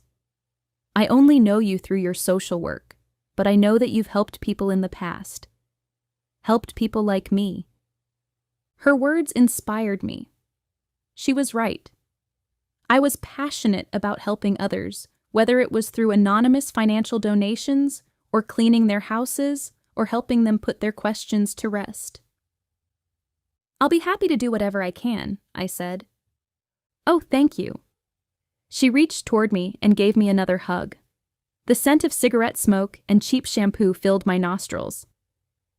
I leaned back, tapping my fingers on the desk as I pondered the situation. When was the last time you saw this jewelry? It was in her room when she died. It was her favorite bracelet. The piece wasn't extremely valuable, but she loved it. Who had access to the room after she died? She shook her head. Me and my kids mostly. We didn't host anything at our house. Instead, we went to my aunt's place. That makes it hard to know how someone would get it. Were there any break-ins recently? No, there weren't. But I do have one theory. You're going to think I'm crazy. Please tell me you're not crazy. On the night my mom died, we had this company transport her body. One of the workers was acting really funny. I had a bad feeling about him. I closed my eyes as the truth hit me. What was the name of the company? I'm not sure. I called the funeral home, and they're the ones that set everything up. I nodded, understanding the injustice of it. She didn't have to convince me. What funeral home did you use, Rita? Her bloodshot gaze met mine. That one over on 8th Street. All the fluid drained from my face. You mean Wilford? She nodded. That's the one. Chapter 17. I leaned back in my seat and sighed. I'd escaped to my car during lunch break. It was the only place I felt like I could find my sanity for a moment. I needed quiet to digest all that I'd learned and to figure out my next step. Perry Como crooned from my speakers, encouraging me to catch a falling star and put it in my pocket. Yes, I'd been on a Perry kick lately, and I made no apologies about it. I'd promised Rita before she'd left that I would try and get to the bottom of what had happened. But that meant I'd be entering some murky waters in the meantime. I'd been there before, but I also had to keep in mind that I'd almost gotten killed before in the process. I knew one thing. There was a good chance I'd stumbled upon some answers. I just needed to verify a few more things before I told Chase. I needed to know why Travis had targeted me. He'd picked me as his date on purpose. I also needed to know why Chuck had whispered, "Be careful." To think that all of that was planned with some ulterior motives didn't bring me any comfort. Just then, my phone rang. I glanced at the screen and saw it was Alex. I knew exactly what she was calling about. As I grabbed my phone, I noted the dried grass stuck in my carpet and made a mental note to clean the car this weekend. "Hey, sis," I said. "What's going on?" "I just got the criminal background check back on Blake," she started. "I thought you'd want to know she's clean." "That's good news." Despite that, my sister still sounded uncertain. Blake Hallowell does appear to be her real name. The bad news is that we can't look into the details of the adoption. It was closed, so I have no way of verifying that story without a lot more digging. Also, good to know. Momentary relief washed through me. At least one person in my life had checked out. I wasn't sure about the rest of the people who'd come into my life recently. That still doesn't mean we can trust her. Alex's voice was firm, leaving no room for question or doubt. I still find it strange that she'd want to connect with us. That was Alex. She saw things in black and white, and she was very slow to change her mind once she made it up. People like to have a sense of family, I argued. I would have done the same thing in Blake's shoes. Maybe that's why I felt such a connection to her. That's the thing. She has a lot of family. I really don't know why she feels the need to find more. It seems like human nature to me. Most people are naturally curious. Except Alex. Well, she was curious, but only when it came to professional development. It was never just because. Maybe you're right. It had probably pained her to say that. But I suggest we tread with caution until we know more. A splash of irritation hit me. I just wanted life to be simple, but life never seemed to be simple when there was more than one person involved. We won't know more about Blake until we get to know her. That's true, but we should cautiously get to know her. I was about to argue again when Alex continued. "Do you want to see if she'd like to meet with all of us? Maybe for dinner this weekend?" Well, that was a surprise. Shocking, actually. "Sure, I'm sure I can arrange that." "Sounds good. I'll let Ralph know, and don't talk to her again without us." Should I tell her the truth? That Blake was staying with me? I decided not to. I was a big girl. I could make my own choices whether my brother and sister liked it or not. And I really, really hoped I didn't have to eat crow and admit at any point that I was wrong. Before I went back inside, my phone buzzed. It was another text from Travis's phone. I held my breath as I read the words there. "Still being nosy? You're wearing on my patience. Back off. Last warning. Next time I follow you, I won't be so polite." After work, I picked Jamie up from her house, and we headed to the pawn shop where Rita had found her mother's bracelet. Jamie was always up for coming along for the ride, especially if there might be trouble. She'd just been promoted to crime reporter for a local community newspaper.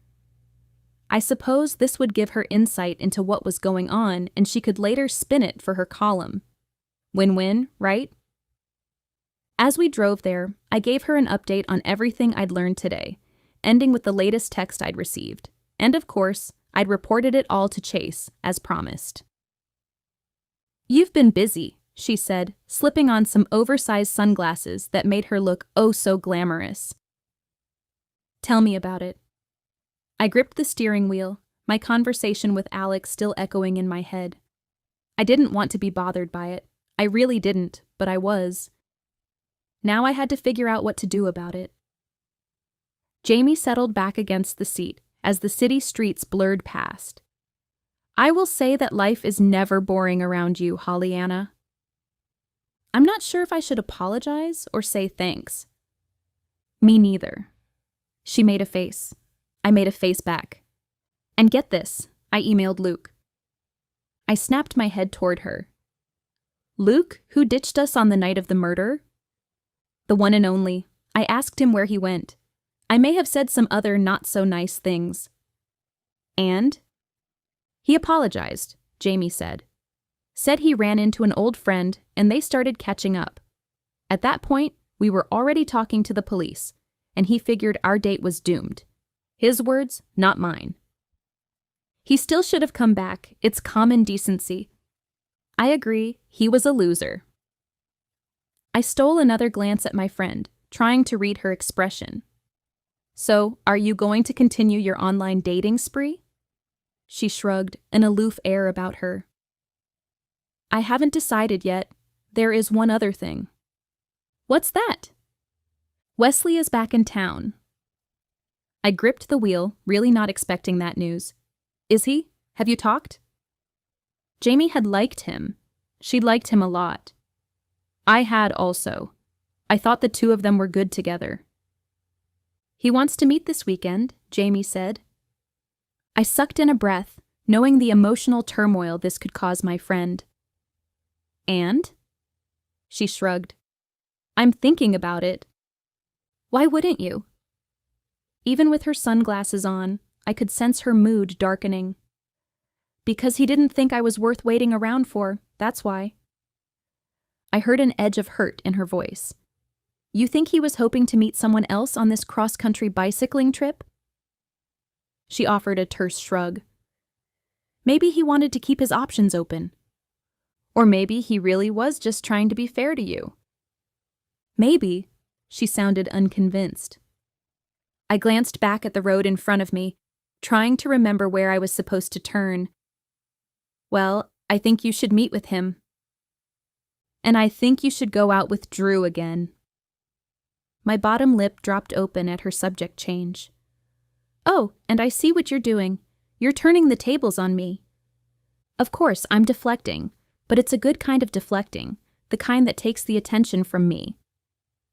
I thought it through, honestly surprised by her words. I'd always thought she liked Chase. "Don't you feel like you're betraying Chase by saying that? I mean, you liked him too. I thought you thought we were perfect together." She released a long breath.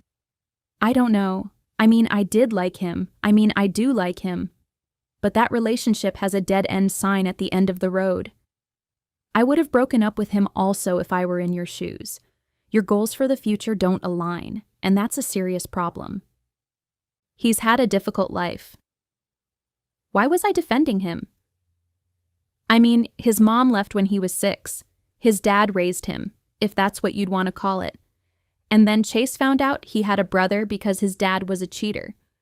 1 year after meeting him face to face, his brother is murdered. I'm not saying he hasn't had it tough, and I know you want to be there for him, but you don't have to date to be there for him. I'd like to see you look out for yourself every once in a while, instead of trying to fix everyone else. I pulled into the pawn shop parking lot just in time to freeze, car and all. "What do you mean?" I stared at Jamie, wanting to see her response so I could measure her sincerity and the truth in her words. Jamie practically snorted, not the least bit affected by her jarring words. "Don't tell me you don't know that's what you do. You're drawn to broken people. You want to help them, to make their lives better. It's like your mission in life. But that's not what a forever relationship should be built on. That's why I like Drew. He has his act together. I wasn't quite ready to agree with her. Or so it seems. I mean, 2 of his associates were murdered. He probably had nothing to do with that. Probably being the key word here. Or did he? Another sense of dread shot through me.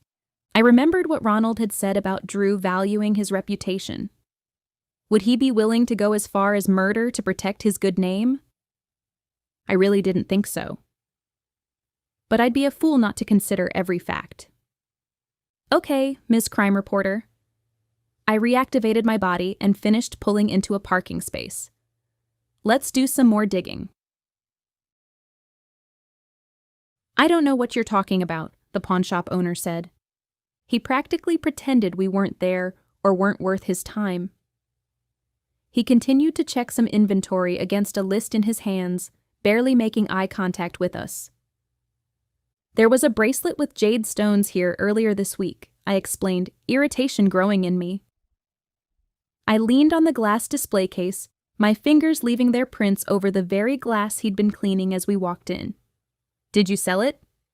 The man, a gruff-looking male with frizzy white blonde hair and a scraggly mustache, paused for long enough to give me a death stare. He wore a stained t-shirt, had yellow teeth, and his eyelids drooped. His expression was all business as he deadpanned. Yep, sorry. Irritation continued to rise like lava in an erupting volcano. Didn't this man know about the importance of eye contact during conversations? Who brought the jewelry in? I'm not at liberty to discuss that. He placed a check mark in one of his columns.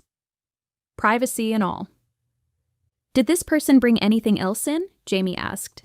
Any other jewelry? I can't say that either. I turned to my friend, deciding to try a different approach. Now I just hoped that Jamie would play along. Even if they did, the police would have taken that also, right? You've done stories about instances like these before. She nodded. Most likely, I'll include that nugget in my crime report. The man lowered his notebook, his attention suddenly on us. Whoa, whoa, whoa. What crime report? Jamie's hand went to her hip. I'm with the newspaper. I do a column on crime in the area. Stolen goods ending up at a pawn shop? I know it's nothing unusual, but with the funeral home twist, I'm sure readers will find it very eye-opening, especially when they find out that you're involved with it. The man narrowed his snake-like eyes. I ain't involved with anything. You're protecting someone, I said. If I have issues, I take them up with the police, not with prissy little girls. Fire ignited through me, but before I could retort, Jamie did. Can you answer this? Has this person brought in items before? It's a possibility. Well, that was something. Not much, but I'd take whatever I could get. How many more items? Quite a few, truth be told. I didn't know they were stolen. And not stolen from dead people at that. When did you find out that fact? I asked. When that lady came in, claiming it was her mom's bracelet, I didn't think she was telling the truth. But I do know thieves try to use places of business such as mine to sell their loot. I don't want anything to do with those kinds of people. I thought he was telling the truth. There was something about the set of his shoulders, his chin, that told me he had a lot of pride. He might be rude, and his store might be dirty, but the man thought of himself as a wise businessman. Once we were back in my car, Jamie and I debriefed. So, if I'm reading this situation correctly, all this centers around a crime theft ring that steals jewelry from the homes of dead people, I said. Jamie nodded slowly, still staring straight ahead at the pawn shop. Aren't there easier ways to earn money? They can probably justify this. I mean, after all, this jewelry no longer belongs to anyone. Kind of. They probably think they aren't hurting anyone since the owner is already dead. That's despicable. It really is, I said. If this theory is true, then the body movers are behind it. One would think. The other thing I don't understand is that there doesn't seem to be a lot of money involved. I mean, maybe they're making $1,000 or so. Is it really worth it to go through all this trouble just for that amount? Is it worth it to murder someone? Good questions. Maybe the person behind this is a family member of someone Travis and Chuck stole from. Maybe this person felt like Travis and Chuck were capitalizing on their loss. Maybe his anger was compounded with his grief and led him to be irrational, to a deadly extent. It's a possibility, but it does seem extreme. Anytime there's a murder, that's extreme, Jamie said. I can't argue with that.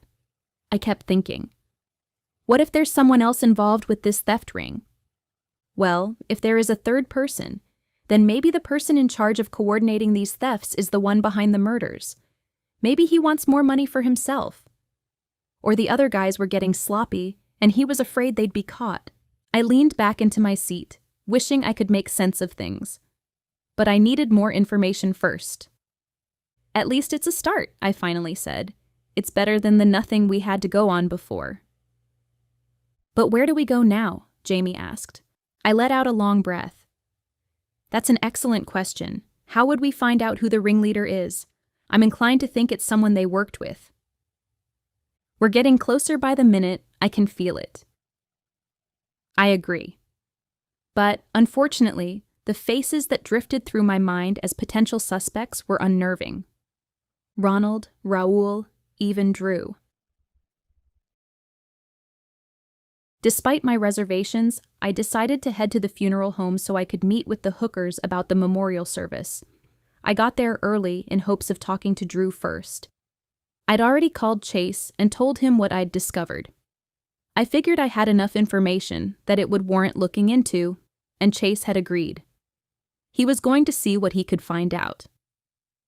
There were only a few cars in the parking lot when I pulled in, Drew's Mustang among them. The confirmation that he was here caused a rush of nerves to sweep through me. Uncomfortable conversations had never been my favorite thing.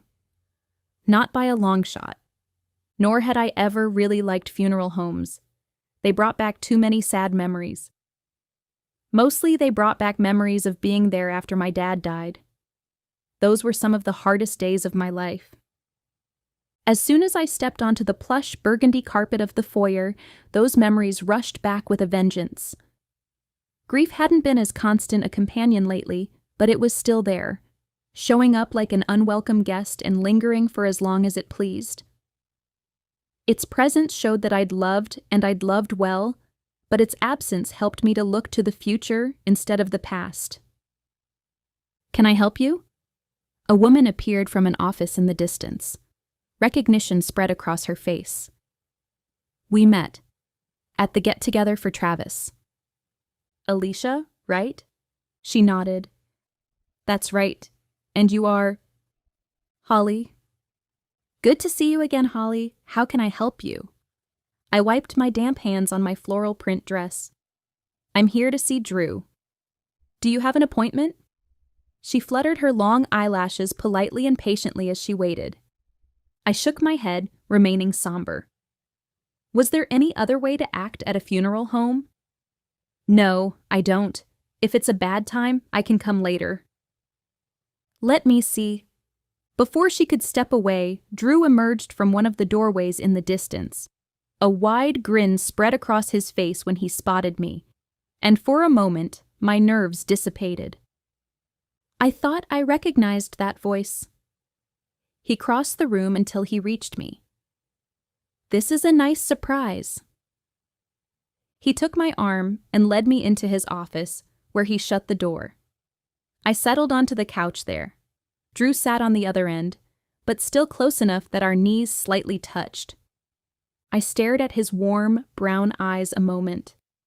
I couldn't believe I was here or that I was doing this. Those eyes beckoned trust, and Drew had been nothing but kind to me since we'd met. That was the very reason I had to come to him with what I knew. It was the right thing. A lot of times the hard thing and the right thing went hand in hand. It's good to see you, he started. I'm sorry to stop by unannounced. I glanced around his office, suddenly curious about his career. "Tell me about your job here." He leaned back. "It's truly a family business, even though I'm the CEO. My mom is a funeral director. My dad oversees cremation. My sister and her husband do a little bit of everything, but mainly act as funeral attendants. I had no idea you had such a large staff. It's surprising how many people are needed to make sure things run smoothly." "I thought you had a brother also," I said. "Didn't I see you with him at the memorial lunch?" His gaze darkened. "I do, Raoul. He doesn't want much to do with the business, although he will fill in on occasion.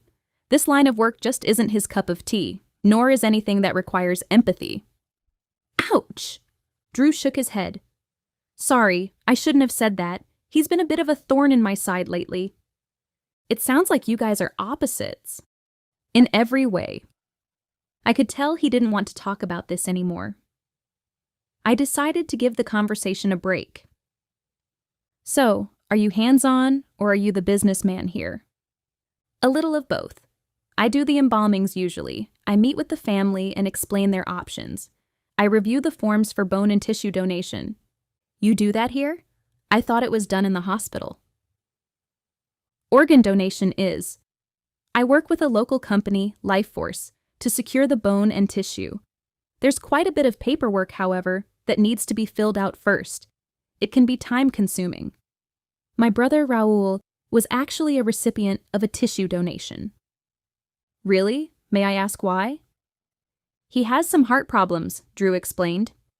"He needed to have a valve replaced, and they were able to secure what was needed from a tissue donor." "That's pretty amazing." He shifted his weight. "I don't suppose you came in expecting to hear all of that." "No, it's all very interesting, though." I pressed my lips together, this conversation feeling like a weight around my neck that wanted to strangle my words before they could escape. "I wish I was here just to be social." He flinched ever so slightly.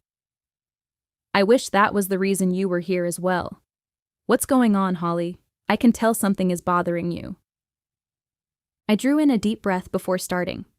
"Two things. The hookers asked me to come and help them plan the memorial service." His eyes widened. "That sounds awkward." "I'm going to have to tell them the truth, but I keep avoiding it. So here I am. But I got here early to talk to you." "Okay." I handed him the paper with the addresses on it. "Is there any way you could cross-reference these addresses with clients who have used your services here?" He stared at the paper. I suppose I could. It would be tedious, but possible." "What's going on?" "I know this is going to sound crazy, but I talked to a woman today whom I met a few years ago through my job as a social worker. Her mother recently passed away, and she used Wilford for the arrangements." "Okay."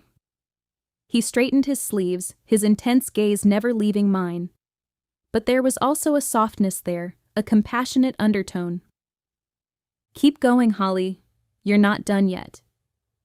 She found a piece of her mother's jewelry at a pawn shop recently. The last time anyone saw it was in her mother's room when she died. Her mom was supposed to be buried with it. I held my breath, waiting with dread for his reaction. But I hadn't spelled everything out yet. There was still more to be said. Drew's eyes widened, but his voice remained soft. "What are you saying, Holly?" "She believes someone took the bracelet and sold it to the pawn shop to make some extra cash." "Who is she looking at? Family?" "A lot of people are in and out during those final moments." I rubbed my lips together. "She believes it was one of the death transportation response." What were they called again? My mind went blank. "Deceased haulage specialists?" Drew's eyes sparkled. "Just call them what everyone else does. Body movers." "Got it." The sparkle in his gaze disappeared. "Holly, I have a hard time believing that anyone I hired would ever do that." I paused, trying to choose my words kindly so this didn't turn into a turbulent conversation. "Then how did it happen? Are you sure this woman is telling you the truth?" You know how people are litigation happy nowadays. Maybe this is one of those cases, like the people who plant dead mice in their soda cans and then tell the world the bottling company put it there. Again, I paused. I can see where you'd want to question that, but I don't believe she's lying, and if what you're saying is true, she would have gone to a lawyer, or maybe even to the media. She talked to me instead. Why did she do that? Because there are only a few people she trusts around here. I'm one of them. He leaned back and pressed his lips together. I can't stomach the thought of someone I know doing this. Do you have any other ideas on how this could have happened? He hung his head, swung it back and forth, keeping a hand across his forehead. I let him have his moment to process this. She's certain no one in her family did this? I nodded. She said there were very few people in and out. I see. He let out a long sigh. Would you give me her name? Rita Chaplin. He crossed the room and reached his computer. He typed in a few things before leaning back with a grunt. What is it? Travis was one of the people who picked up her mother. I closed my eyes. That's what I was afraid of. What about these other addresses? He studied the paper with a frown. There are other people in this area who reported jewelry thefts in the past 3 months. And you think... His voice faded. He knew exactly what I was getting at. I'll see what I can find out.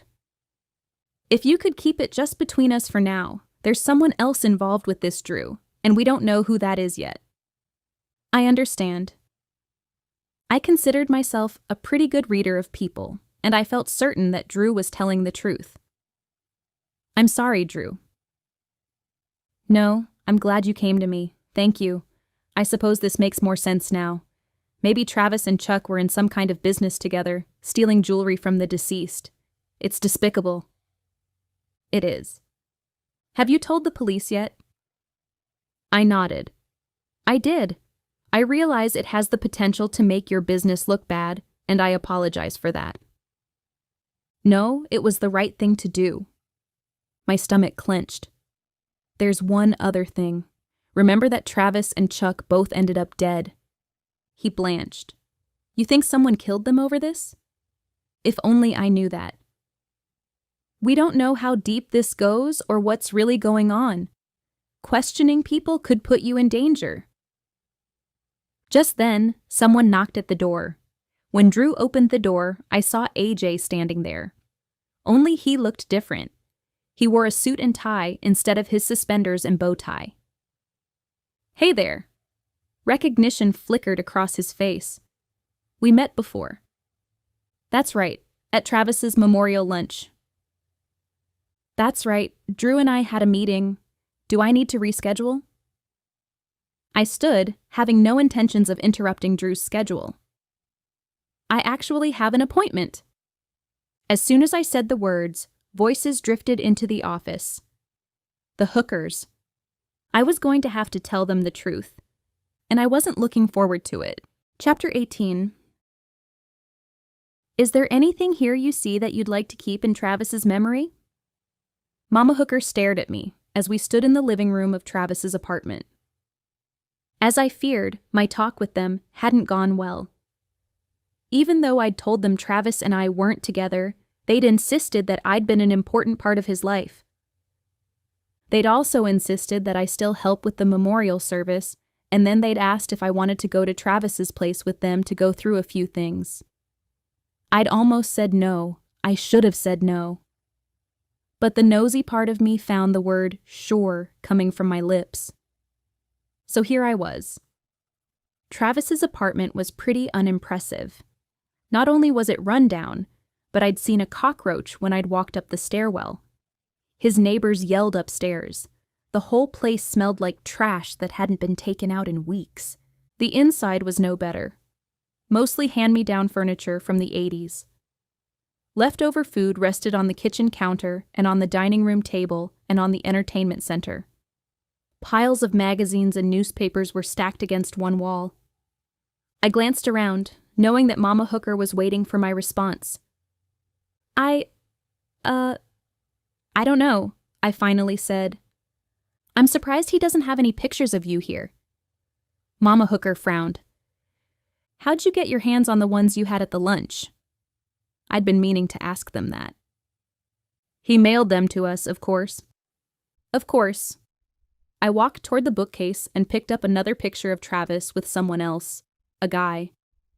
They both held fish in front of them, and the green background made me think they were camping. Who's this? Jason Lewis, Mama Hooker said. Certainly you met him. She must have forgotten that I hadn't really been dating Travis. When I didn't say anything, she continued. They're best friends. Did everything together. He didn't come to the luncheon, I said. That's because he was in Wisconsin visiting his family. He came back Tuesday. We've already spent quite a bit of time with him. But then he had to go back to work at that appliance store downtown. Did he ever tell you about this table? Papa Hooker knocked on a wooden coffee table.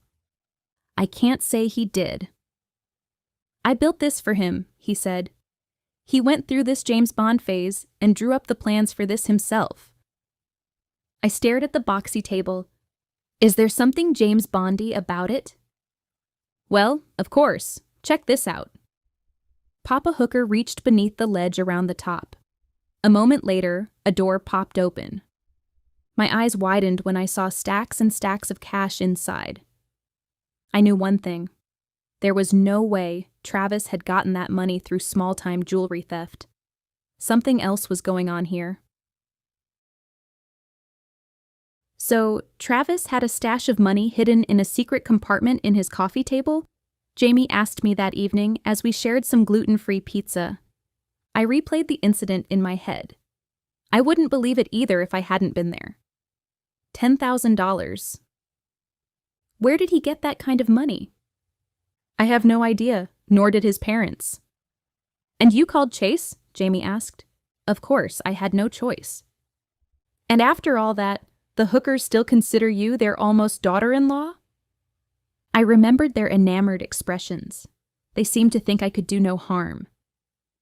Pretty much. What can I say? These things would only happen to you.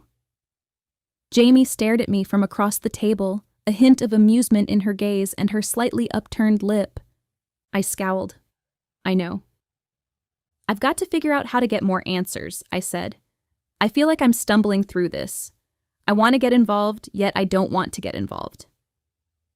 Any ideas on how to figure out those answers? She took a long sip of her water and made a face. Too much vinegar. Yes, my friend was crazy, and she added apple cider vinegar to her water because it apparently had amazing health benefits. She'd convinced me to try it once, and I decided to stick with just lemons instead. The Hookers mentioned that Travis had a best friend named Jason, and that he works at an appliance store downtown. I'd like to track him down. Seems like a good start. At least it's something, I frowned. What do you think is going on? She took a bite of her pizza, cheese stringing from her mouth all the way to the plate as she put her slice back there. My first thought was jewelry. Now I think it's something bigger than that. There was too much cash there for them just to be stealing a necklace here or there. What else could it be? I have no idea. I think when I figure out why Travis wanted to go on a date with me, I'll have some answers. It obviously wasn't for my vintage good looks. He targeted me. I shivered at the words. It's all strange. I really need to think a little harder about that key also. Somehow it's connected also. The texter keeps calling it information. How in the world do I begin to figure out what lock that key fits into? What's your guess? Maybe it's a warehouse where they were stashing their loot? Warehouse? She quirked her eyebrow again. That would be a lot of jewelry. Like, a lot. Storage unit? I suggested. Seems like they'd be spending all their profit to rent a place like that. Safety deposit box? Don't they usually have smaller keys than the one you found? I'm not sure, I said. I've never had one. She sighed and leaned back, looking thoughtfully in the distance. Maybe you can ask that Jason guy about it. Maybe it unlocks a desk or something. He's my only hope right now. I have nightmares about this guy coming back and demanding the information from me. Didn't Chase arrest someone for this crime? Jamie asked. I nodded. He did. Ronald, who owned the transportation company. So, he's either working with someone or Chase arrested the wrong person? I nodded again. I think so. Well, we have lots of questions. We just need to find some answers. Without getting killed, I added. She snorted. Yeah, without getting killed first.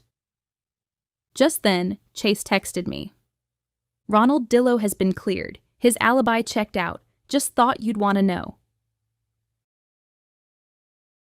As I headed back to my house, I wondered if Blake would be there yet. I had some conflicting emotions about seeing her. I wanted to believe her intentions were good and pure. But Alex's and Ralph's words kept ringing in my ears about how I shouldn't be too trusting. Blake was sitting on my couch when I got back, her laptop on her legs and a textbook or 2 or 3 scattered beside her, again. Hey, Holly, you're back. She quickly began straightening her books. Don't worry about it. I sat down in a chair across from her. How's it going? She shrugged. I have a big project I'm working on. As soon as it's over, I'm going to look for a new place to live so I can get out of your hair. I didn't want her to think she was in my hair. That just seemed so rude. You're fine. I understand that you need to focus on your schoolwork right now.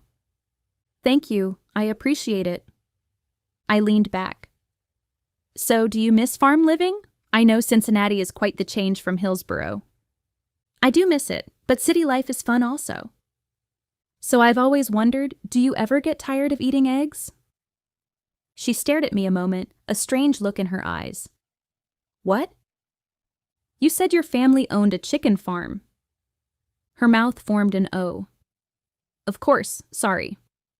I was still thinking about what I had for dinner, and no, I never get tired of it. My mom fixes eggs every way imaginable. My dad used to always talk about tidbitting. He said that's what my mom was doing when she got herself involved in all her clubs.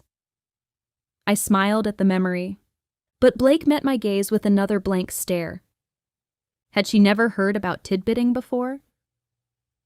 It's that little dance that roosters do, where they bob their head and pick up and drop food, I told her. Oh, tidbitting. Of course, I'm spacing out today. You'll have to excuse me. I think my brain is fried from all this studying. That happens sometimes. I needed to give her the benefit of the doubt. Yet questions were pushing their way to the surface, and I didn't know how much longer I was going to be able to ignore them. She let out a sigh. Speaking of that, maybe I should get to bed. I need to be fresh for my exams tomorrow. Of course. Good night, Holly. Good night. As I watched her depart down the hallway, suddenly I felt anxious to have my place back to myself again. Chapter 19.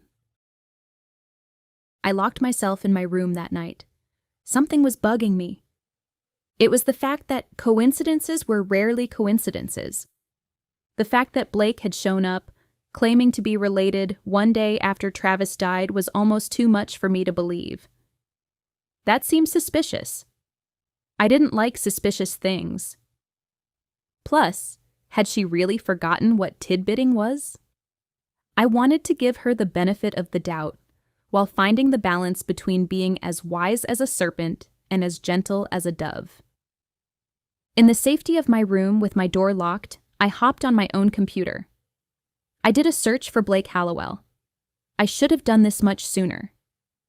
Maybe I'd been looking for a connection with my father, wanting it so badly that I'd believed too easily Blake was whom she claimed to be. The fact that we looked similar had sealed the deal for me. But had that been premature? More than one Blake Hallowell popped up. I scrolled through various profiles until I found my Blake's picture. It simply listed Ohio as her home state. I scrolled through her posts and pictures. Blake definitely appeared to have a wild streak. There were lots of pictures of her partying at clubs and drinking, all while wearing tight outfits and too much mascara. Those pictures didn't surprise me, though. I'd expected Blake to have a wild side. I was one of the few people I knew who didn't have a wild side, which made me either an anomaly or extremely boring. Even though she was from a small town and her parents were farmers, she could easily pass for farm girls gone wild.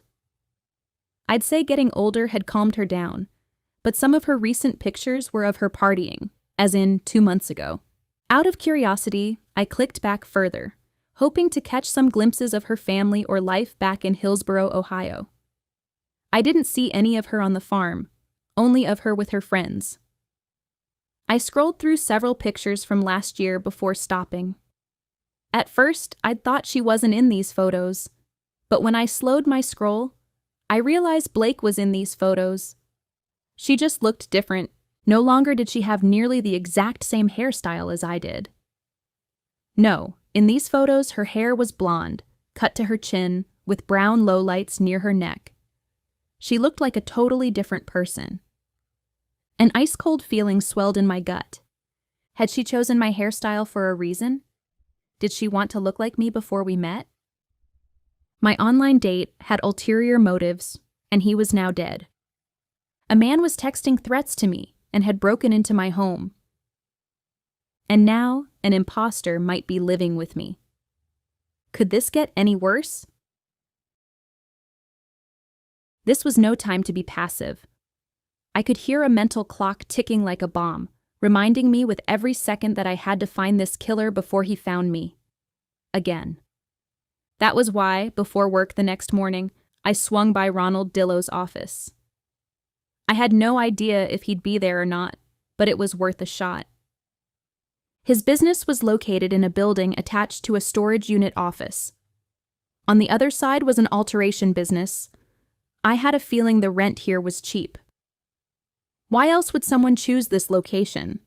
The parking lot had been full, so I'd had to park in some sort of overflow lot toward the back of the storage unit-lined streets. I took a deep breath when I reached his office door and hoped this paid off. I gripped the handle and twisted it. The door stuck, but it was unlocked. Using my hip, I shoved it and nearly fell inside. As I righted myself, I saw Ronald sitting behind a wooden desk. It was obvious that his clients didn't often come here. This was definitely a workspace, one filled with overstuffed filing cabinets. I knew because all the drawers were open. An overflowing trash can sat beside a desk without a visible inch of surface showing. He stood, a stormy look on his face.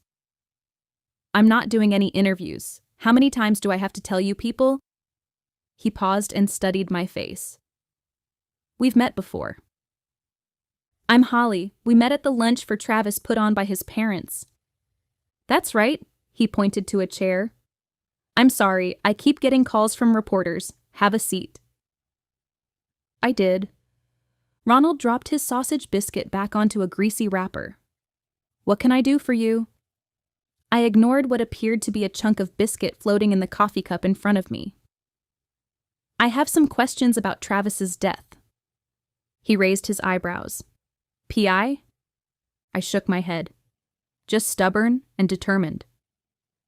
He chuckled, but the sound quickly faded. "I hope you're not coming here to question me. The police have already cleared me. I have an alibi for that night." "I know, I'm not here to point a finger at you." That seemed to help him relax. His shoulders slumped slightly. "So, how can I help?" "You said you've worked with the Williams family for a long time. You sound like someone who knows the ins and outs of this business." He nodded, looking more and more at ease. "I like to think I do." "I'm just trying to understand how things operate. Did Travis and Chuck ever work with anyone else while transporting bodies? Because if there was a third person, he could either be the next target or the killer." He reached for his coffee, but his large hand knocked it over instead. Liquid spilled all over his papers, and he muttered a few choice words. No, those two were teammates to the end. I watched as he grabbed some Kleenex to wipe up his mess. This man wasn't nearly organized enough to plan Travis's murder. This visit had already solidified that fact. What if it was a particularly large person? I continued. Might you need more people? Everyone worked in twos to make it easier and for accountability, so in a case like that, I would have sent another team there. There went that lead.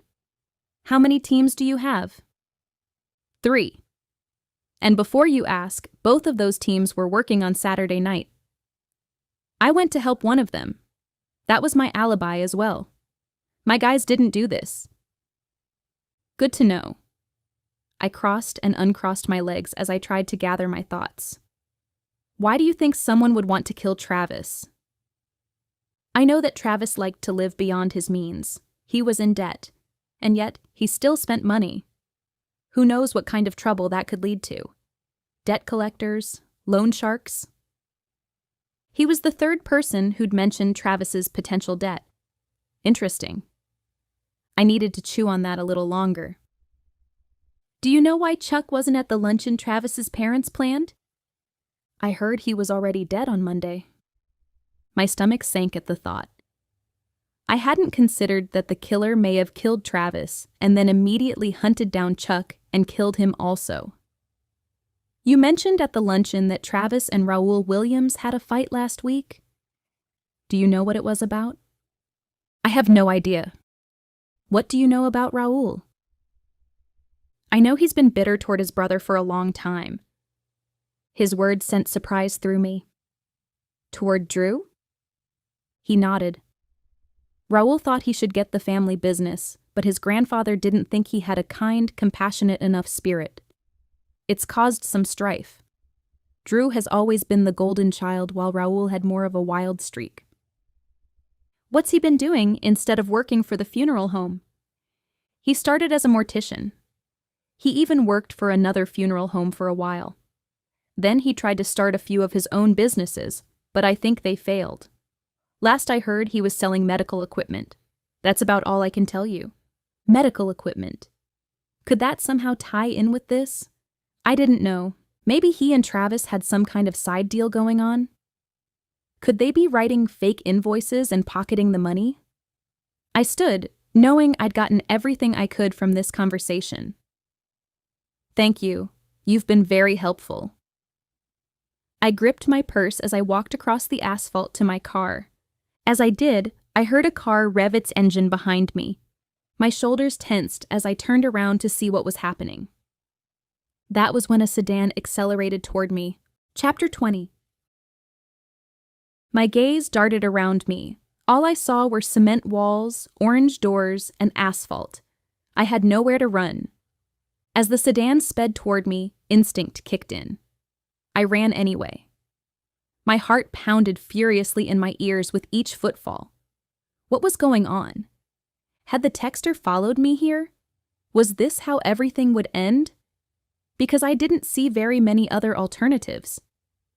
My lungs squeezed as I pushed myself to go faster. It didn't matter. My speed was no comparison to the oncoming vehicle. I slowed for just long enough to grab one of the doors leading into a storage unit. It was locked. No. I'd known it was a long shot, but I didn't have a lot of options. My hands trembled as I darted toward the next one. It was also locked.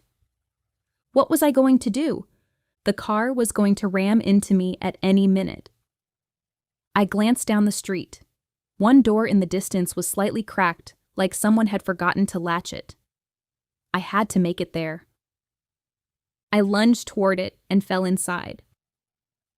Just as I did, the car zoomed by outside, ripping the door off its hinges. I tried to catch a glimpse of the vehicle, but the windows were tinted. I couldn't tell anything about the driver. I only knew it was a gray sedan, a Chevy with Ohio plates. Without getting up, I grabbed my phone and called Chase. He showed up 10 minutes later. By then, I had pulled myself up from the dusty ground. My dress was now dirty, and my limbs were still shaking, especially when I thought about how close I'd come to being hit. I'd only been seconds away. "Are you okay?" He peered at me as we stood outside by the broken orange door. Crime scene techs were gathering information on the tire tracks and taking flecks of some gray paint that had been scraped from the vehicle's door. I had little hope they'd come to any conclusions. Was I okay? I got asked that question a lot. I suppose. There was no way I could sell that sentiment trembling like I was. What were you even doing here? I swallowed hard, knowing how this would sound. I stopped by to talk to Ronald Dillow. He nodded slowly as realization spread over his features. I should have known. I told him what I knew about the car, and he promised to check the security footage. There's one other thing you should know, Chase said. We've been investigating that jewelry theft ring theory you told us about. You were right. Travis and Chuck were a part of it. We've gone to numerous pawn shops in the area and compared their inventory against those police reports. That's good news, I said. But why did I have a feeling there was more to this, and that the more wasn't so good? As far as we can tell, Travis and Chuck were the only two involved, Chase continued. But if there was no one else involved, then who wanted them dead? A family member they stole from? It just didn't make any sense. Then again, neither did all that money I'd found at Travis's place. We were missing something. We don't know yet, but we're still investigating. All the money at Travis's place doesn't make sense either. We're missing something. I agree, he paused. By the way, I just wanted to say, good work. I felt myself beaming a little. Thanks. I left work at 3:30 and decided to swing by the appliance store where I thought Jason Lewis worked. My elbow was still achy from my near run-in with death earlier, but I was happy to be alive. I stepped inside the store and avoided the gazes of several salesmen who looked my way. I tried to find the man I'd seen in the fishing picture with Travis. Finally, I spotted someone who fit the bill. He just happened to be alone, not helping any customers. That was good news. He smiled as I approached. Welcome to Appliance Max, where you'll get the maximum value for a minimum price. He was skinny, gawky almost, with dark hair and a goatee that needed to be trimmed. His dark hair only made his complexion look paler than it needed to be, and the ghastly lime green polo shirt he wore didn't do anything to help. How can I help you? I offered my most winning grin. I'm looking for a fridge. Before I could finish my sentence, recognition spread across his face. Not good recognition, but angry, fearful recognition. I've seen you before. Well, that was a start. Have you? I said, keeping my voice even. He nodded and took a step back, his expression darkening and his gaze skittering. What are you doing here? Why do you look scared? I asked. He glanced around again, as if cops had surrounded the place. Because I know who you are. Who am I? I was confused now. He wasn't making any sense in word or deed. His beady eyes met mine. You're the girl Travis picked. Okay, this was getting stranger by the moment. I'm glad you brought that up. I need to know why he picked me as an online date. He obviously wasn't looking for his soulmate. He found himself in a pickle. He leaned against a stainless steel refrigerator and crossed his arms. Because he was stealing jewelry. His gaze clouded even more. Well, it started as that. I needed more information, and I needed it faster. Jason, I really need to know what you know. Someone is trying to kill me. Please. He glanced around before swallowing hard. He started stealing jewelry to get some extra money around 6 months ago. I don't know what happened, but about 3 weeks ago, Travis changed. Something had gotten under his skin in a bad way, and he thought he might die. Now we were getting somewhere.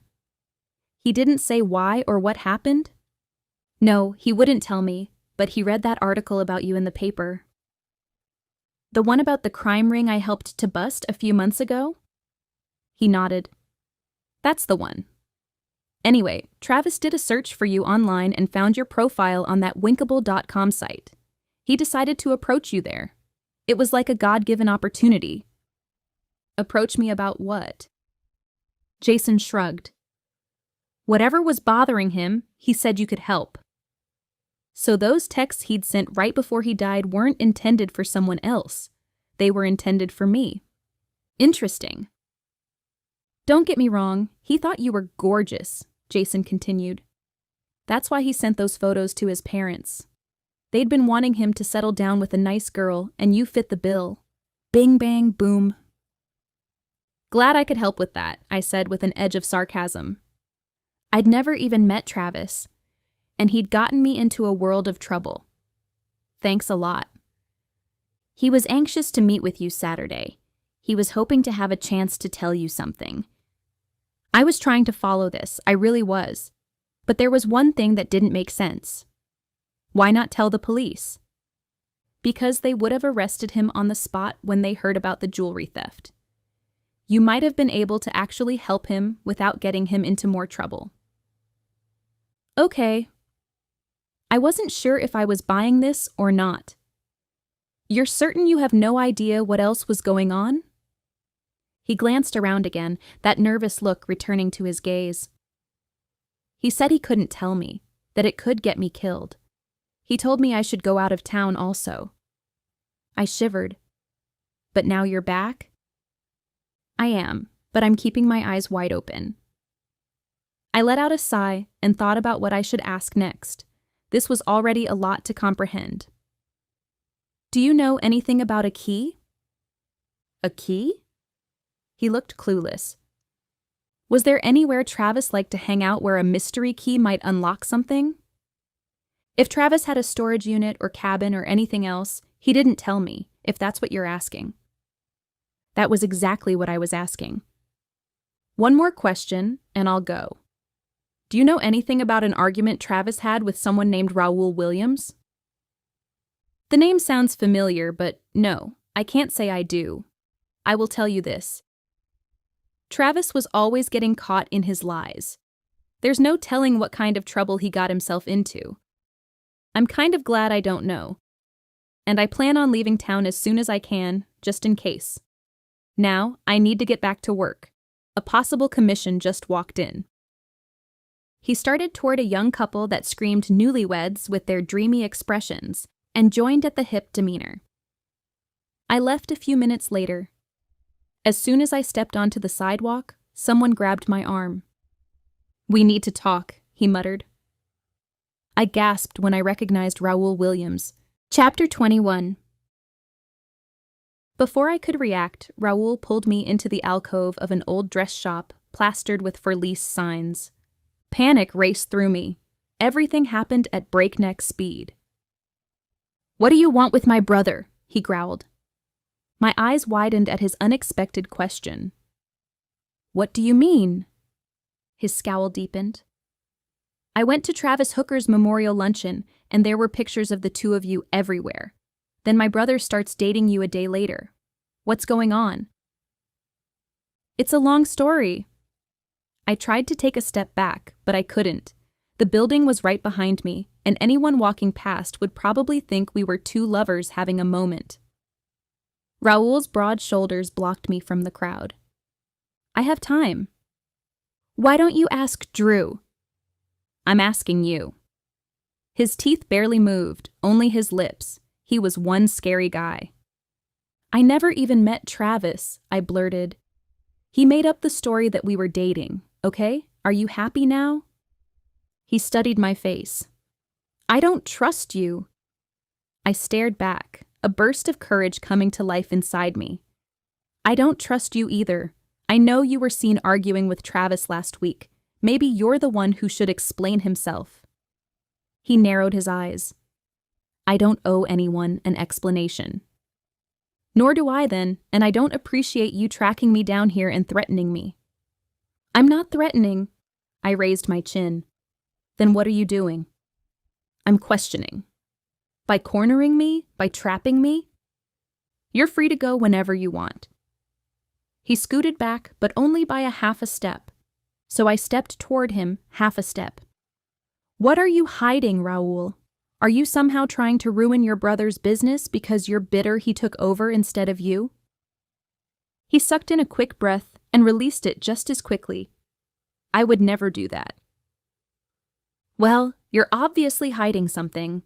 In fact, maybe you're the one who's been following me, who tried to run me down earlier, who keeps sending me threatening texts, and who broke into my home." He ran a hand over his face and his shoulders slumped. "Someone did that to you?" "Yeah, someone did all that to me." I'd finally gotten through to him, thank goodness. "It wasn't me, and I didn't kill Travis.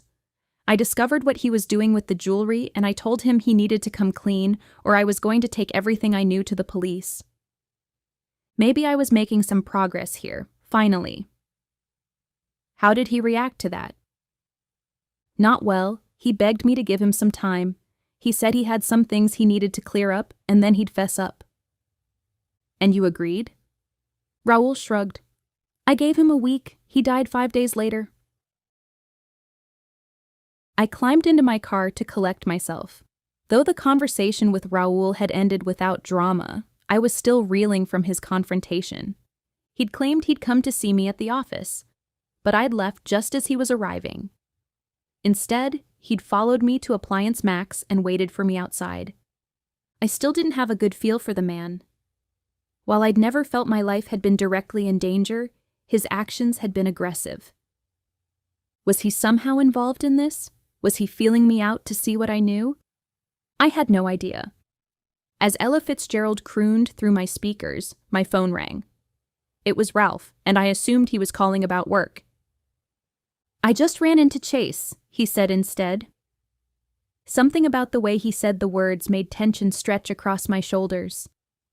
If I wasn't careful, I was going to have permanently knotted muscles from all the stress I'd been under lately. Ralph wasn't mentioning this casually, not by a long shot. "Did you? Where?" "We both like the same bagel shop in Clifton," Ralph said, "but that's not why I'm calling. Chase mentioned something about a new roommate you had." I closed my eyes and rubbed my neck. I knew where this conversation was going, a place I didn't want to venture into. Not right now. "Did he?" "Stop responding with questions, Holly. He said she was your cousin. It took me a minute to realize what, or should I say who, he was talking about.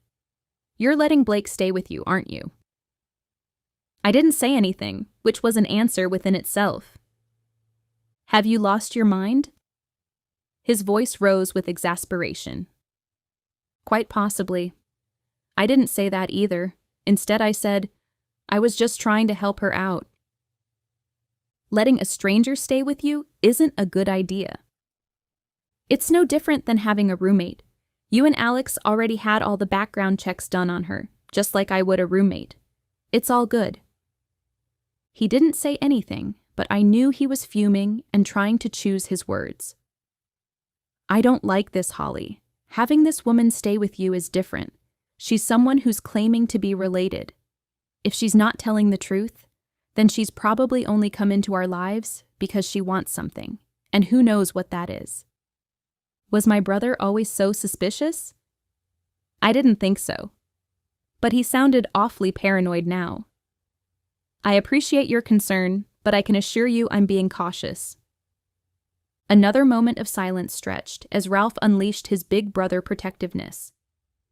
"Chase also said someone broke into your house the other night." I leaned my head back against the seat.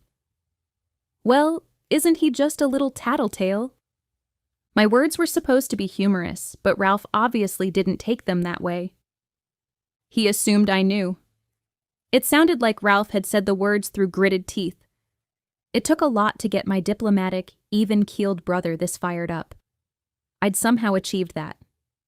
As a little sister, I had a knack for doing that. "He assumed wrong," I said. "Why didn't you tell me?" "Because I've got the situation under control." Even as I said the words, I realized the fallacy of them. Did I ever have things totally under control? No. "You obviously don't," Ralph pointed out. Okay, so even though I knew that, he didn't have to remind me. I was quickly growing weary of this conversation. Ralph, what's your point? Why are you calling? You need to get this woman to move out before it turns ugly. There have been some weird legal cases where tenants claim ownership of property, and the court has ruled in their favor. They're nearly impossible to evict and can make the owners' lives miserable. I think you're overreacting. Which was so unlike him, which made me think that I should possibly consider his words. Holly, please. For once in your life, listen to your older brother. A new heaviness settled on my chest. I'm not making any promises, but I'll think about it. Please do that, and quickly. I got back to work, and out of curiosity, hopped on my computer. I searched for any news articles concerning Travis's death. There were several, but none shed any light on the investigation. Finally, I found some photos that had been posted by bystanders who were there that evening. I began scrolling through them, examining the people there. I stopped at one and squinted. That couldn't be right. Could it? I enlarged the photo so I could see it better. Sure enough, there was Jason Lewis in the crowd. He hadn't been in Wisconsin after all. I bit down, chewing on that thought. The only reason he'd lie would be if he was hiding something. Before I could call Chase about it, my phone rang. It was my mom. She must be back from Florida finally. I knew I had to take the call because we had a lot to talk about. I pushed the thoughts of Jason aside as I answered, "Hey, Mom, welcome home." We chit-chatted a few minutes. Inevitably, the subject of Blake came up. "What do you think of this young lady?" Mom asked. "Did you like her? What sense about her did you get?" I chose my words wisely. I tried to, at least.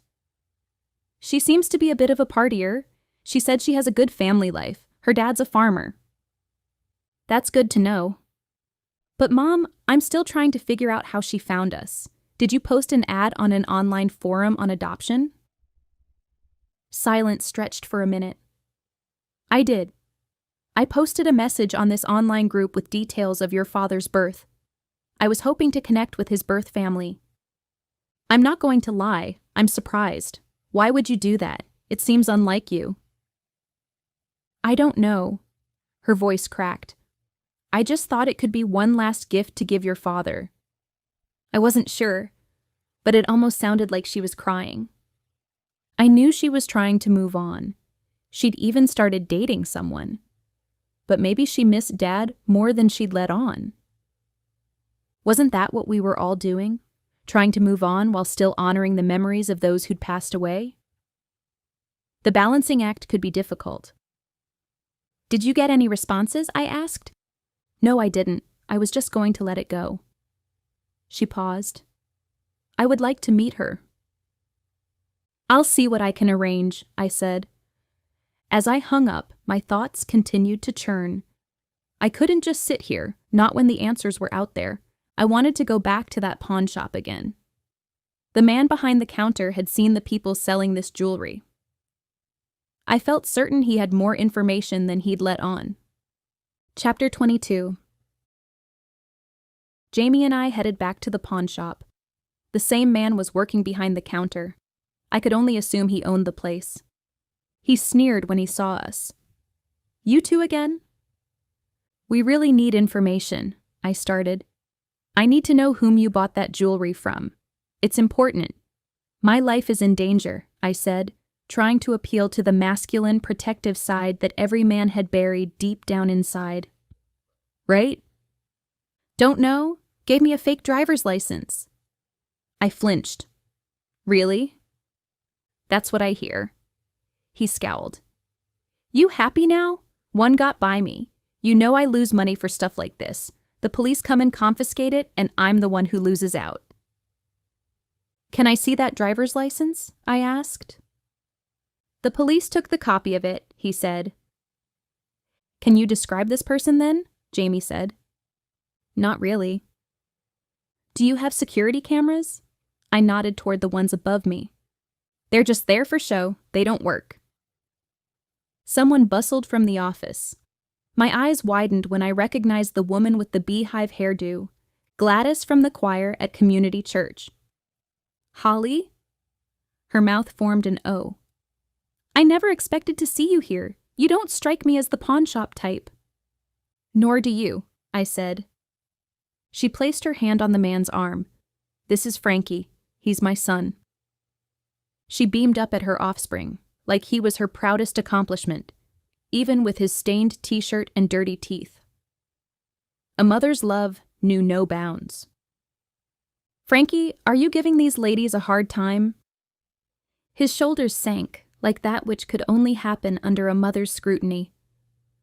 Of course not, Mom. What brings the two of you in here? She asked. We're trying to figure out who brought some stolen jewelry here. I hate to say it, but that happens all the time. We try to go through everything first and make sure things are on the up and up, but it's easy for things to slip past. This is really important, though, I said. You see, someone is trying to kill me, and I need to identify who it is before this person succeeds. She gasped and took a step back. Oh, you poor dear. Why would anyone want to kill someone with a voice as angelic as yours? That's a great question. Apparently, I've made them mad. Frankie, you can't let someone try to kill her. Go get that video footage. His shoulders sank even further, as if he knew he was buried. I thought the cameras didn't work. I looked at Frankie point blank. His eyes narrowed and his jaw set. I only use that for my own purposes, not for the police. I'm not the police. No one's going to want to do business with me if I'm a narc. His mom swatted him on the arm. You don't do business with people like that, Frankie. Didn't I teach you better? Now go get that footage. Yes, Mother. He disappeared into the back, walking like a dog that had just been beaten. I couldn't even feel sorry for him, though. He's a nice boy. He really is. Her eyes lit. And he's single. I realized her implications and took a step back. I'm seeing someone. I'd been on the fence about Drew, but this decided it. We were seeing each other, even if it was just temporarily. That's too bad, but I should have figured. Her gaze went to Jamie. My friend shook her head and took a step back.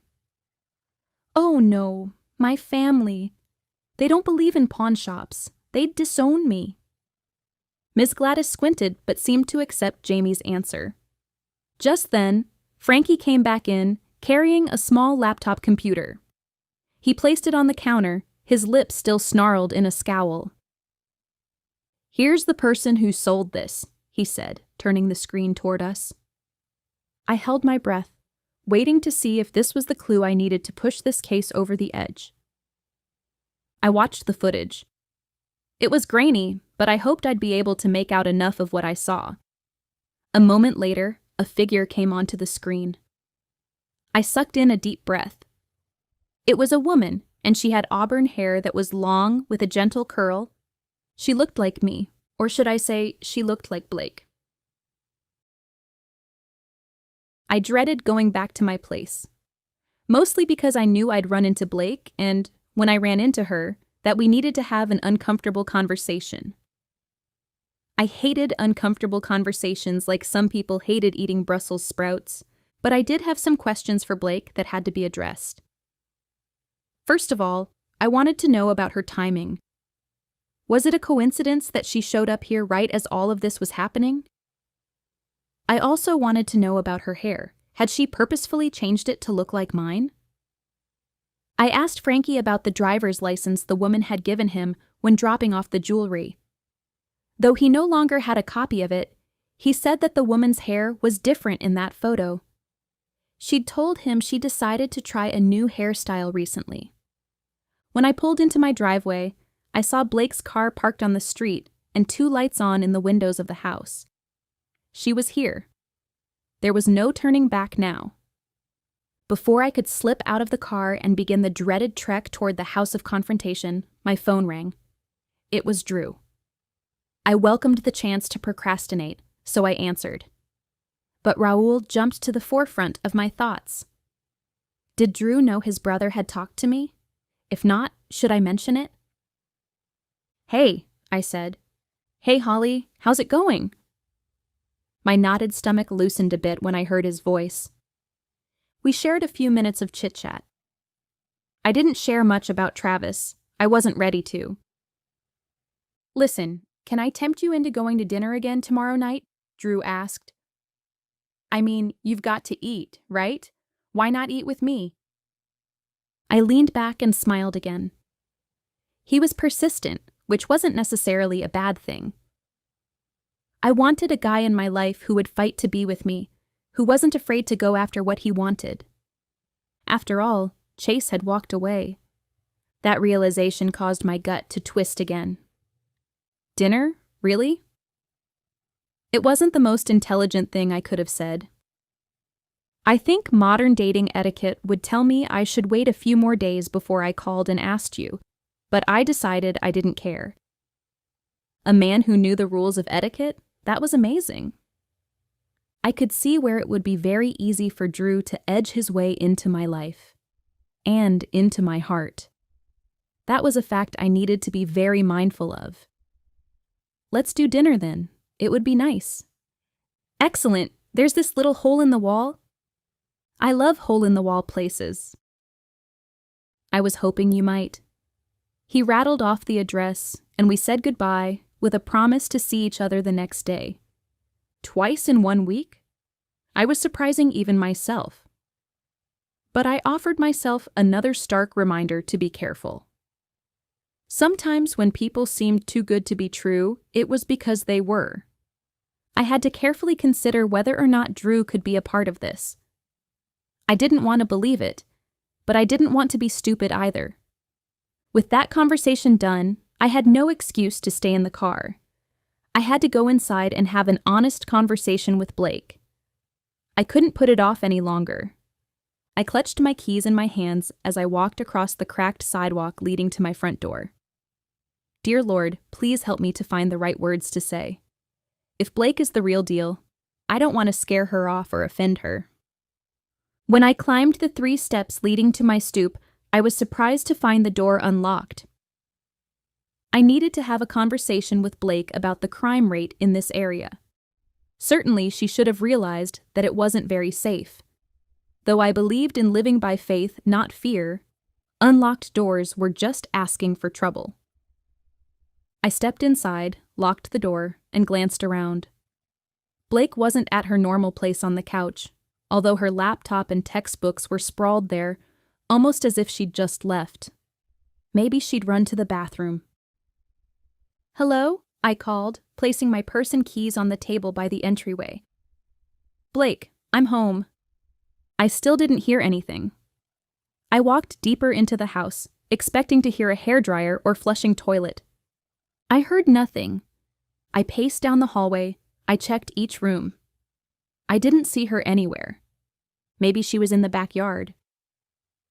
The evening was nice and temperate, so maybe she'd stepped outside for a breather during a study break. I pushed open the old metal screen door, one that I wanted to replace sometime soon. I stepped onto the deck. "Blake?"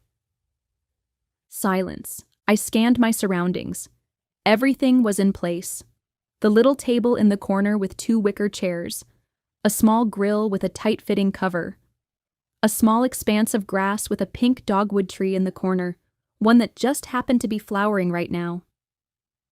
Where had she gone?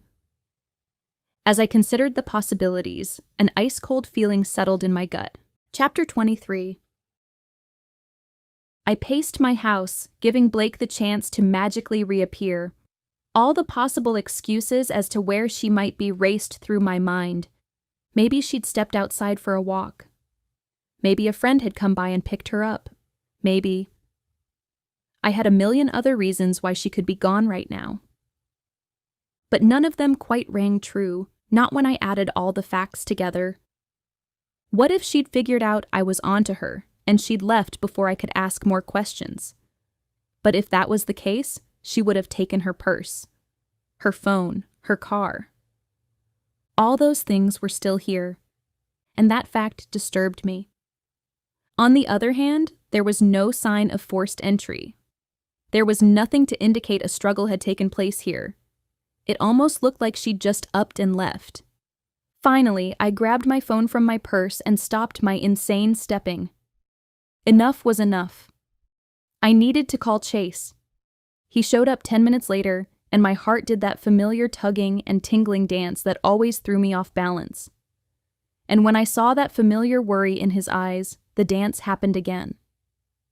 Chase just had that effect on me. But that didn't mean we were meant to be. Slowly, that was starting to sink in. "What's going on?" he asked. I opened my mouth to respond. I tried to answer him. I wanted to. I really did. But he was wearing a white button-up shirt, and he looked like he'd just come from a nice dinner. And there was lipstick on his collar. My eyes wouldn't leave it. Had I interrupted him from a date? "Everything okay, Holly?" he asked. I wanted to ask questions, to demand answers, but that wasn't my right, and I had no room to talk or complain. I'd gone out with Drew. Despite my logic, a small part of my heart felt battered. I cleared my throat, pulled my gaze away from that lipstick stain, and pushed those thoughts aside. Tried to, at least. And then I told Chase what I knew. "Have you tried to call Blake?" Chase asked. "Yes, but her phone is here." He grunted in thought. A hand went to his hip, and he glanced around. "You said the front door was unlocked?" I nodded. "But nothing seems disturbed. I just don't understand." "Okay, let's sit down and talk this through." A few minutes later, I'd made coffee, and Chase and I sat at the kitchen table. He had his pad and paper out to take notes. He asked me tons of questions about Blake, and I felt as if I'd repeated the information over and over without sharing anything new. I knew he had to go through this process in order to find her, but it didn't make it any less frustrating. With every passing minute, I was more and more convinced that something had happened to her. Something bad. Was Blake somehow connected with this whole ordeal? What about the pawn shop? Why had she been there? "Holly, you look like you're beside yourself," Chase said. I shook my head and realized I'd stood and begun pacing. I just keep thinking that I've got my act together and then everything falls apart. "You're the most together person I know." "I don't feel together." I especially didn't feel that way lately. "I feel like trouble is following me everywhere I go. I have no idea what to do about it. Not to even mention the fact that I have no clue as to why Blake would be snatched. I mean, she checks out. She is who she said she was. My brother and sister looked into it. But that doesn't mean she's related. You won't know that until you do a DNA test." "But why would she lie?" Chase started to answer when I shook my head. "Never mind. I already know." Alex and Ralph also went over that with me. There are numerous reasons. One of the things I've always loved about you is that you think the best of people, Holly. Thinking the best of people is going to get me killed, isn't it? Not if I have anything to do with it. But Chase, you can't always be around me. My eyes went to that lipstick stain again. I didn't care. That's what I tried to tell myself. It was no big deal, and it was none of my business. But deep inside, I cared. I really cared. Oh, Holly, get a grip. Finally, Chase stood. "I've got the information I need, and I'll see what I can do. With no evidence of foul play, it's going to be a little harder to get things moving in a timely manner." I followed him to the door, where he paused. Great. Another awkward goodbye. "Holly, there's one other thing that I think is worth mentioning," Chase started. I nodded and waited for him to continue. I didn't like the tone of his words. Something about the way he said them made my spine tighten and squeeze. "We need to consider the idea that someone snatched Blake, thinking she was you." The blood drained from my face. What? No, that's ridiculous. Chase shook his head, his eyes narrowing with a mix of compassion and austerity. Holly, from behind, the two of you look alike. She's staying in your house. There's a good chance you were the target tonight. Oh, girlfriend, it's been a long time since we've done a road trip together, Jamie said. I'd taken off work, and Jamie and I were visiting Hillsborough. I needed to learn more about Blake. If she was my cousin, I wanted to meet her family. If she wasn't my cousin, I wanted to talk to her family about her disappearance and find out why she might have made this up.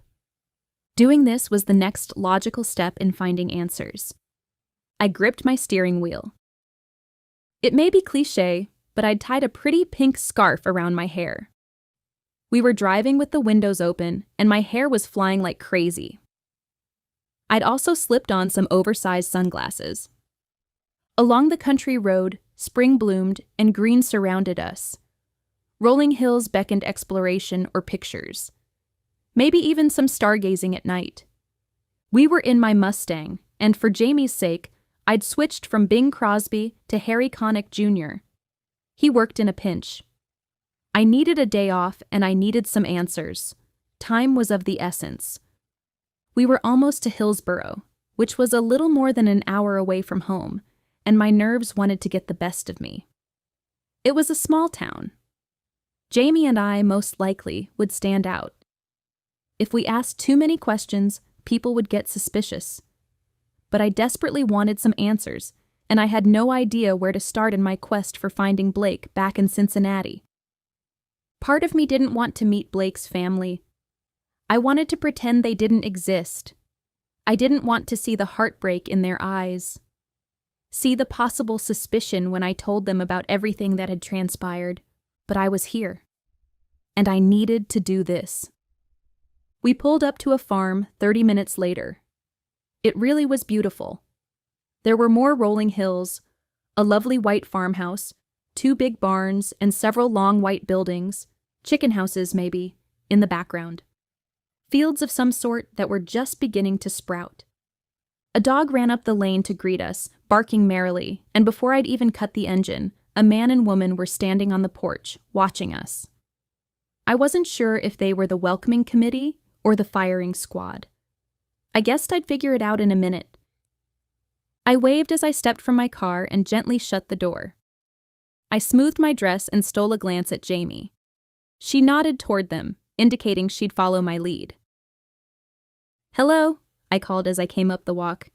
"I'm sorry to stop by so unexpectedly. I'm Holly Paladin."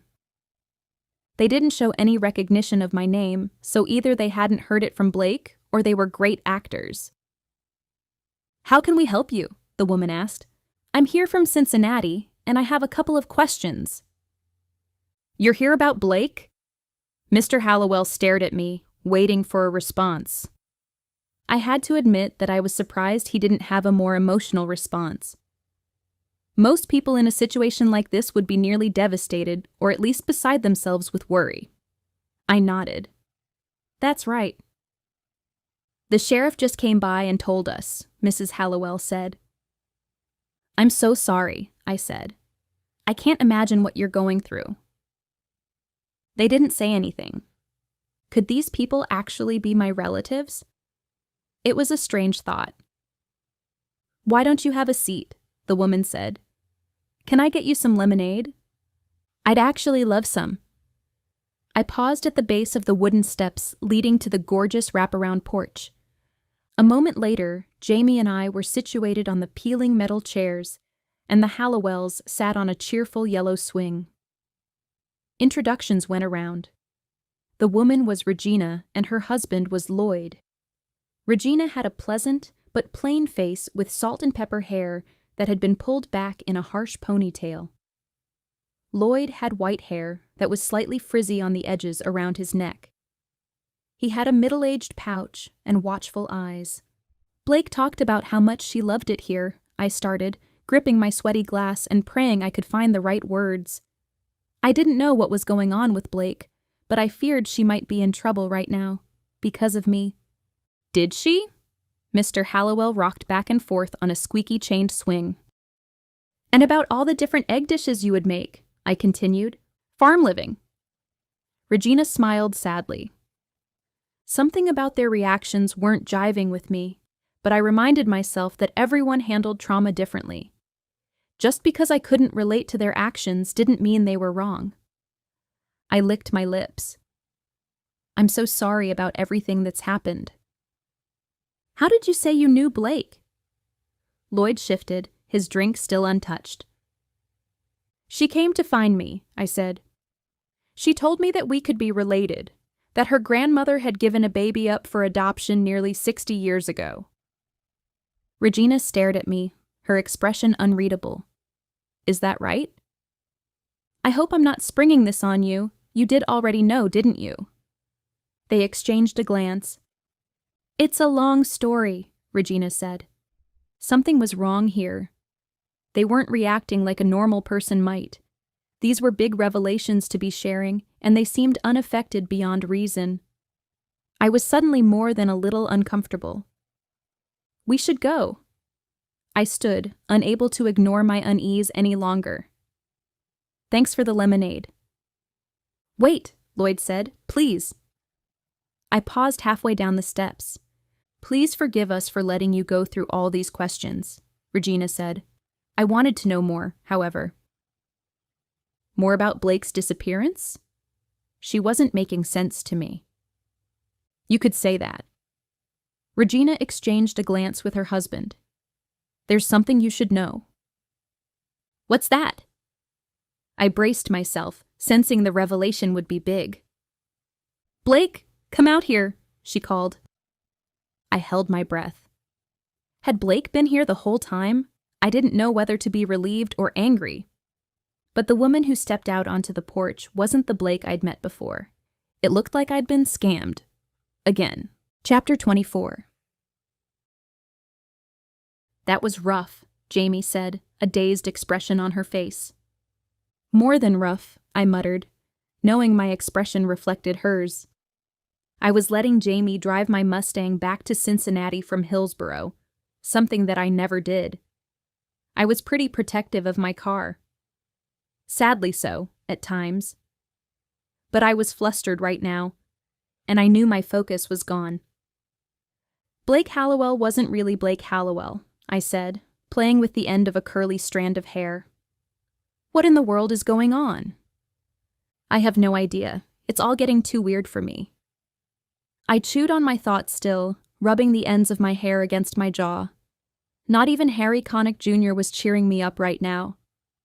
Was she working with Travis and Chuck? Is she the ringleader? Maybe, but why? What's her connection? I have no idea. There's something we're missing, Jamie. I agree. I just don't know what. When I laid out the facts and stripped everything else away, the answer suddenly seemed obvious. My Blake was using an assumed identity. Travis and Chuck were stealing something from dead people. Put that together, and you had... ID theft, I muttered. What? A surge of excitement rushed through me. What if the three of them, Blake, Travis, and Chuck, were stealing the IDs of the people who died? Maybe sneaking their social security cards, or asking for their numbers as verification when they signed the bodies out? That would put them in the perfect position to steal someone's identity. Jamie wagged her head thoughtfully. Maybe. We know it's something bigger than jewelry. This could be the answer we've been looking for. I'm not denying it, but wouldn't there be easier ways to do that? Like on a computer? I have no idea. My hands flew in the air. But I feel like we're onto something, Jamie. Like we're really onto something. As I said the words, my hand hit one of my earrings, and it flew off. I groaned. Go figure. The one time I act with histrionics, I lose one of my favorite pieces of jewelry. I reached between my seats to try and retrieve it. I felt around on the carpet, trying to find it through touch since I couldn't see anything. My fingers felt something smooth with hard edges wedged beneath the driver's seat. That wasn't my earring. But what was it? I finally got a good grip on it and jerked my hand out. I stared at the object I held. It appeared to be a jump drive, one I'd never seen before. Where did that come from? Jamie glanced away from the road for a second. I slowly let the air out of my lungs, a touch of satisfaction washing over me.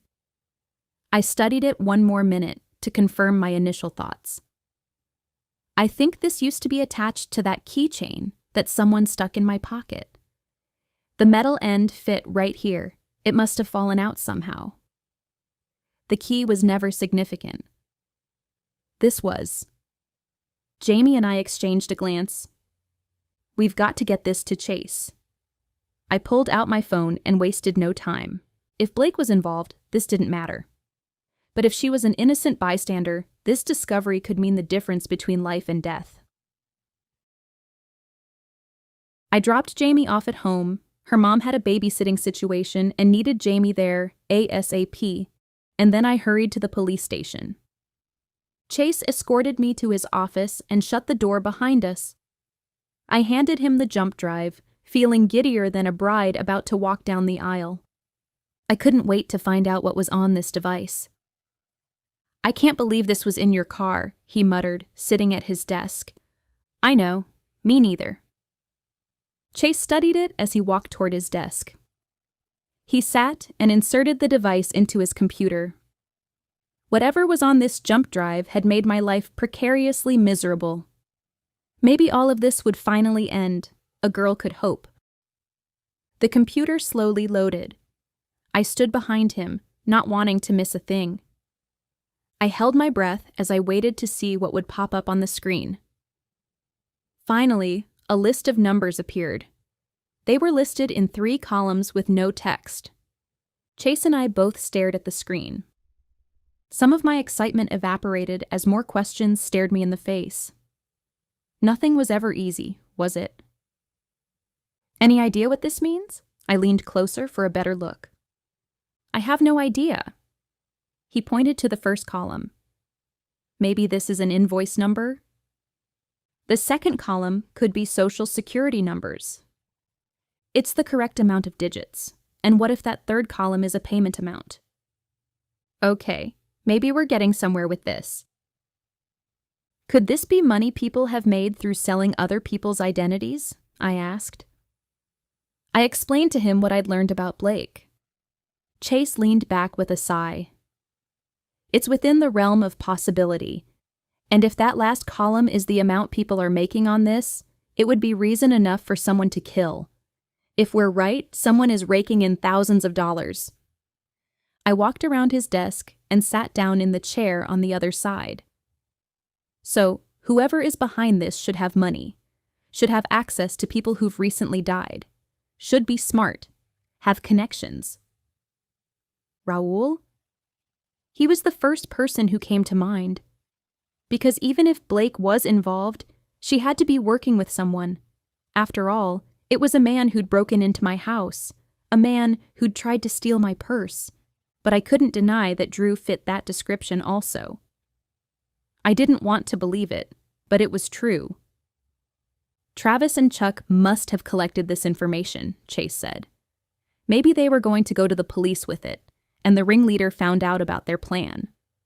Whoever is behind this must know that this information can bring him down. He'd not only lose money, but he'd face jail time. I rubbed my temples, feeling a headache coming on. What do we do now? I'm going to let my tech guys look at this. We'll run some of these numbers to confirm our theory. Until then, you should play it safe. Should I tell him that I had a date with Drew this evening? No, maybe I shouldn't. Maybe I should cancel for that matter. I didn't know. But Drew couldn't be behind this. He'd been with me when I'd gotten a couple of those texts. I replayed the scene at the Mediterranean restaurant when I'd gotten the message that made it clear the bad guy knew I was eating hummus. Drew's hands had been concealed behind the menu at some point. Had he been able to compose that text and then send it while he spoke with me? But then that man had tried to snatch my purse while Drew was there. Drew hadn't been able to catch him. But what if that had been on purpose? What if Drew had hired someone to take my purse? I didn't want to believe any of this, but I didn't want to be stupid either. Chase's gaze caught mine. As if he could read my mind, he said, "You know Drew could be involved." I nodded, wishing my head would stop spinning. What are you going to do about it? Was he asking me if I was going to continue to date Drew? I squirmed.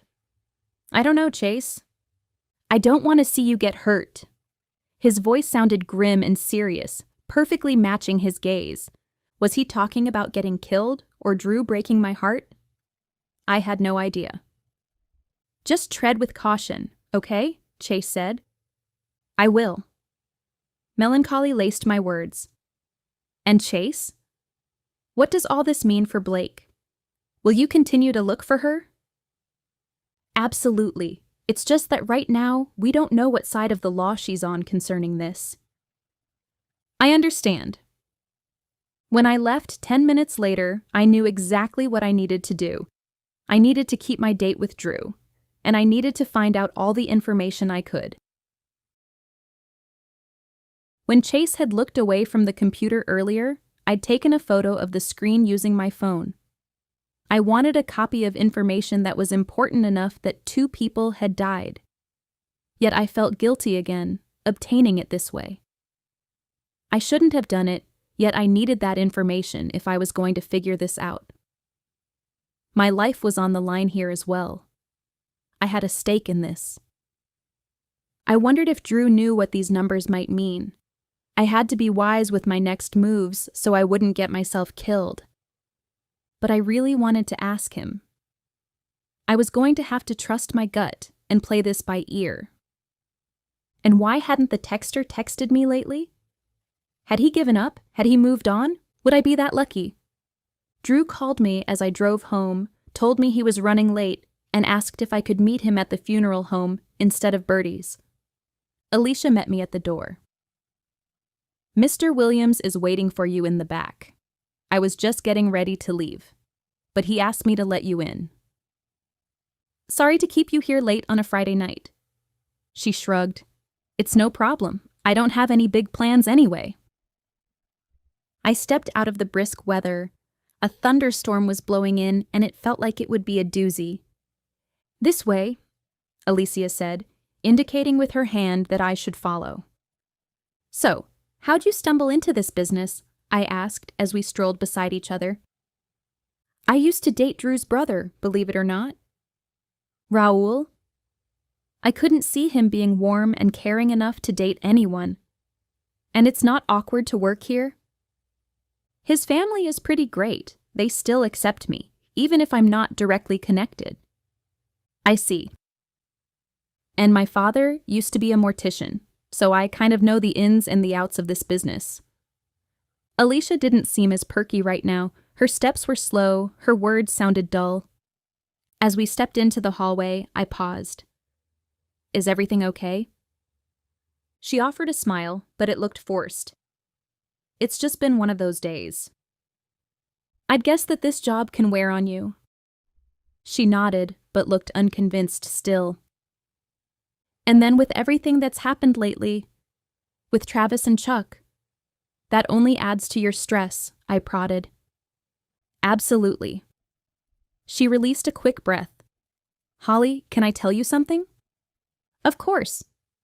I shouldn't dump this on you, but you seem so nice. And I can't tell anyone here. I don't know whom to talk to. What's going on, Alicia?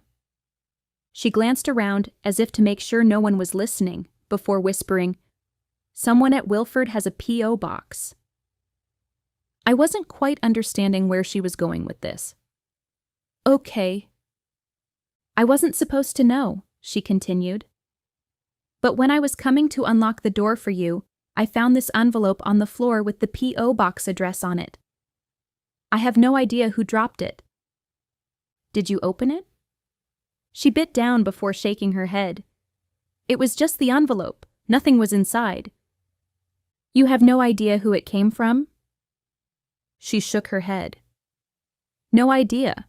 But there's no reason for someone here to have a P.O. box, Holly. Unless they're hiding something. Maybe something illegal. My back muscles pinched with tension at her implications. Who would do that? Why? I have no idea. It makes me wonder if someone is profiting off the operations at the home. Her words caused my breath to catch. Could this be another clue?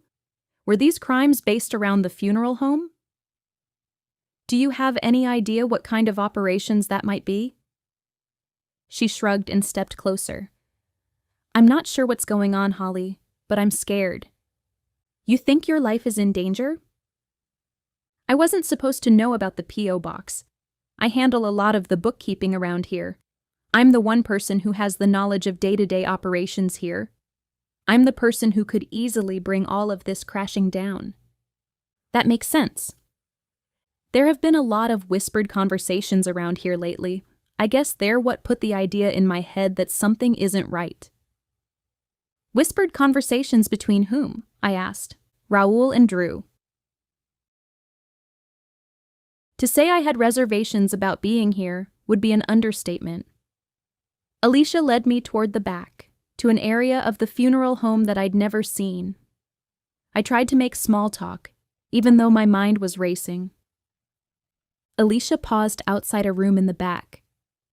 It can be a little jarring the first time, she warned.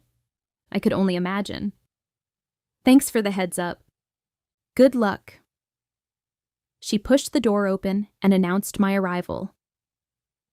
And please don't tell anyone what I told you. I sucked in a deep breath, totally second-guessing myself, but then stepped inside the sterile room anyway. I blanched when I saw the dead body, partially covered with a sheet. I had a feeling that sheet had been put there for me, and no other reason.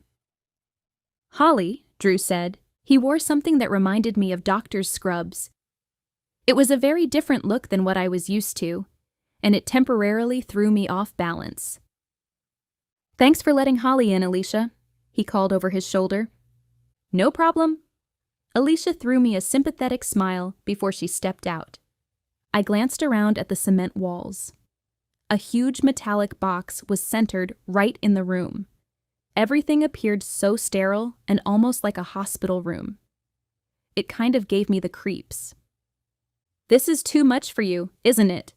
Drew asked, looking away from the paper in his hands. It was, but I didn't tell him that. No, I'm good. He grinned. You can tell the truth. This is kind of creepy. Right on cue, thunder rumbled overhead. That's a normal reaction, I assure you. He raised his paper. I'm just finishing up. I'm sorry that you had to meet me here. Maybe I should have canceled, but I was really looking forward to seeing you. It's good to see you also. Unless you're a killer. I shivered at the thought. I didn't want to believe it. So, you have to prep a body before a cremation? I started, trying to turn my thoughts away from the morbidness of murder. Talking about death wasn't much better. But maybe I would get some insight into Travis or Chuck. That's right. I have to make sure there are no pacemakers or anything that could pop in the crematory and create dangerous conditions. How long does that process take? I asked, unsure if I really wanted to know. Usually about 3 hours. Then you have to let the remains cool. After a magnet is used to take away any metal screws from the coffin. The remains also have to be put through a cremator. What's that? It's a processor that will grind the bones up into an even finer consistency so we can give the ashes to loved ones. I see. I swallowed hard. This man, once 230 pounds, will be reduced to about 5 pounds. He paused. Is this too much for you? No. Well, maybe. I'm still not sure. He offered a lopsided grin. You've made it further than most people. I'll be sure to bring that up next time I run out of things to talk about with my family. He chuckled. You're funny. I drew in a deep breath, hoping we could get out of here soon. Any updates on the investigation? Drew asked, sliding the body back into a refrigerated holding area. I told him a little bit about Blake and what I'd discovered today. I wasn't sure if I'd tell him about the jump drive. Probably not. But maybe. I wanted to trust him, I really did. "How about you?" I asked. "Did you hear anything more about Travis or Chuck?" "No, I haven't, but I've had reporters calling. This isn't what we need here." Because reputation was important to him. Important enough that he would try to silence anyone who tarnished his shine? I didn't know. "I still can't believe the lengths Travis was going through, though," Drew said. "Stealing jewelry from dead people? I'm ashamed for him, and I'm grieving for the families who've had only more heartache during such difficult times." "Are you still using the same company, Dillo's?" His cheek twitched. The action was so small that I almost missed it. "I am." "But," I started, wondering what he was thinking. He looked up at me, surprise in his eyes. "But what?" "You look unconvinced that you made a good choice." He crossed his arms. "You read that on me?" "I did, am I right?" "I suppose I'm a bit gun-shy. Too many screw-ups like this could greatly damage the reputation of my family's business. My grandfather worked so hard for this. I don't want to be the one who ruins it." That seemed like an honorable reason, but all my doubts tried to crowd my logic. Drew stepped closer. "You're a good listener, Holly." "I try." The look in his eyes showed admiration and attraction. That was when a terrible thought hit me. "Please don't try to kiss me in a crematory. I'll never get over it. I won't." "It's late, isn't it?" He looked away as if he could read my thoughts. I nodded. "I suppose it is." "Let me get cleaned up, and then we can grab a bite to eat, okay?" The sooner I was out of here, the better. "Sounds great." "Oh, and the bathroom door is broken. Just in case you suddenly have the urge to go, don't." "I'll keep that in mind." As Drew got changed, I wandered around the funeral home. I couldn't help but feel like all the ghosts of funerals past were lurking around me, haunting me with just as much fervor as my uncertainties about this case. On a rational level, I knew this was irrational. But on an emotional level, I was spooked. I didn't ever want to become comfortable here. I supposed it could have been the events of the past year that had me feeling this way. It could be the fact that it was nighttime. Maybe it was even because of the thunderstorm rumbling outside. All those things majorly played on my emotions right now. I finally gave up on my pacing. I sat in a padded chair against the wall, no doubt where many mourners had sat before. The storm continued to rage outside and thunder rumbled, shaking the building. There was really nothing good about being in a funeral home in the evening during a storm. I shivered. Maybe I shouldn't have come here tonight. Maybe all of this was a bad idea. I should have canceled, run for my life. I just didn't know whom I could trust anymore. Lightning flashed outside, deepening my chill. My throat felt tight as I stood and walked toward the door, checking to see if the streets were starting to flood. I'd only taken a few steps when lightning lit the sky again. A figure stood at the front door. I gasped and froze. This person simply stood, lurked, watched. Fear instantly crippled me. Chapter 25. I backed away from the door, nearly stumbling on nothing but fear itself. I had to do something before that man got inside. But my mind froze. My eyes wouldn't leave the silhouette. Who was it? The killer? Had he come to finish what he'd started? To live out his threats? It was my best guess. I couldn't bear to think about it. Do something, Holly. My mind raced. I should call for Drew. I opened my mouth, but my voice had disappeared, gone right along with my logic. Just then, my phone buzzed. I grabbed it and glanced at the screen. My hands trembled so badly that I could hardly read the words there. It was Chase. I answered. But before I could tell him about the man at the door, he rushed ahead of me. "Holly, we just got the tox results back," he said. "I knew it was urgent that I tell you this." "Tell me what?" I stared at the door, waiting for more lightning so I could see if the man was still there or not. But it remained dark outside. I needed to move, I realized. If he had a gun, I was setting myself up as a target. I ducked closer to the wall and out of sight. Both Travis and Chuck were injected with a mix of chemicals, Chase said. The majority was arsenic. That's what ultimately killed them. But there were also traces of something else. What? Formaldehyde. My throat went dry. Formaldehyde? That's right. It's used in embalming fluid. So, you think? The words lodged in my throat as facts stormed my mind. Whoever is behind this could very well be connected with the funeral business, Chase said. Please be careful around Drew. You think? I couldn't even finish my thought.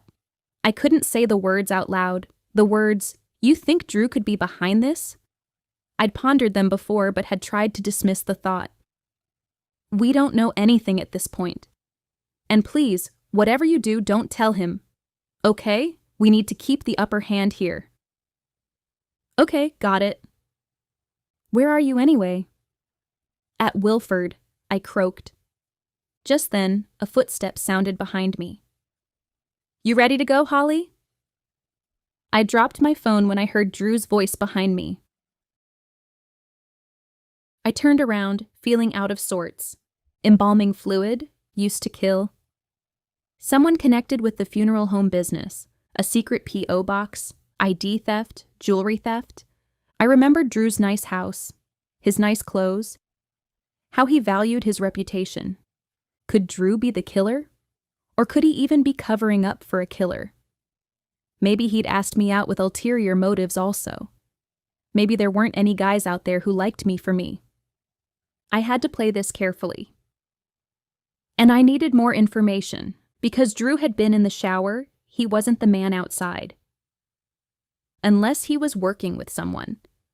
Maybe there was an entire network of people involved. Maybe Blake was one of them. Or maybe she was a victim.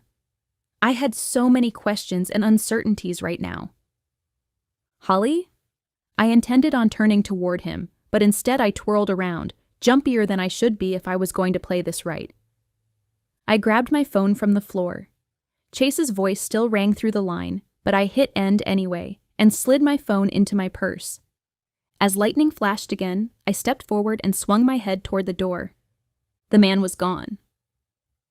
Fear trickled down my throat. Where had he gone? Was he trying to get inside?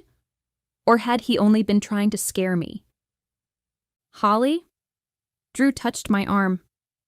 I finally looked at him. At kind, considerate Drew, who looked at me now with concern and compassion. He wasn't involved in this. I licked my dry lips, trying to pull myself together. There was someone at the door. A wrinkle formed between his eyebrows. Trying to get in? I shook my head. I don't think so. I think he was trying to send a message. I couldn't tell Drew that I knew about the formaldehyde. No, I'd just be setting myself up to get killed. His questioning look was replaced with concern. You think the man behind these threats is here? Did you call the police? I glanced at my phone and nodded. Yes, I did. They're on their way. Chase would come here, right? I didn't need to spell it out for him. Drew touched my arm and pulled me away from the door. Let's just wait it out until they get here then, okay? No one needs to play hero. All the doors are locked, so we'll be safe inside. I nodded. Let's go back to the lounge area. I can make some coffee until the police arrive. He led me toward the back. I wasn't sure I should go with him. I wanted to believe in him, but I wanted to be wise. As we reached the back hallway, I froze and pointed to the floor. Wet footprints led from the outside door. Whoever had been outside was now in here. I could hardly breathe at the thought. Chapter 26. 2 seconds after I spotted the footprints, the power went out. I didn't know whether to jump into Drew's arms or if I should run far from him. I didn't want to believe he could be behind this, but I couldn't be naive. My life could be in danger right now. Drew? I pointed to the floor. He turned on the flashlight app on his phone and shined it in the direction I pointed. Are those? Footprints, I answered. Someone's in here with us. He took my arm. Let's go to my office, now. The skin on my neck crawled. There could be a killer in here with us. Could this get any worse? Just then, someone pounded on the door. The killer? No, he wouldn't knock. Chase. It was Chase. It's probably the police, I rushed, relief pouring through me. Come on. He took my hand and pulled me back toward the front of the building. Drew, familiar with the locks, easily opened the front door. If he was the killer, he wouldn't have done that, right? He would have kept me trapped inside. He would have killed me. Chase darted out of the downpour. He ignored Drew and came straight to me. Are you okay? He grasped my shoulders, his eyes probing into mine. I nodded, feeling numb yet overwhelmed, scared yet relieved, confused yet more certain by the moment. Yeah, I'm fine. Hesitantly, he seemed to step away. He dropped his hands and scowled as he turned to Drew. My guys are looking outside. There were footsteps leading inside from a side exit, Drew said. You two stay here. Chase drew his gun and stepped toward the darkness. As Chase left, a new thought hit me. What if Drew had stepped outside while he was supposedly taking a shower? His hair was already wet. I wouldn't have been able to tell the difference. But why would he do that? My emotions clashed as I stood huddled against the wall, with Drew. He was saying something, but I barely heard him. A few minutes later, Chase reappeared. I didn't see anyone inside. It looks like they got away before we got here. Could you tell anything about the person? It appeared to be a man, I started, remembering that silhouette. That was about it. It was so dark. He turned to Drew. Did you see anything? Drew shook his head. I was getting cleaned up after work. I wasn't out here for any of it. Have you had any trouble with anyone here? Chase asked. Any employees? Drew shrugged. I can't say I have, no more than what you already know. Okay then, Chase said. I think you're okay here for the evening, but it would be wise to be cautious until we know what's going on. Of course, Drew said. Chase's gaze lingered on me one more minute. What was he trying to tell me? Had he discovered something else? Can I speak with you a minute, Holly? He asked. In private. My throat tightened again. I'll give you 2 a minute, Drew said. His voice sounded indifferent, but his shoulders looked stiff and uptight. I need to run to my office anyway. Another round of guilt pounded through me as Drew walked away. It wasn't fair to him that I doubted his innocence. But I couldn't tell him what I knew. Not yet. I needed more proof, or lack thereof, first. Chase waited until he was out of earshot before he said, You gave me a scare. I'm sorry, I whispered. Drew came out, and everything you said was still fresh in my mind. I dropped the phone. I'm glad you're okay. You really didn't see anyone outside? I questioned, making sure he wasn't withholding information around Drew. I didn't. But I have a feeling this goes deeper than we initially thought. Did your analysts discover anything about the jump drive? Not yet. They're working on it as we speak. What should I do? I rubbed my arms, suddenly cold. He nodded toward Drew's office. I would stay away from that guy until we know what's going on. But if he's innocent? My mind raced through possibilities. However, Chase was not the one to hash out my dating dilemma with. If I stayed away from Drew because he could be guilty, but it turned out he was innocent, then I could put our possible relationship and any future together at risk. But if he was a killer, obviously my actual life was more important than my love life. You have some choices to make, Holly. I nodded, Yeah, I do. Perhaps it was an unwise choice, but I decided to go to dinner with Drew despite everything I knew. We'd be out in public and safe, and I'd insisted on driving separately. Drew hadn't seemed to mind. Despite all my logic, I was practically beside myself as I pulled up to Bertie's. Drew and I met in the parking lot, and he escorted me inside. We found a corner table and settled there. The place was a true hole in the wall. As soon as I saw the outdated but clean space, I figured it would be a winner. When I saw that every waitress was 50 or older, it was confirmed. I studied Drew as I sat back in my chair. Though we'd been together earlier, I hadn't really gotten a good look at him. He was dressed more casually right now, wearing a t-shirt and jeans. It was actually a nice look. I'd only seen him dressed up, or in scrubs, before. When did Drew not look nice? With his classic features, he could grace GQ magazine easily. "I'm sorry you had to be there for that earlier," Drew said. "I'm sorry you have to be tangled up in this at all, for that matter." "I was going to say the same thing to you," I said. "I feel like I'm the one who's pulled you in." If Drew was telling the truth, he was just as much a victim here as anyone. But if he was lying, then he was one twisted, devious excuse for a human being. My thoughts on which one he was volleyed back and forth every few seconds.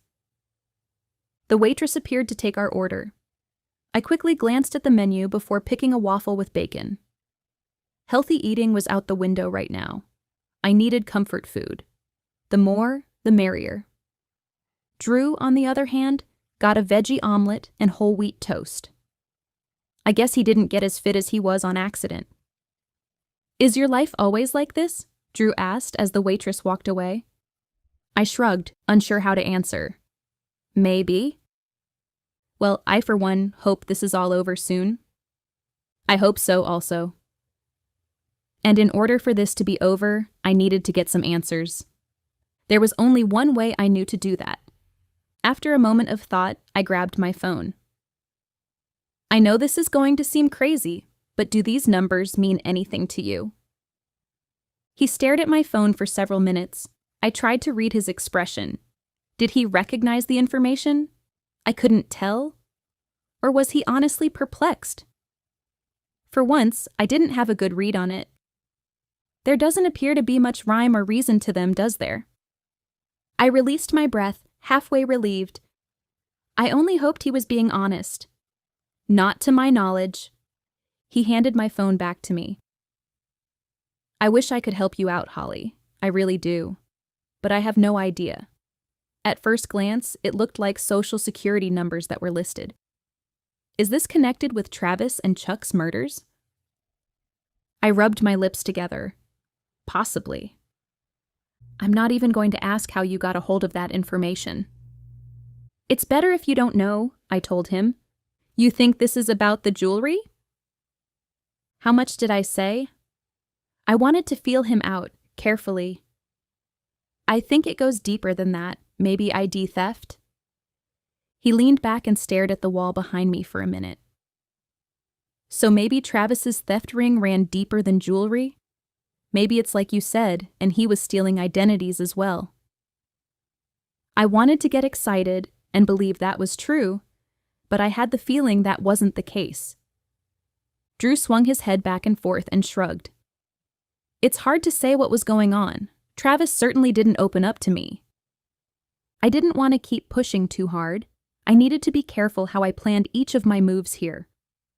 A shadow covered our table, and I looked up to see the hipster standing there. What was his name?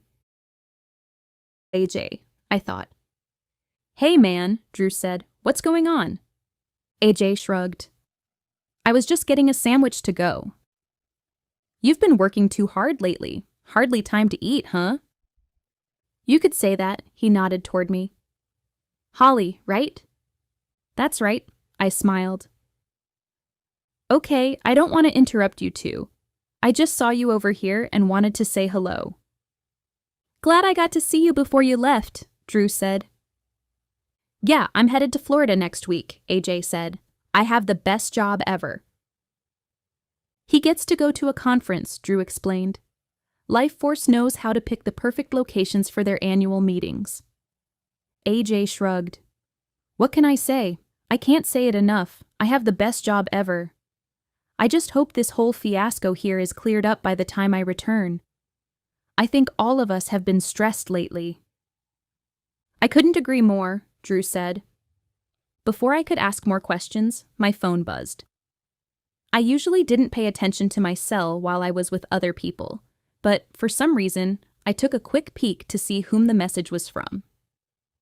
When I looked at the screen, I saw Travis's number. Below it was a picture of Blake with the words, "It was supposed to be you," at the bottom. Chapter 27. I have to go to the police, I muttered, hurrying toward the door. I'll go with you. Drew followed me. Don't feel like you have to. I don't, Drew said. I want to.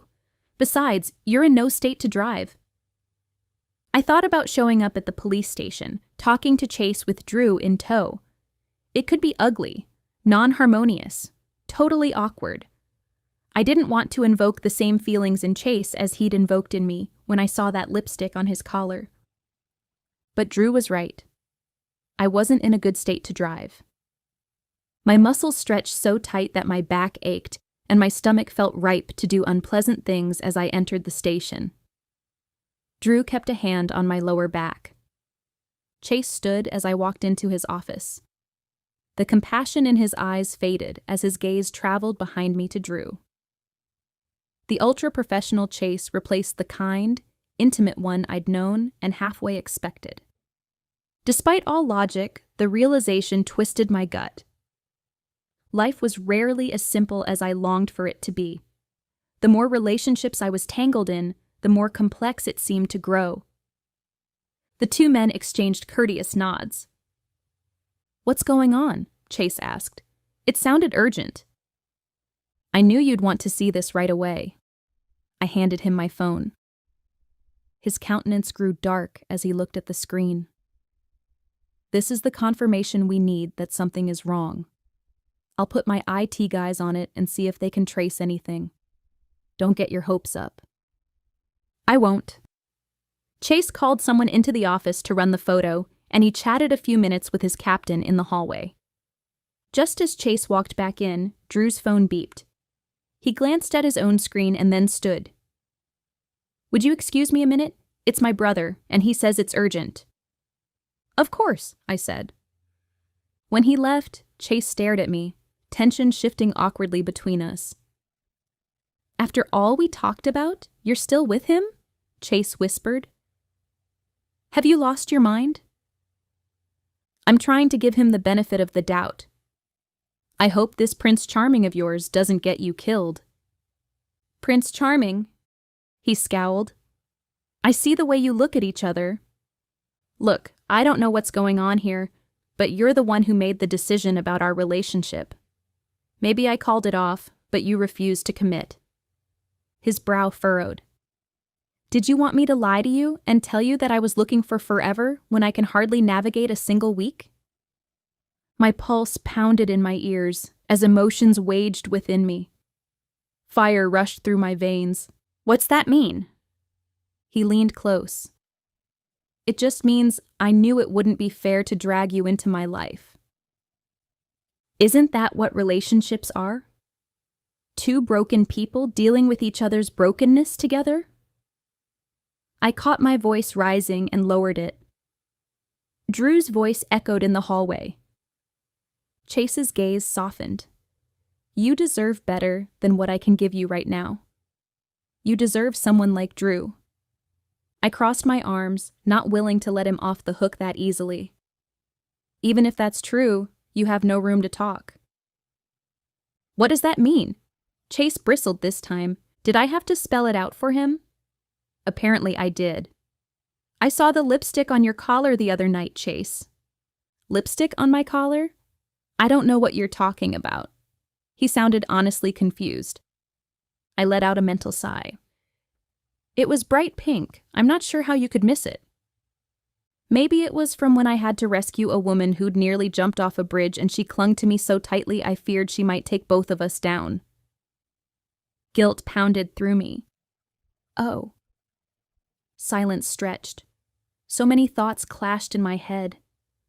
This had been the most candid conversation we'd had in a long time, and it was way overdue. Thoughts about how we'd gotten to this place. This awkward place when we'd both been filled with so much warmth at one time. For a moment, I mourned for what I'd lost, for what we'd lost. We're going to have to learn to work together, aren't we? I finally said. This isn't easy. It's not easy. I'm sorry for snapping. Me too. Look, Chase. You mean too much to me to let this happen between us. I want to be friends, to be there for each other. Chase had no one else. Sure, he had a few friends that he might watch the games with at times, but his family was as good as gone. He'd been a part of my family while we'd dated, and I knew he'd appreciated that support system. You think we can really do this? He asked. Work together? Be friends? I know it's going to be hard, but I think we can. We just have to be willing to talk. Before Chase could respond, Drew stepped back into the room and slipped his phone into his pocket. I'm sorry to say, but with the power outage, we're having some problems with our backup generator at the funeral home. We have to make sure the refrigeration is on, or... Well, you don't want to know. I'm sorry to leave you right now, but I do need to handle this. I understand. Do you want me to drop you off at your car? I'll give her a ride home, Chase said. Drew paused, as if unsure how to proceed. Finally, I nodded, trying to reassure him that it was okay. Besides, I really did want to stick around and ask Chase more questions. Please, go ahead, I said. I'll be fine. Don't worry about me. Despite my words, Drew seemed to hesitate. I stood and met him at the door, taking his arm to step into the hallway. Really, I'll be fine, I whispered. I feel bad leaving you here. His eyes latched onto mine, and I could see the unspoken concern in his gaze. Concern over my safety? Over the impoliteness of leaving me? Or over me being with Chase? I wasn't sure. Perhaps it was a combination of all those things. Or he wanted an excuse to catch me alone and kill me. So many options. No need to feel bad, I told him. I've done this plenty of times before. That seemed to break the tension, and Drew shook his head, some of the worry leaving his countenance. That's not something that would normally assure me. Thankfully, we've had a conversation about this before. I squeezed his arm. I've got this. Thanks for bringing me. He took a step back and paused. I'll call you later. It almost sounded like a question. I decided not to dwell on that now. That sounds great. My cheeks heated when I came back into Chase's office. I hoped he hadn't overheard any of that, but I couldn't worry about that now. Honestly, I just had to stop worrying in general and accept this situation for what it was. I just got an update on Blake from one of my guys, Chase said. Okay, what did you figure out? Her real name is Carrie Harling. Her parents died when she was 5, and she grew up in foster care. Foster care? That fact swirled in my head. There was never any mold in her apartment, and as far as we can tell, she's not a student at any of the local colleges either. She singled you out for some reason, Holly. Was there any connection between her and Travis? Not that we discovered yet. I leaned back and chewed on that. It was going to take me a while before I drew any conclusions. What's next? I asked instead. He shook his head. We'll probably contact the media, but I need to speak with my captain about it first. He's reviewing the case right now. I know she hasn't been truthful, but I'm worried about her, Chase. I'm worried about her, but I'm worried about you as well. You were the intended victim, Holly. The question is why. Chapter 28. Even though Travis and I weren't dating, I headed to his memorial service the next day. I had little choice since I'd been awake most of the night, worried about Blake, unsure about Drew, and replaying my conversation with Chase. This case was going to haunt me until I had some answers. Not even a late-night chat with Jamie had helped me make sense of things. Who was behind this? Raoul, Jason, Ronald, Blake, Drew? I stared at the crowd gathered for the memorial. I had a feeling the killer would be here. He was someone who knew Travis, and if he didn't show up, that would seem suspicious. Knowing I was in the room with a killer did little to comfort me. A decent crowd had shown up, and right now everyone mingled before the service started. There was an overall air of positivity, despite the reason for gathering. Huey Lewis played on the overhead. Apparently he was Travis's favorite. The hookers had already greeted, me. And they acted like our entire conversation earlier this week about how Travis and I weren't dating hadn't happened.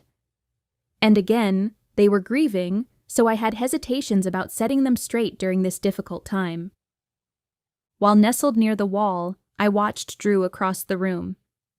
He was in his element here, the perfect gentleman and host. He made people feel at ease and welcome, and he seemed like a natural. But he also seemed burdened, I realized, and I didn't know why. Some of his lightness was gone, replaced with stiff movements and a hesitant smile. Had everything caught up with him? Had something new happened? I had no idea, and I hadn't had the opportunity to talk to him alone. "I'm surprised you'd show your face here," a deep voice said behind me. I turned and saw Raoul. Instantly, I remembered when he'd confronted me earlier, and I scowled. "I could say the same for you." He stood beside me and crossed his arms. "You don't like me." "Can you blame me after our last talk?" He shrugged. "I guess not." Silence stretched, and I waited for him to get the hint and leave.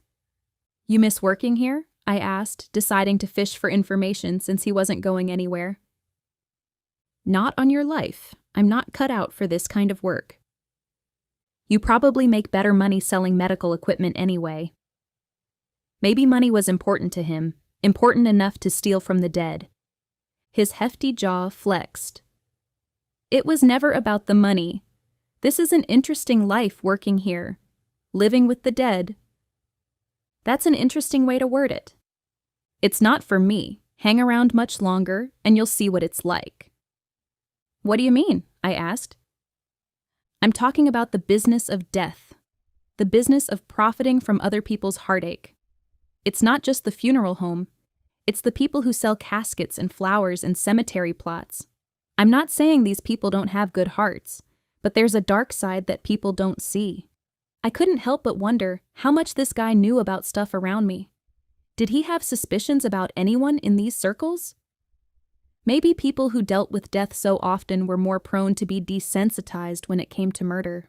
I didn't really want to think about the business of death. Those who sold caskets and tombstones and flower arrangements. All those things were needed. But it seemed so uncouth to profit off someone else's loss.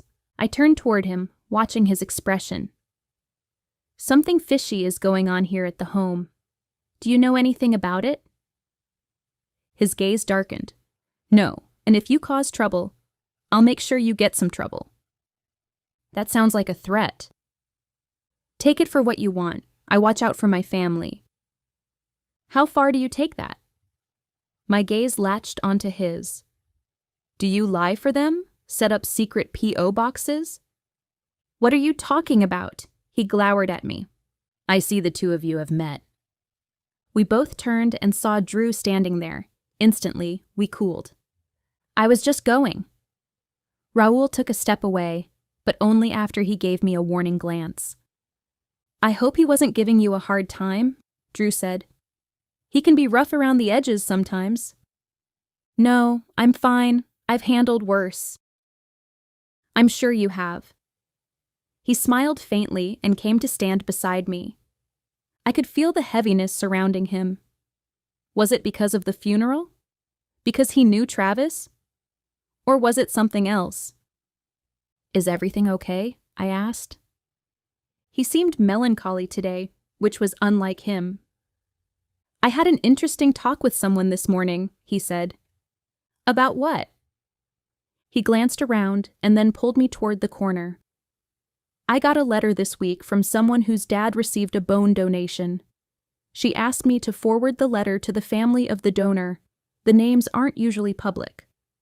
I needed a pick-me-up, so I decided to deliver the letter myself in person this morning.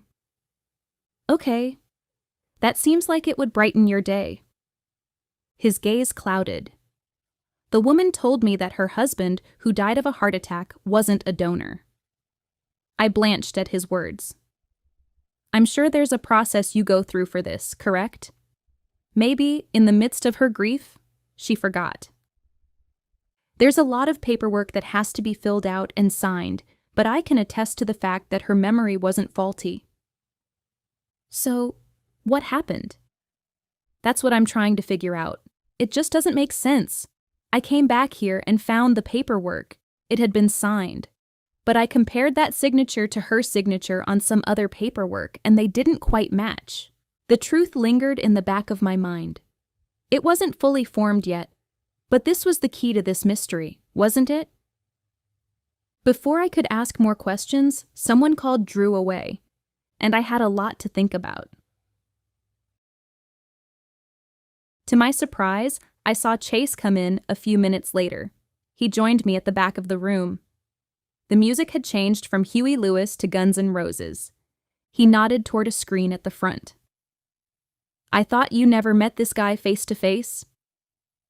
I looked at a picture of me and Travis with a Caribbean-infused sunset behind us. I didn't. Photoshop.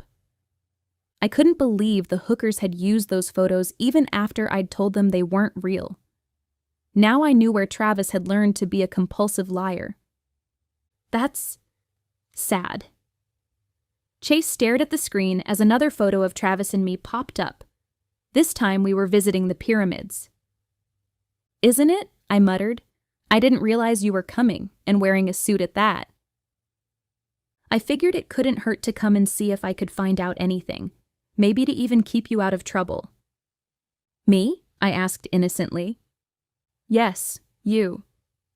Chase stood with his hands in his pockets, a casual look, but he surveyed the room in a way that was anything but casual. So, you see any suspects here? My mind still turned over what Drew had told me. I see all of them. I learned something new, Chase. I told him what Drew told me. Now we're getting somewhere, he muttered. It's finally making sense. I nodded, still trying to piece everything together. I agree.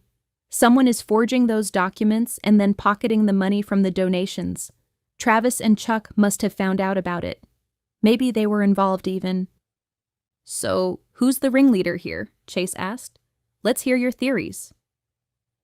There are several possibilities, starting with Ronald Dillow. I nodded across the room to the man as he talked with the hookers. He has an alibi.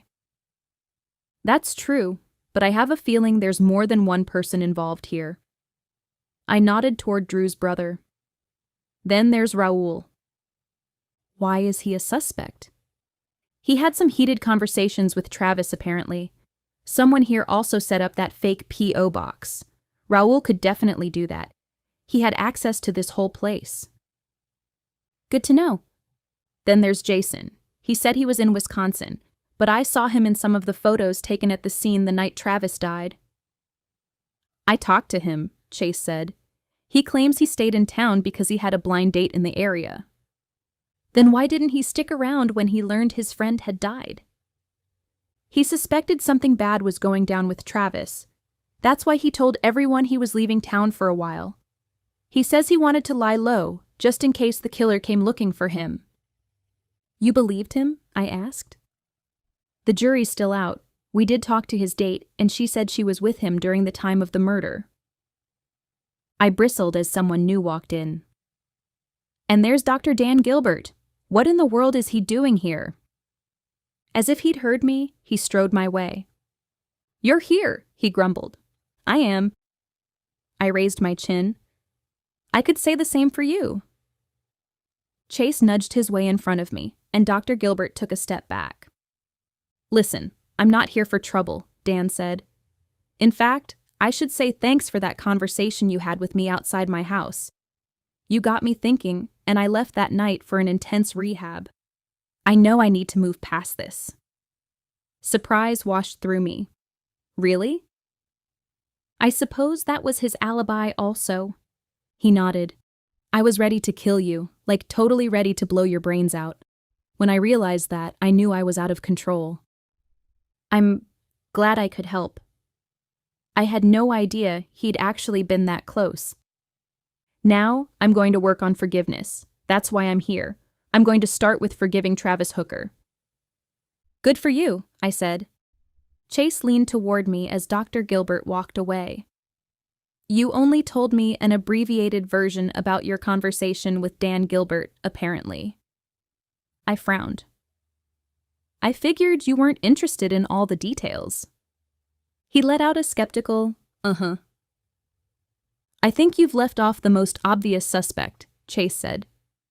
Who's that? He nodded to someone in the distance. Drew. My heart twisted. Drew didn't do this. If he did, why would he tell me about that donor letter? To throw you off his scent. I shook my head. I just can't see it. Maybe you should open your eyes, because he's the most obvious suspect here. Chapter 29. All throughout the service, my mind raced as I reviewed the facts. Travis is dead. A key is stashed in my pocket. Blake appears, pretending to be related. Chuck is dead. Man breaks into my house and threatens me. Blake disappears. Jump drive found with possible invoice numbers, social security numbers, and large payment amounts. Someone desperate to scare me away. Someone at Wilford has a secret P.O. box to funnel some kind of correspondence, and possibly money, possibly connected with these invoices. Whoever was behind this was in just the right position to coordinate this and know how to profit off this venture. It wouldn't be everyday knowledge. I had a sneaking suspicion as to who might be guilty. Now I had to figure out how to prove it, and I had a plan. It might be a horrible plan, but it was all I had right now. When the service ended, there was a light social immediately afterward. And, by light social, I meant cookies and coffee in the lobby. It was unconventional, apparently, but the funeral home had made an exception since Travis had worked with them. I grabbed a cup of Java, and I waited for my opportunity. As I took a sip, I looked around. Chase was still here, watching everything. Drew mingled, taking care of business. Raoul sulked in the background, some kind of chip on his shoulder. Jason remained, staying in town for long enough to pay his respects, without raising suspicions, perhaps. Ronald acted like he'd never been accused of murdering the man. The hookers moved about the crowd, talking to everyone. Alicia and AJ talked in the corner. Even Dr. Gilbert was mixing and mingling. Finally, I saw my opportunity to act. I casually walked across the room, holding my coffee. My bones trembled, which would make what I did next easier and more natural. I hoped. My shoulder bumped into Ronald Dillo as we crossed paths. The jolt caused my coffee to fly all over AJ. He gasped and muttered a few choice words. Alicia grabbed some napkins and handed them to him. I'm so sorry, I rushed. I'm all off balance. I hate funerals. My words seemed to soften him. He still looked put off, but he tried to gain some civility. It's okay. Drew, I called him over. Could you show AJ where your shower is? This is all my fault. I accidentally spilled my coffee on him. Drew joined me and squinted. Of course, I even have a shirt you can change into. You don't have to do that, AJ muttered. Of course we do. This is my fault. I took his arm and began leading him toward the back. I stole a glance at Chase as we escorted AJ. I hoped this paid off. I really hoped it paid off because I had no other options. AJ fussed and insisted we didn't have to do this, and I kept insisting that we did and acting flustered. Drew looked clueless, but he was going with it. Here, Drew said, opening a door in the back. Go ahead and clean up. AJ looked perturbed as he stepped inside. I waited there. After a few minutes, I cracked the door and saw that AJ was in a stall. Quietly, I snuck inside and grabbed the clothes that he'd draped over the divider there. What are you doing, Holly? Drew asked. You'll see. I didn't repeat myself. Instead, I reached into AJ's pockets. I found one cell phone and clicked on the screen. It looked like it belonged to AJ. I dug into the other pocket and hit the jackpot. Another cell phone. I hit the screen and my pulse raced. It was Travis's, and I bet if I dug through the messages, I'd find some texts that AJ had sent me, some threats. What's going on? Chase joined us, apprehension written on his face. AJ killed Travis and Chuck, I said.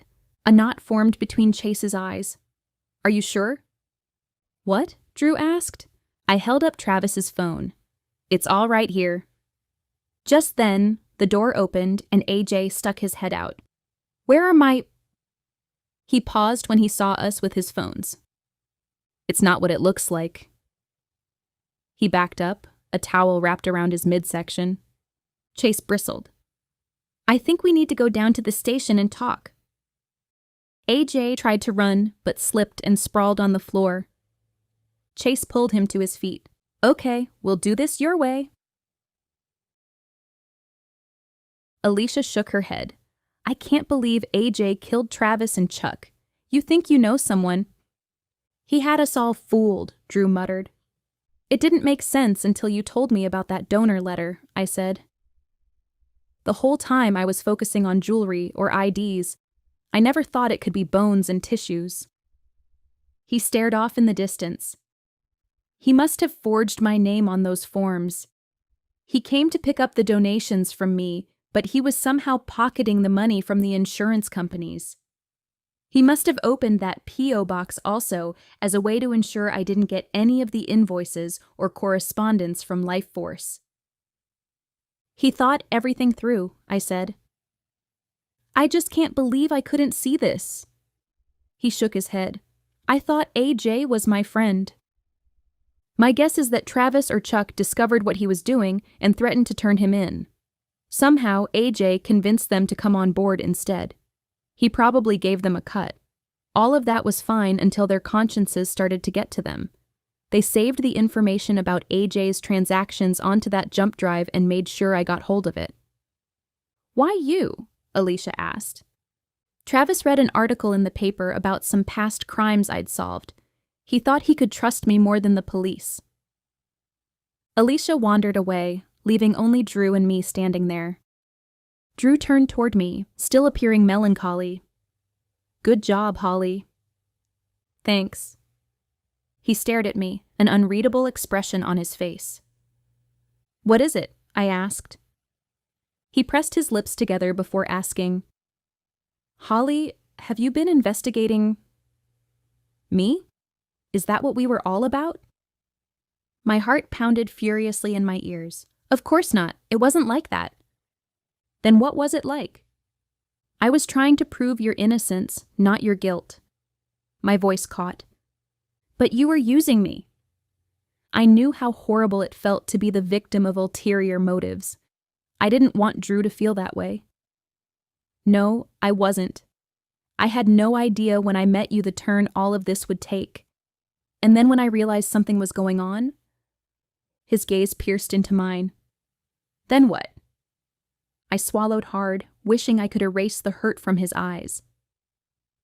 I had to figure out who was behind this, Drew. My life was on the line. So was Blake's, I thought. He shook his head, looking unconvinced. I thought we had something special.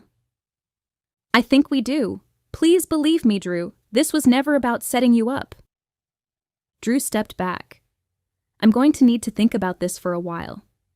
My heart sank, and I wanted to plead with him, but I knew he needed space. In a few days, he might reconsider. I understand. Of course. He nodded, opened his mouth as if he wanted to say something else, and then stepped back. He didn't say goodbye or anything else. He just walked away. I closed my eyes, hating the emotions churning inside me. I'd solved a crime, but ruined a relationship, and that wasn't okay. Chapter 30. That evening, I went to Jamie's house and rehashed everything with her. "Oh, girl," she muttered. "What are you going to do?"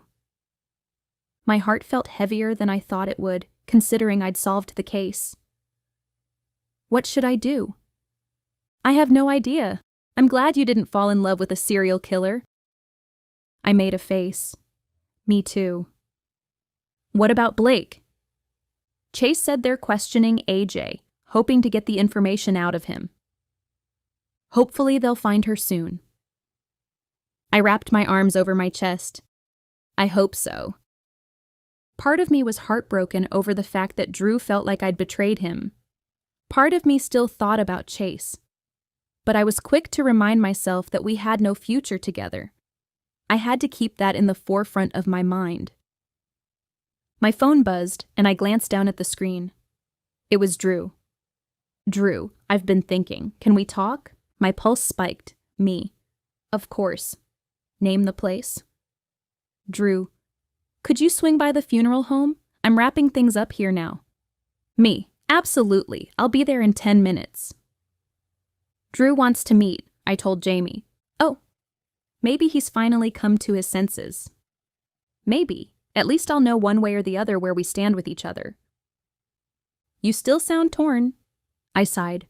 I guess I am, but feeling torn doesn't mean I should be indecisive. Girlfriend, that's true. Let me know how it goes. Hopefully the fact that we're talking at the funeral home won't be a death wish. You're funny, girl. I'll be praying for you. I know stuff like this stresses you out. I told her goodbye and grabbed my purse. I didn't know what this conversation could lead to, but at least I'd have some closure.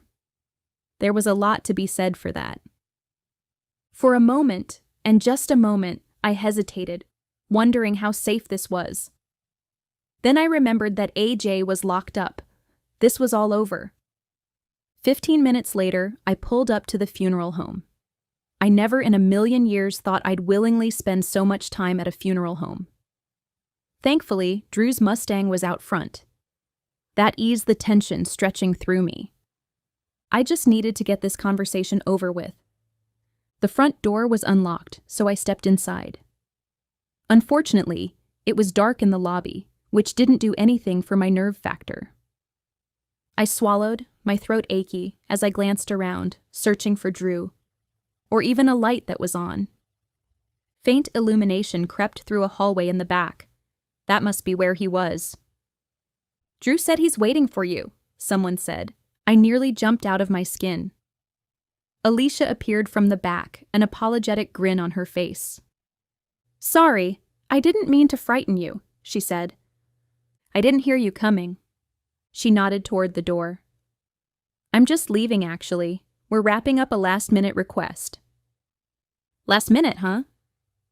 They're the worst, almost the most painful to deal with, but we try to accommodate just for decency's sake.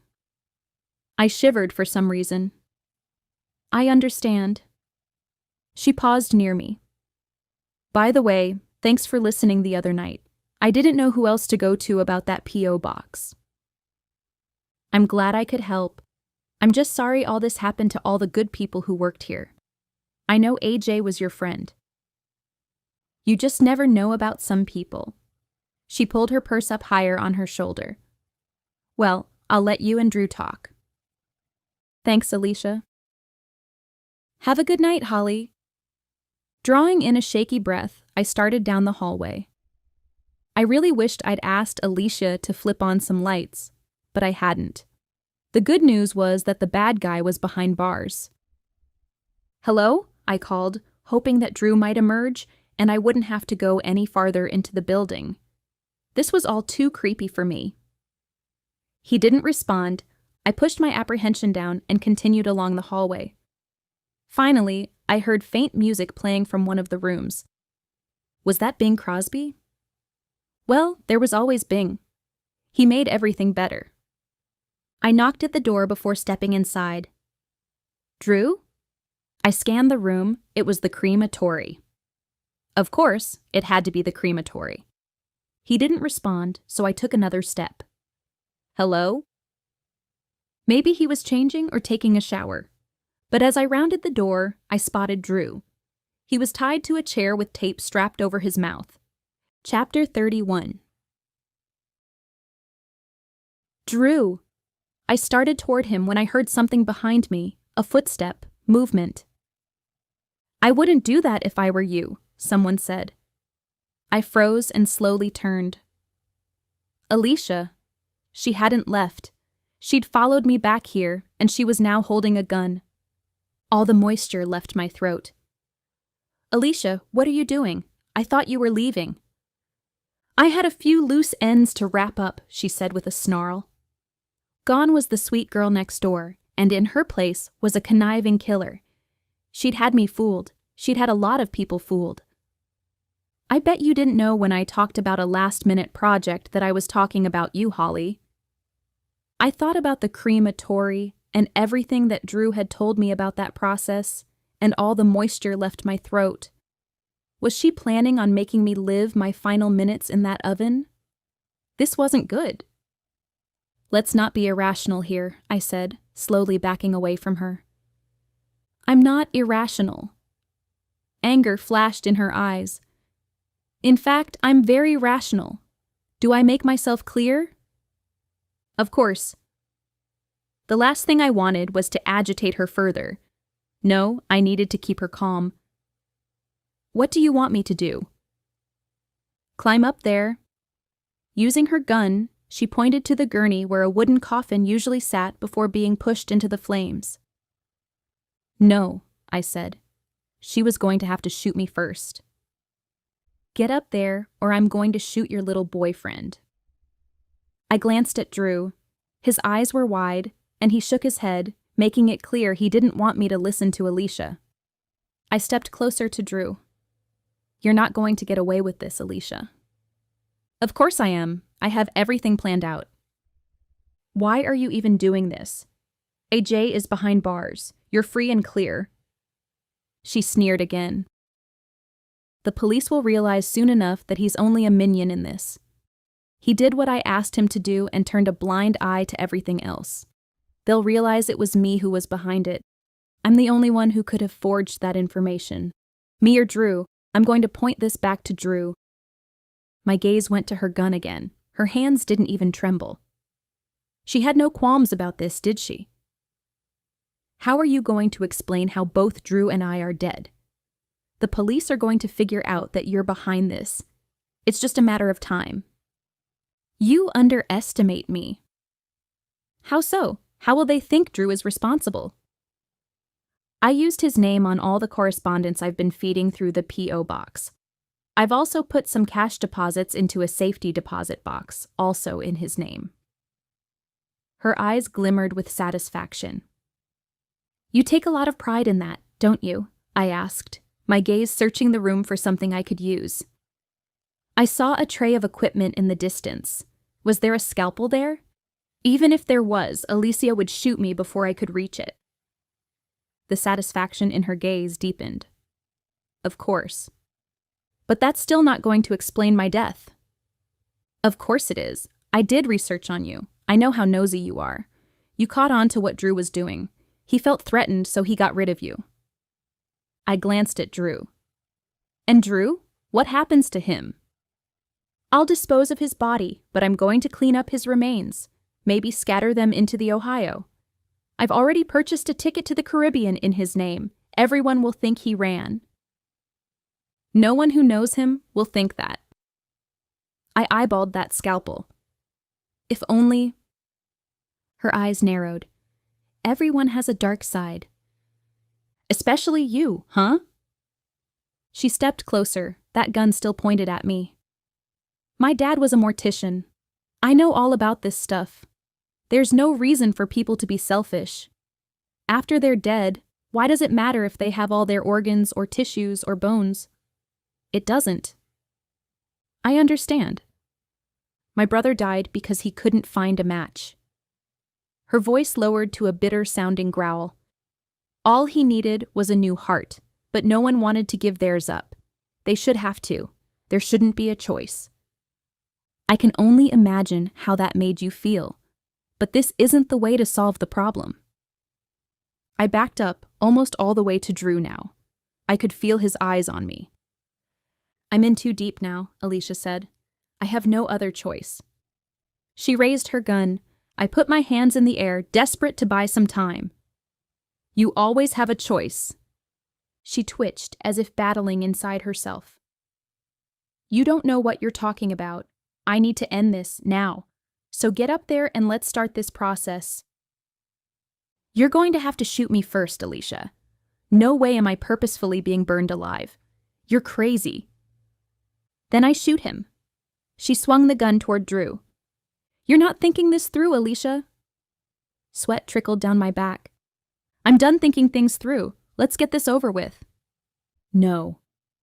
Take the tape off his mouth, she ordered. Let's make this a three-way conversation. I want to hear what Mr. and Mrs. Perfect here have to say before they meet their demise. I reached toward Drew and grabbed the end of the silver duct tape. I mouthed, "I'm sorry," before ripping the tape from his lips. He blanched and shook his head, but his discomfort only lasted a minute.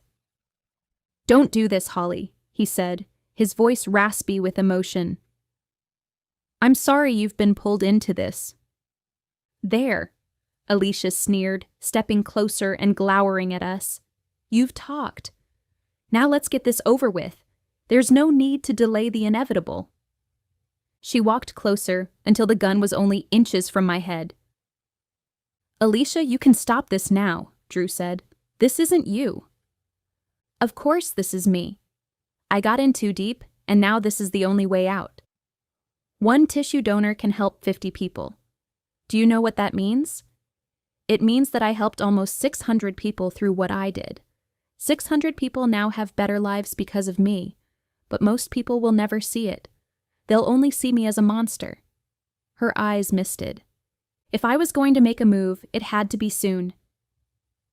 Before I could, my cell phone rang. The sound caused Alicia to gasp. As she did, Drew swung the chair around. The legs collided with her and sent her toppling to the floor. Her gun clattered onto the tile. We both lunged for it at the same time. I knew whoever got the weapon first would be the winner here. The stakes were life or death. Chapter 32. Before either of us could get the gun, a new voice sounded in the room. "Freeze, put your hands up." I glanced up and saw Chase. He was here. He kicked the gun away so neither Alicia nor I could grab it. Then he jerked Alicia up and began reading her rights. For a moment, a split second, I was torn. Run to Chase or run to Drew? With Chase being occupied, I had my answer. I rushed over to Drew and knelt in front of him. "Are you okay?" He nodded, even though blood trickled from his forehead. "Yeah, I'm okay. You?" My hands trembled as I untied him. "I'm alive." "That's a start." "I'm glad you're okay," I whispered, finally getting the binding around his wrists undone. He stretched his arms before helping me with the ties around his ankles. "Good work, Holly. I knew you were tough, but you're even tougher than I thought." "I've had some experience." He released his final bind and stood. "Let's not ever do that again." "I'm good with that." He pulled me into a quick but hearty hug. I felt someone behind me and reluctantly let go of Drew. Chase stood there. My heart pounded in my ears as I turned toward him. "How'd you know to come here?" "Thanks to AJ, we were able to find Carrie. She told us that Alicia was involved. When I couldn't get in touch with you, I called Jamie. She told me you'd come here, and I feared something might be going on. Thank goodness you came. Although it looked like you were handling yourself pretty well." He glanced at Drew. "Both of you." "I think I'll stick to my day job," Drew said. "It looks like Alicia was the mastermind behind all of this," Chase said. AJ was just doing what she told him to do while taking a cut in all this. He was the one who tried to steal your purse and who sent you those texts. Alicia told him what to say, however. The two of them were tailing you together, apparently. What about the pawn shop video? Alicia wore a wig, hoping to throw us off her trail. She didn't take that last set of jewelry in until Travis was already dead, and she knew you were looking into things. So Blake, Carrie, was never involved in this? I asked. He shook his head. It doesn't appear so. That's good to know. There's one other thing you should know, Holly, Chase said. I got Carrie's DNA results back. I'd found a piece of gum she left in the trash and given it to Chase, along with a swab of my own DNA. I hadn't thought about it much since I found out she was a fraud. And Chase stared at me another moment. They show you and Carrie share some kind of family relation. What? That was the last thing I expected to hear. He nodded. I can't tell you anymore. That's for you to figure out. But she had nothing to do with this. She just happened to be in the wrong place at the wrong time. It's up to you to figure out if you want to press charges. Did you ask her about it when you rescued her? That's the other thing. We found her and took her to the hospital. She somehow managed to slip past the officers there. We don't know where she is. My stomach sank, so much for getting more answers. We'll keep looking for her, Chase said. Thank you. Chase's gaze lingered on Drew a moment before he clamped down and offered a slight nod. Take care of her. Chase's voice sounded strained and tight. Drew offered the same expression in return, his hand tightening at my waist. I will. My heart lurched into my throat as Chase turned to take care of business. Chase had given his blessings, a fact that filled me with gratitude. I looked up at Drew and smiled, thankful for new opportunities, new connections, new possibilities. But this was only the beginning. I still had to figure out how Blake, or Carrie, I should say, was related to me. I had no idea what to expect. Literally, no earthly idea. I only knew the future was somehow looking brighter, and even a little more mysterious, and that seemed like something I could definitely embrace.